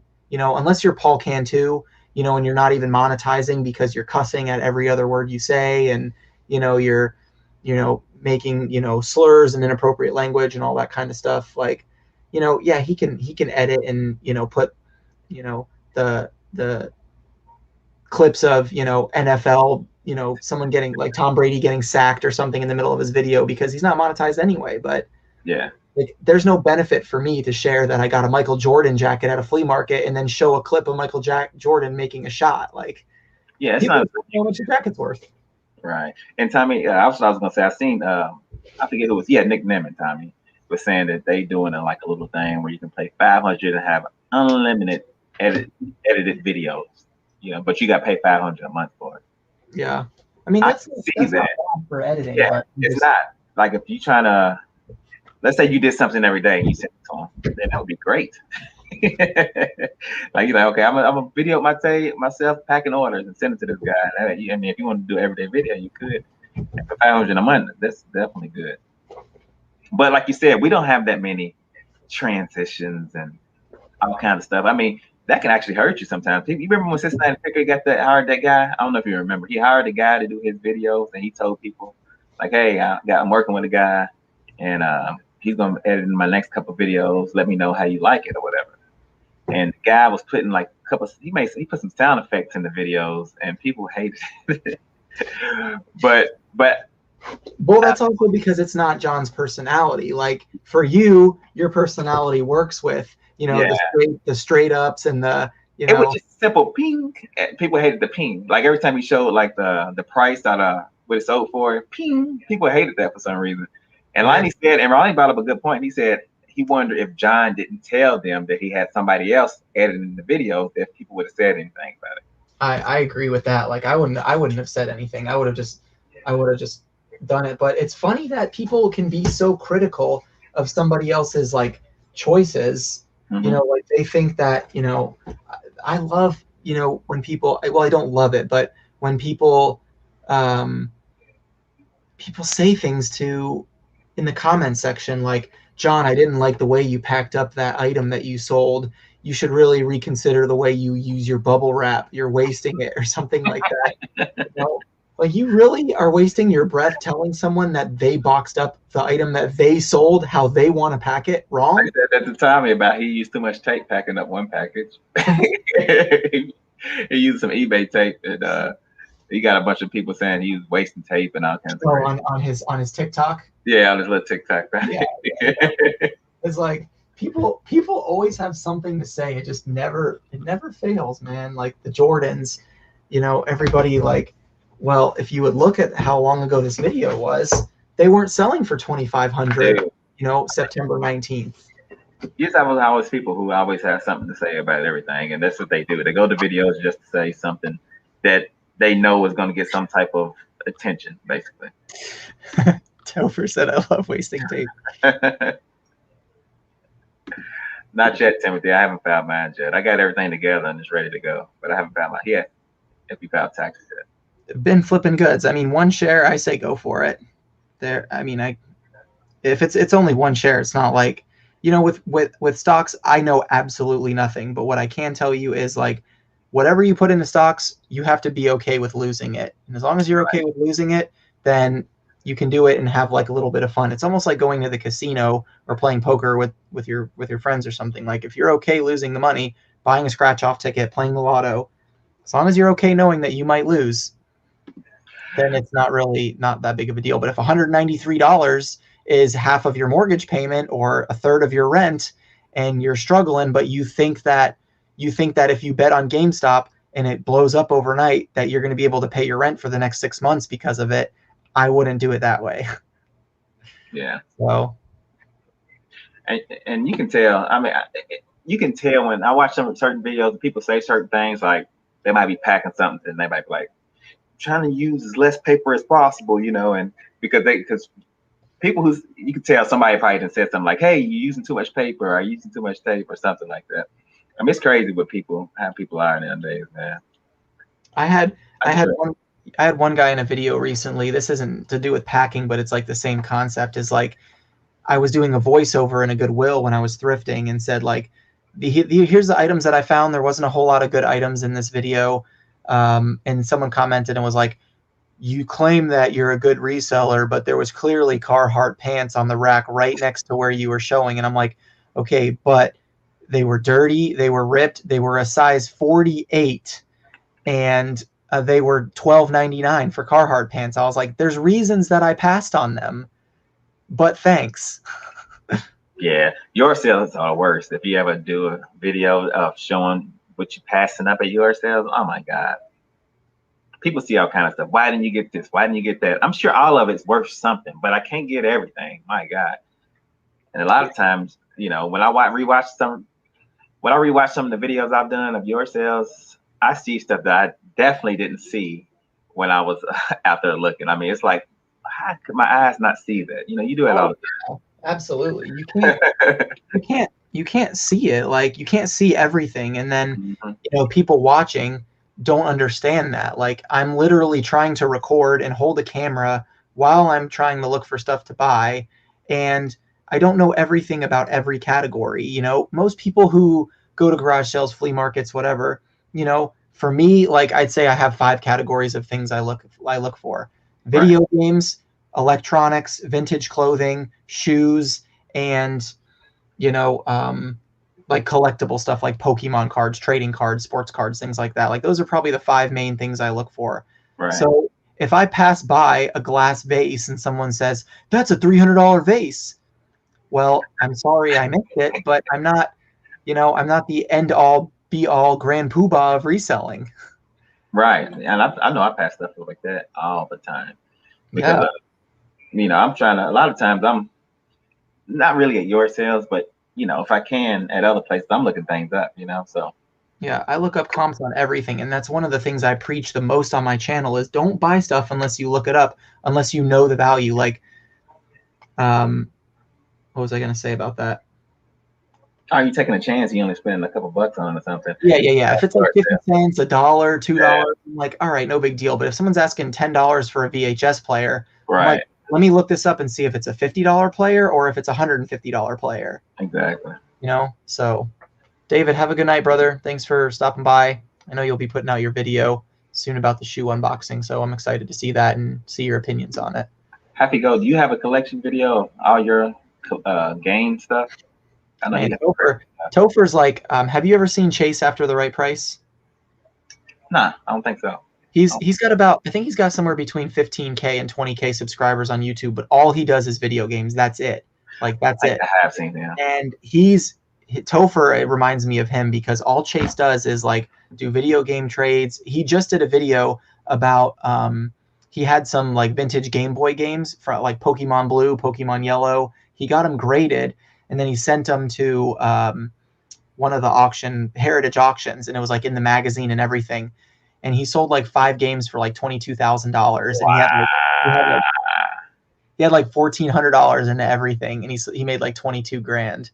So on his graded games, it's just insane. The guy is so talented at video game stuff. Yeah, I mean, like you said, I've seen some of his videos. He got some crazy stuff. Hey, Brian, controllers you got just alone. yeah, it's crazy. Brian, thank you so much. I appreciate the $5 super chat. I'm glad you got some listings done and you got some photographed items. Get some rest, man. Thanks for hanging out. Thanks for stopping by. Really appreciate you guys giving super chats. It's so nice of you. Yeah, Nate Jobs, I planned on doing a live on another channel with my father on there. When he gets to the hospital, he's been in the hospital, so I'm sure he'll love that. Then he ain't going to do nothing for a while, but he's in the stocks and stuff like that, and a lot of people do want to know certain things. He's like right now, and he's doing not mainly. He does stocks too, but he's been in cryptocurrency period for a while. So we'll see. Greg just left a comment on my YouTube channel and said, "You claim to be a good reseller, but passed up on a whole bin of Beanie Babies. SMH, just another YouTuber."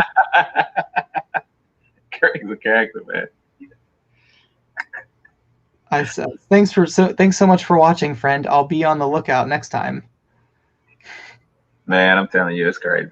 Greg is so funny. He's so supportive too. He's always on Instagram and YouTube, like. Oh yeah. And, he's just so supportive. I love people like that. Yeah, Topher's a beast, man. I love like the little. He has like that little side street yard sale, like on the corners of the streets where he lives. Like he just walks to the corner and there's like people selling stuff. So, Man, that's great. is it really a flip if you sit on it for 10 years? Absolutely. It wasn't 10 years either. One of the games he bought like 10 years ago for his personal collection, and then he finally got it graded. I don't think he originally bought it. He bought it at a flea market, a Pokemon Yellow game, at a flea market for $500, and I don't think he intended to get it graded and to flip it. He bought it for his video game collection. I've been having these for 5 years. So I mean, you've had 170. yeah, you've had those since you've had one of the Jordans since 2001. Craig, you must have hit big in the casino, baby. Let's go! Thanks for the $5 super chat. That's amazing. Thanks for commenting on my YouTube video and helping boost the algorithm too. But I guess Jackass is saying, I guess if you intentionally buy it and you're gonna put it up, is that what you're saying? And then sell it 10 years later. Is that what you're saying? I'm guessing. Yeah, possibly. But like, so one of the games was a long-term thing that he had sat on, and when he decided to get all the other ones graded, he's like, you know what? I'll send this one into the auction because I've got 2 copies of it. I've got one for my collection and one for, to sell. But I mean, the guy made 22 grand, so. And that a little bit game like that is taking up no space that you forgot about, and a $2 game or $15 game, whatever you pay for it. 22,000, I'll sit on it. There's a lot of people I know now that's buying up stuff at Walmart. I know Tennessee Picker. I went to visit him, and I went in his. He got crazy stuff too. I went to his office, and he got all kinds of stuff. Anyway, he goes to Walmart. And he buys action figures and sits on, and he has like a little spot where he just puts those just to sit on for a while. Right. Yeah, there's certain things, like I've got some vintage Pokemon cards right here that are like some of the shadowless base set cards. Like if I got this card graded right here, it's like a $500 to $700 card if it comes back a PSA 8 or higher. But with the Pokemon hype right now, like I'm just being patient on them. Like I'm not, I don't have any $50,000 Charizards or nothing like that, but I'm just willing to be patient on some of the Pokemon stuff. Like I'm not trying to just quick flip it, because I know that if I'm patient, Pokemon will continue to grow, because those are only getting older and older, and they're in great condition. So, right. Makes sense. Yeah. Just so you know too, like if you're good, man, I'm happy to have you on here, but don't feel obligated to stay if you got. I'm good. I'm about to go use the restroom though, but just. I mean, I'm happy to have you here. I'm really enjoying the conversation, so I just don't want you to think like, like Joey's a yes man, so he wouldn't say anything and he'd be like really tired, and then people would start noticing in the chat like, Joey, you look tired. And I'm like, bro, really? Just leave. Oh, nah, I'm gonna get up out of here if I have to. Hold up. Okay, cool.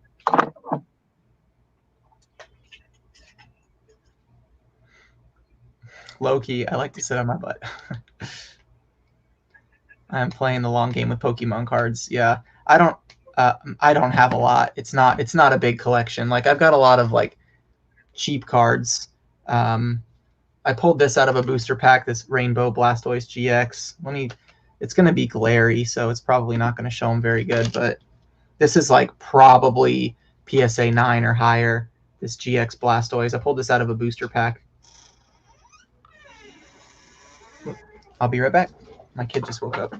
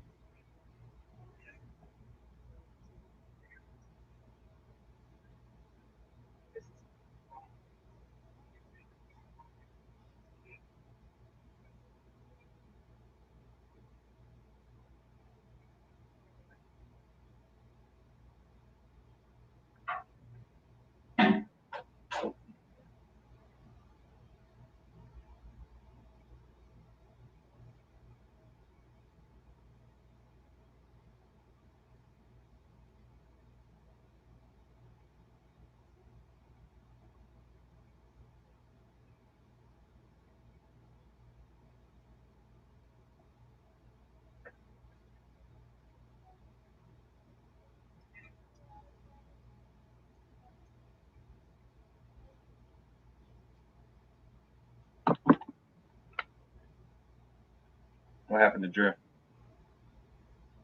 I know y'all can't see me, but I'm here. Can't wait on those stock lives that you popped. Yeah, man. If I can get that set up, Nate, it's gonna happen. You understand? Um, what I was going to say is, I work night shift. Tommy, I work night shift. I worked 10 p.m. to 6 a.m. last night, so I'm a night owl.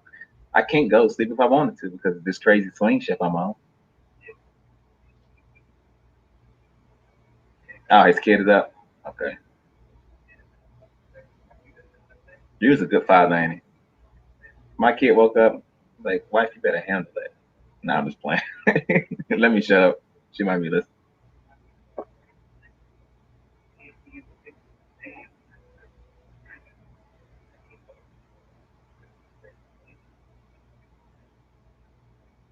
Interesting to see what happens with the price. Yeah, I'm curious too, jackass. When people get their stuff graded, I'd be kind of iffy though, man. I'm just like, if I had a court like that, I'd be like sending it out somewhere. I'd be like, man, I just hope I get my cord back. You understand? Has anything ever happened like that as far as people losing cords or keeping them or something like that when you get them graded?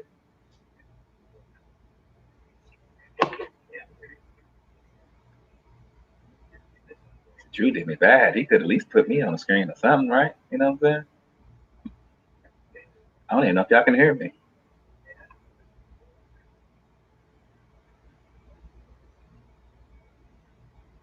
Really? You know what I'm saying?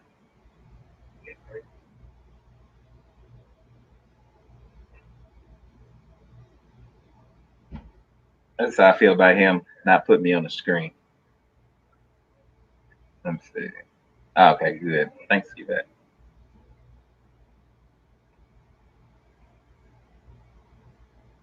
25th anniversary. I think the part of the inflated price, the grading process is so slow right now, but who knows for sure. Oh, okay. Yeah, because ain't they like months? Well, I guess it's a couple different companies, but I had a crazy. Dang, I read straight something like that. There you go. Dave, I had a crazy one this week, like 2700. Really? Me too, man. It's probably on the same day. I sold like 27 or 28 things on a Wednesday. I didn't know what the heck was going on. Right, bruh. I'm giving my mother. I'm giving Drew another bruh. Bruh. Bruh, for leave me in the back. Bad man, I don't need it. I didn't need that anyway. My beer is bad right now. Yeah, they informed me. I figured your son. I woke up. Yeah, he just woke up, so I had to take care of that real quick. But yeah, Ben flipping goods, man. For some reason, what I heard is that they didn't get paid. They didn't get their checks, so none of them come in that Saturday. So when they opened the doors, there was nobody there to open the doors because everybody kind of went on strike. So by that happening, actually, when I don't know if you see my video, on social media on Monday, which is $3 day, they posted, "Hey, we just put out a bunch of new bands." So I went up there and got some stuff. I haven't been up there in a while though. I got so much stuff, man, I don't need anymore. So I haven't really been sourcing like that unless it's like a couple of nice items I can make a pretty good profit on. Tommy said, "Bruh, I must have missed a lot." Oh, because I said Drew got me in the back, and I said. Well, when you left, I was showing someone was asking about my Pokemon cards, so I went on the big screen to show the Pokemon cards, and then my son walked in, and I'm like, "Oh, I gotta go. I'll be right back." So, Nate, nice man, $700 on a Wednesday. That's great. That is. Congratulations, John Doe. What's up? Haven't seen you in the chat yet. John Doe. That's awesome. His kid woke up. Probably the day stimulus checks got deposited. Did we get another one? I didn't get that one time. Sorry, guys. 2 a.m. here. Have to head out. I love you, Charm. Wendy. Thanks. Yeah, I'm not like a big Pokemon collector, but I've got like 4 or 5 binders of stuff. But all my good cards are like sleeved and top loaded over here or whatever. But I'm See, playing the long game with those. I have some too, Drew. My son used to collect them back in the day, and I have never went through them, but I have them. And I will go through them one day. There's some that are worth a lot, and then there's some that are just literally not worth the cardboard they were printed on. Right, right. That's probably what my love. That's probably what my son got. Uh, but a lot of his is from they not old, the old ones. They 2011, 12 maybe 2012, 13 ish. Yeah. Most of the ones that I collect are like the base set cards from like the very. Oh, thank you, Shopaholic. Shopaholic, are you behind in the chat a little bit, like on your video?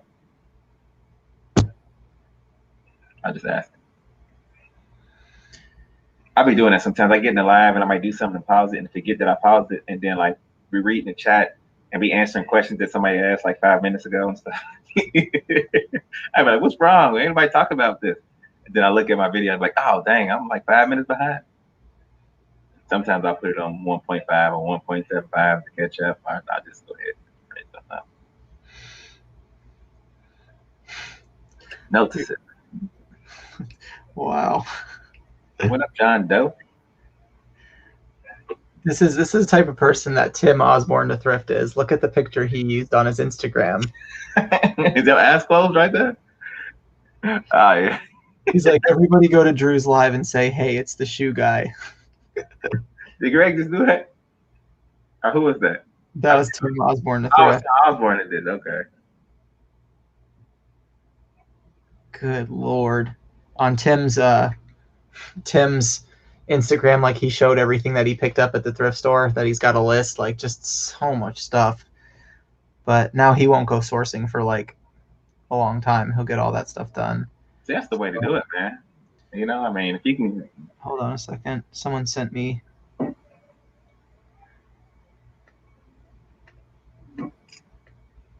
Someone just sent me a message on 2 pairs of shoes. Oh wow, there you go. Well, no, 2 pairs of shoes that I sent in one of my reseller boxes. Oh, they're asking about them. One of the pairs of shoes is like on the Nikes, like I guess there's like some separation on the side from the sole that I didn't notice, so I'm gonna replace that pair.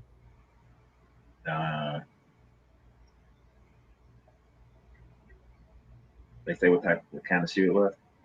One of them was a pair of Skechers. I think I messed up one of the sizes or something, which means I guess someone else got a wrong size too, which I'll have to fix. Just an honest mistake because I had multiple pairs of the same shoe and I thought I double checked them all, but I must have missed one. And then he sent me a picture of a Nike that was like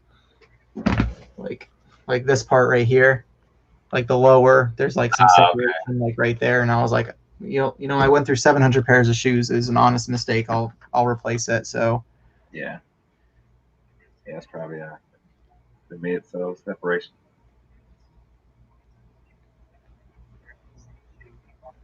Well, that's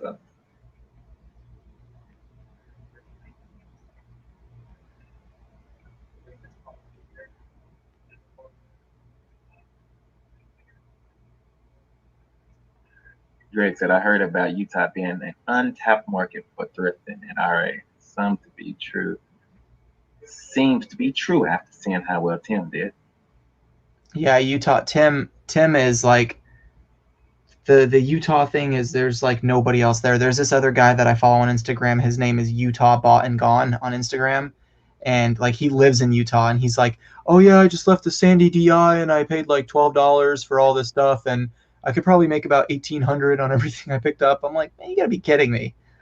They're always finding stuff, man. My Goodwill is nuts. What's up with Utah, man? I don't know. All right. So hopefully this guy responds back and doesn't think that I was ignoring him. I was just in the live. He sent that message to me at 11 o'clock. I feel bad because I haven't been checking my Instagram since I went live. So I would think that. Well, I don't know. It's 11 o'clock though. A lot of people, normal people, usually go to bed before then. Normal people, anyway.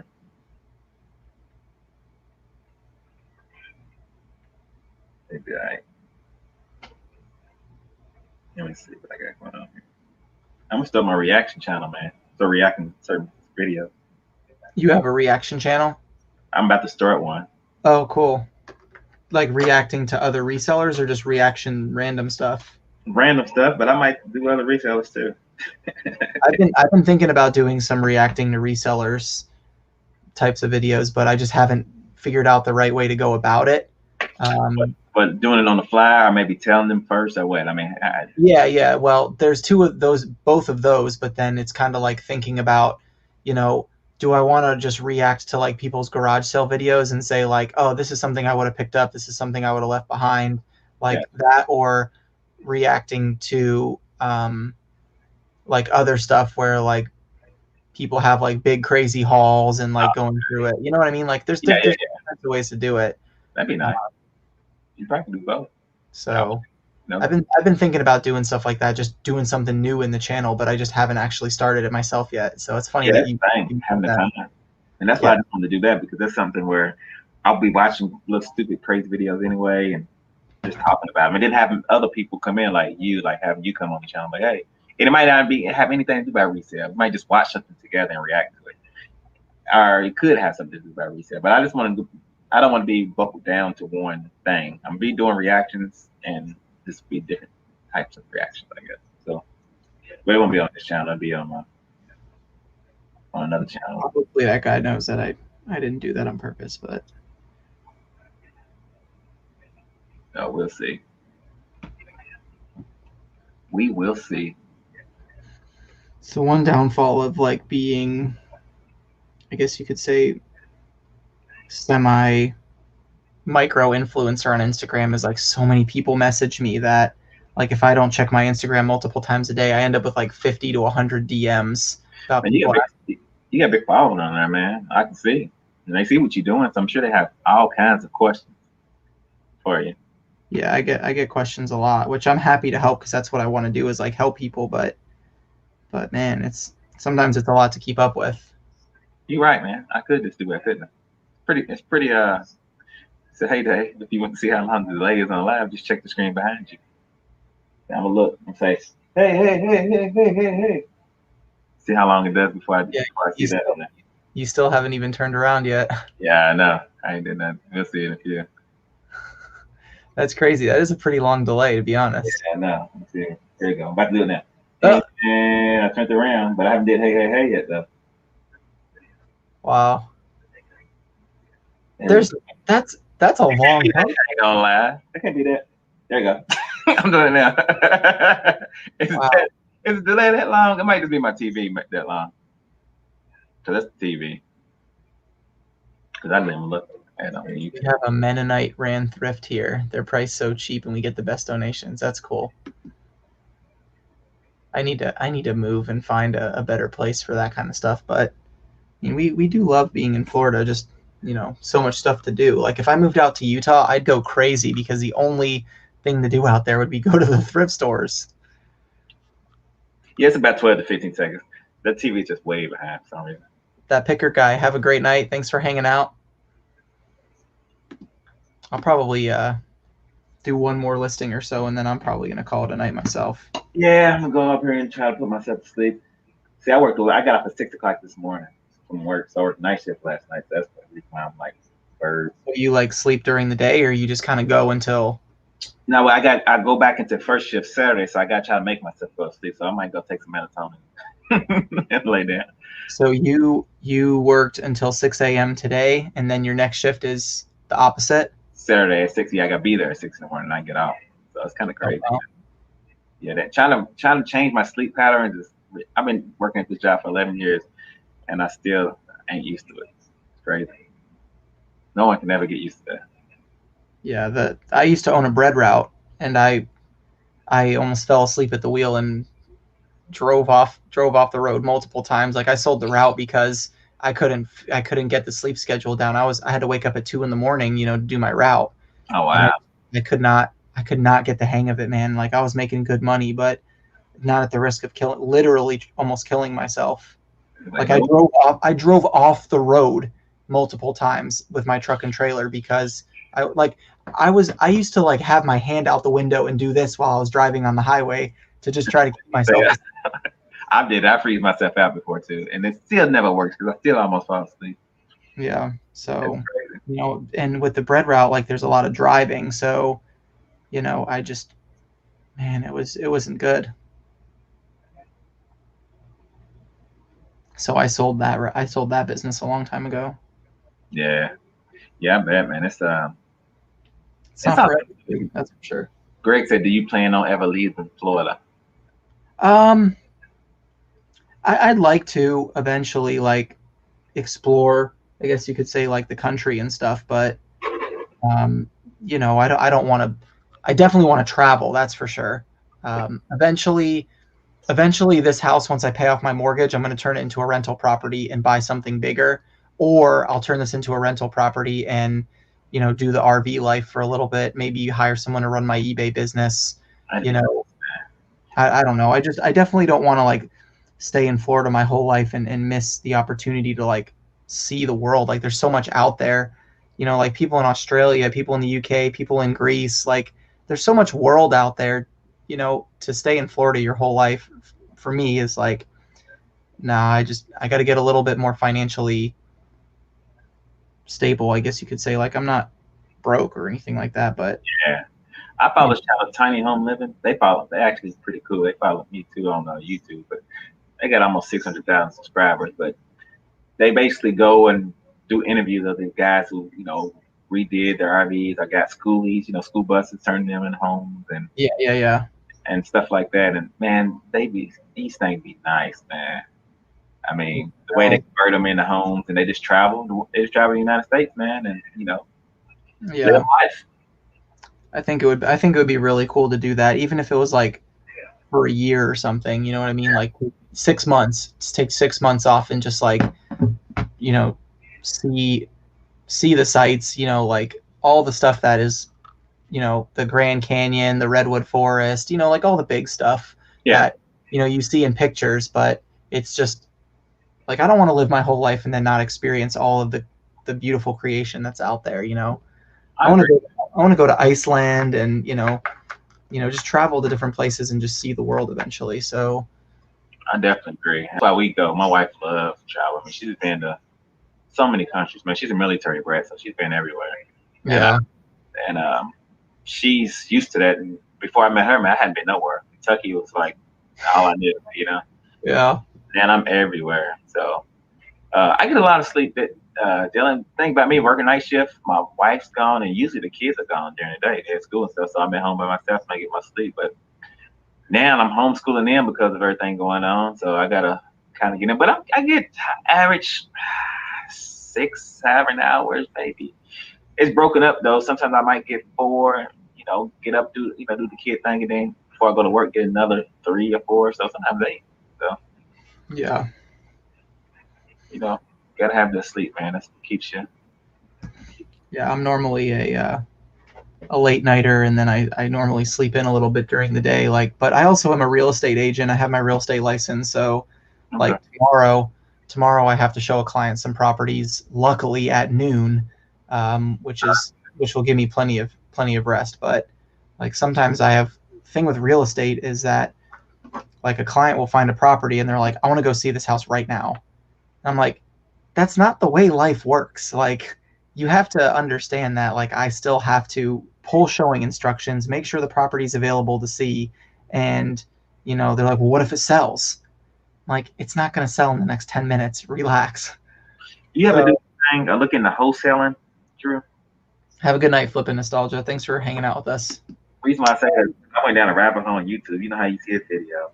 Yeah, no, I haven't really gotten into wholesaling or, flipping houses because one, I never really had the capital for it.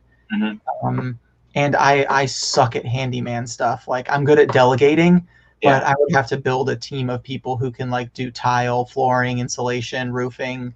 And I'm just not in a position where I want to delegate all those jobs. And then if something goes wrong, I have to go be there to fix it, and it's a lot of risk. So financial risk. You could buy a flip house for $50K and then try to flip it for 120, but something could go wrong and then you end up like breaking even on a project you just spent 3 months, flipping. So I don't I don't know enough about that, but I'll definitely represent the guys that want to buy those properties. Right. But this guy, it's basically you just the middleman. You trying to get people to sell their house, and you just taking a little bit. You know, if they want to sell their house for 100, and they say, okay, then they'll sell it for 115 and get 15,000. You know, stuff like that. It's kind of crazy. Oh, you're talking about like those option contract kind of guys and stuff like that. Basically, yeah. You don't even have to have a real estate license. You just Yeah. I've never really found much luck with that. Like I know how to do it, It's a lot of but it's a lot of cold calls and a lot of it's a lot of luck. Like you either have to be a really good convincing salesman, or you have to just get really lucky where you call 30 people, a day, and once a week you get someone that's like, actually, I've been thinking about selling my house, and then it's like, well, don't sell, I'll buy it from you, and then they do the option contract, and they're like, I'll give you 100K cash right now, and then they take it to a broker and sell it to the broker for 120 and cash out 20K. Yeah, it seems like a lot of work. But if I started watching videos on it, because I've heard it's like, oh man, you gotta. I mean, it's a lot. You know, you hanging signs and you just hoping somebody. Cause my father gets calls all the time. You know, I get we have the same name. Like, hey, do you want to sell your house? And now I know why I'm getting all these dang on calls, because somebody's just trying to. Yeah, I get. It's funny because I'm an agent and I get calls all the time on my house because I live in an area that's like no HOAs. It's not a neighborhood. It's like off a side street and stuff. Yeah.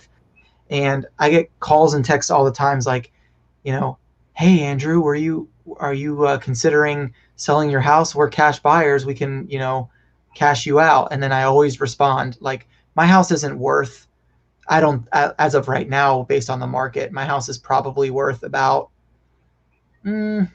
somewhere around like 190 to 200K, like max dollar. So I always respond and I say like 210K cash closing 30 days, no questions asked. And then there's either two responses. Ashley, have a good night. Thanks for hanging out. Really appreciate it. The two responses are, well, let me run the numbers with my team, or those aren't numbers that we're going to be able to work with, unfortunately. And it's like, yeah, because you guys think you're just going to come into my house, make me up and move my family, our entire living, for your profit? No. Exactly. Yeah. So, that's what my father says. Tell him, you'll take 500,000, even though it's only worth 150. That's the only reason why I'm moving. The only way I'm moving. Yeah. I mean, like I said at the beginning of the stream, I mean, everything's for sale. I'll sell my $200,000 house for 220 grand if someone's, going to pay for it, but they're going to pay for it. Tell me about it. So. Well, Drew, I'm gonna go ahead and let you go, man.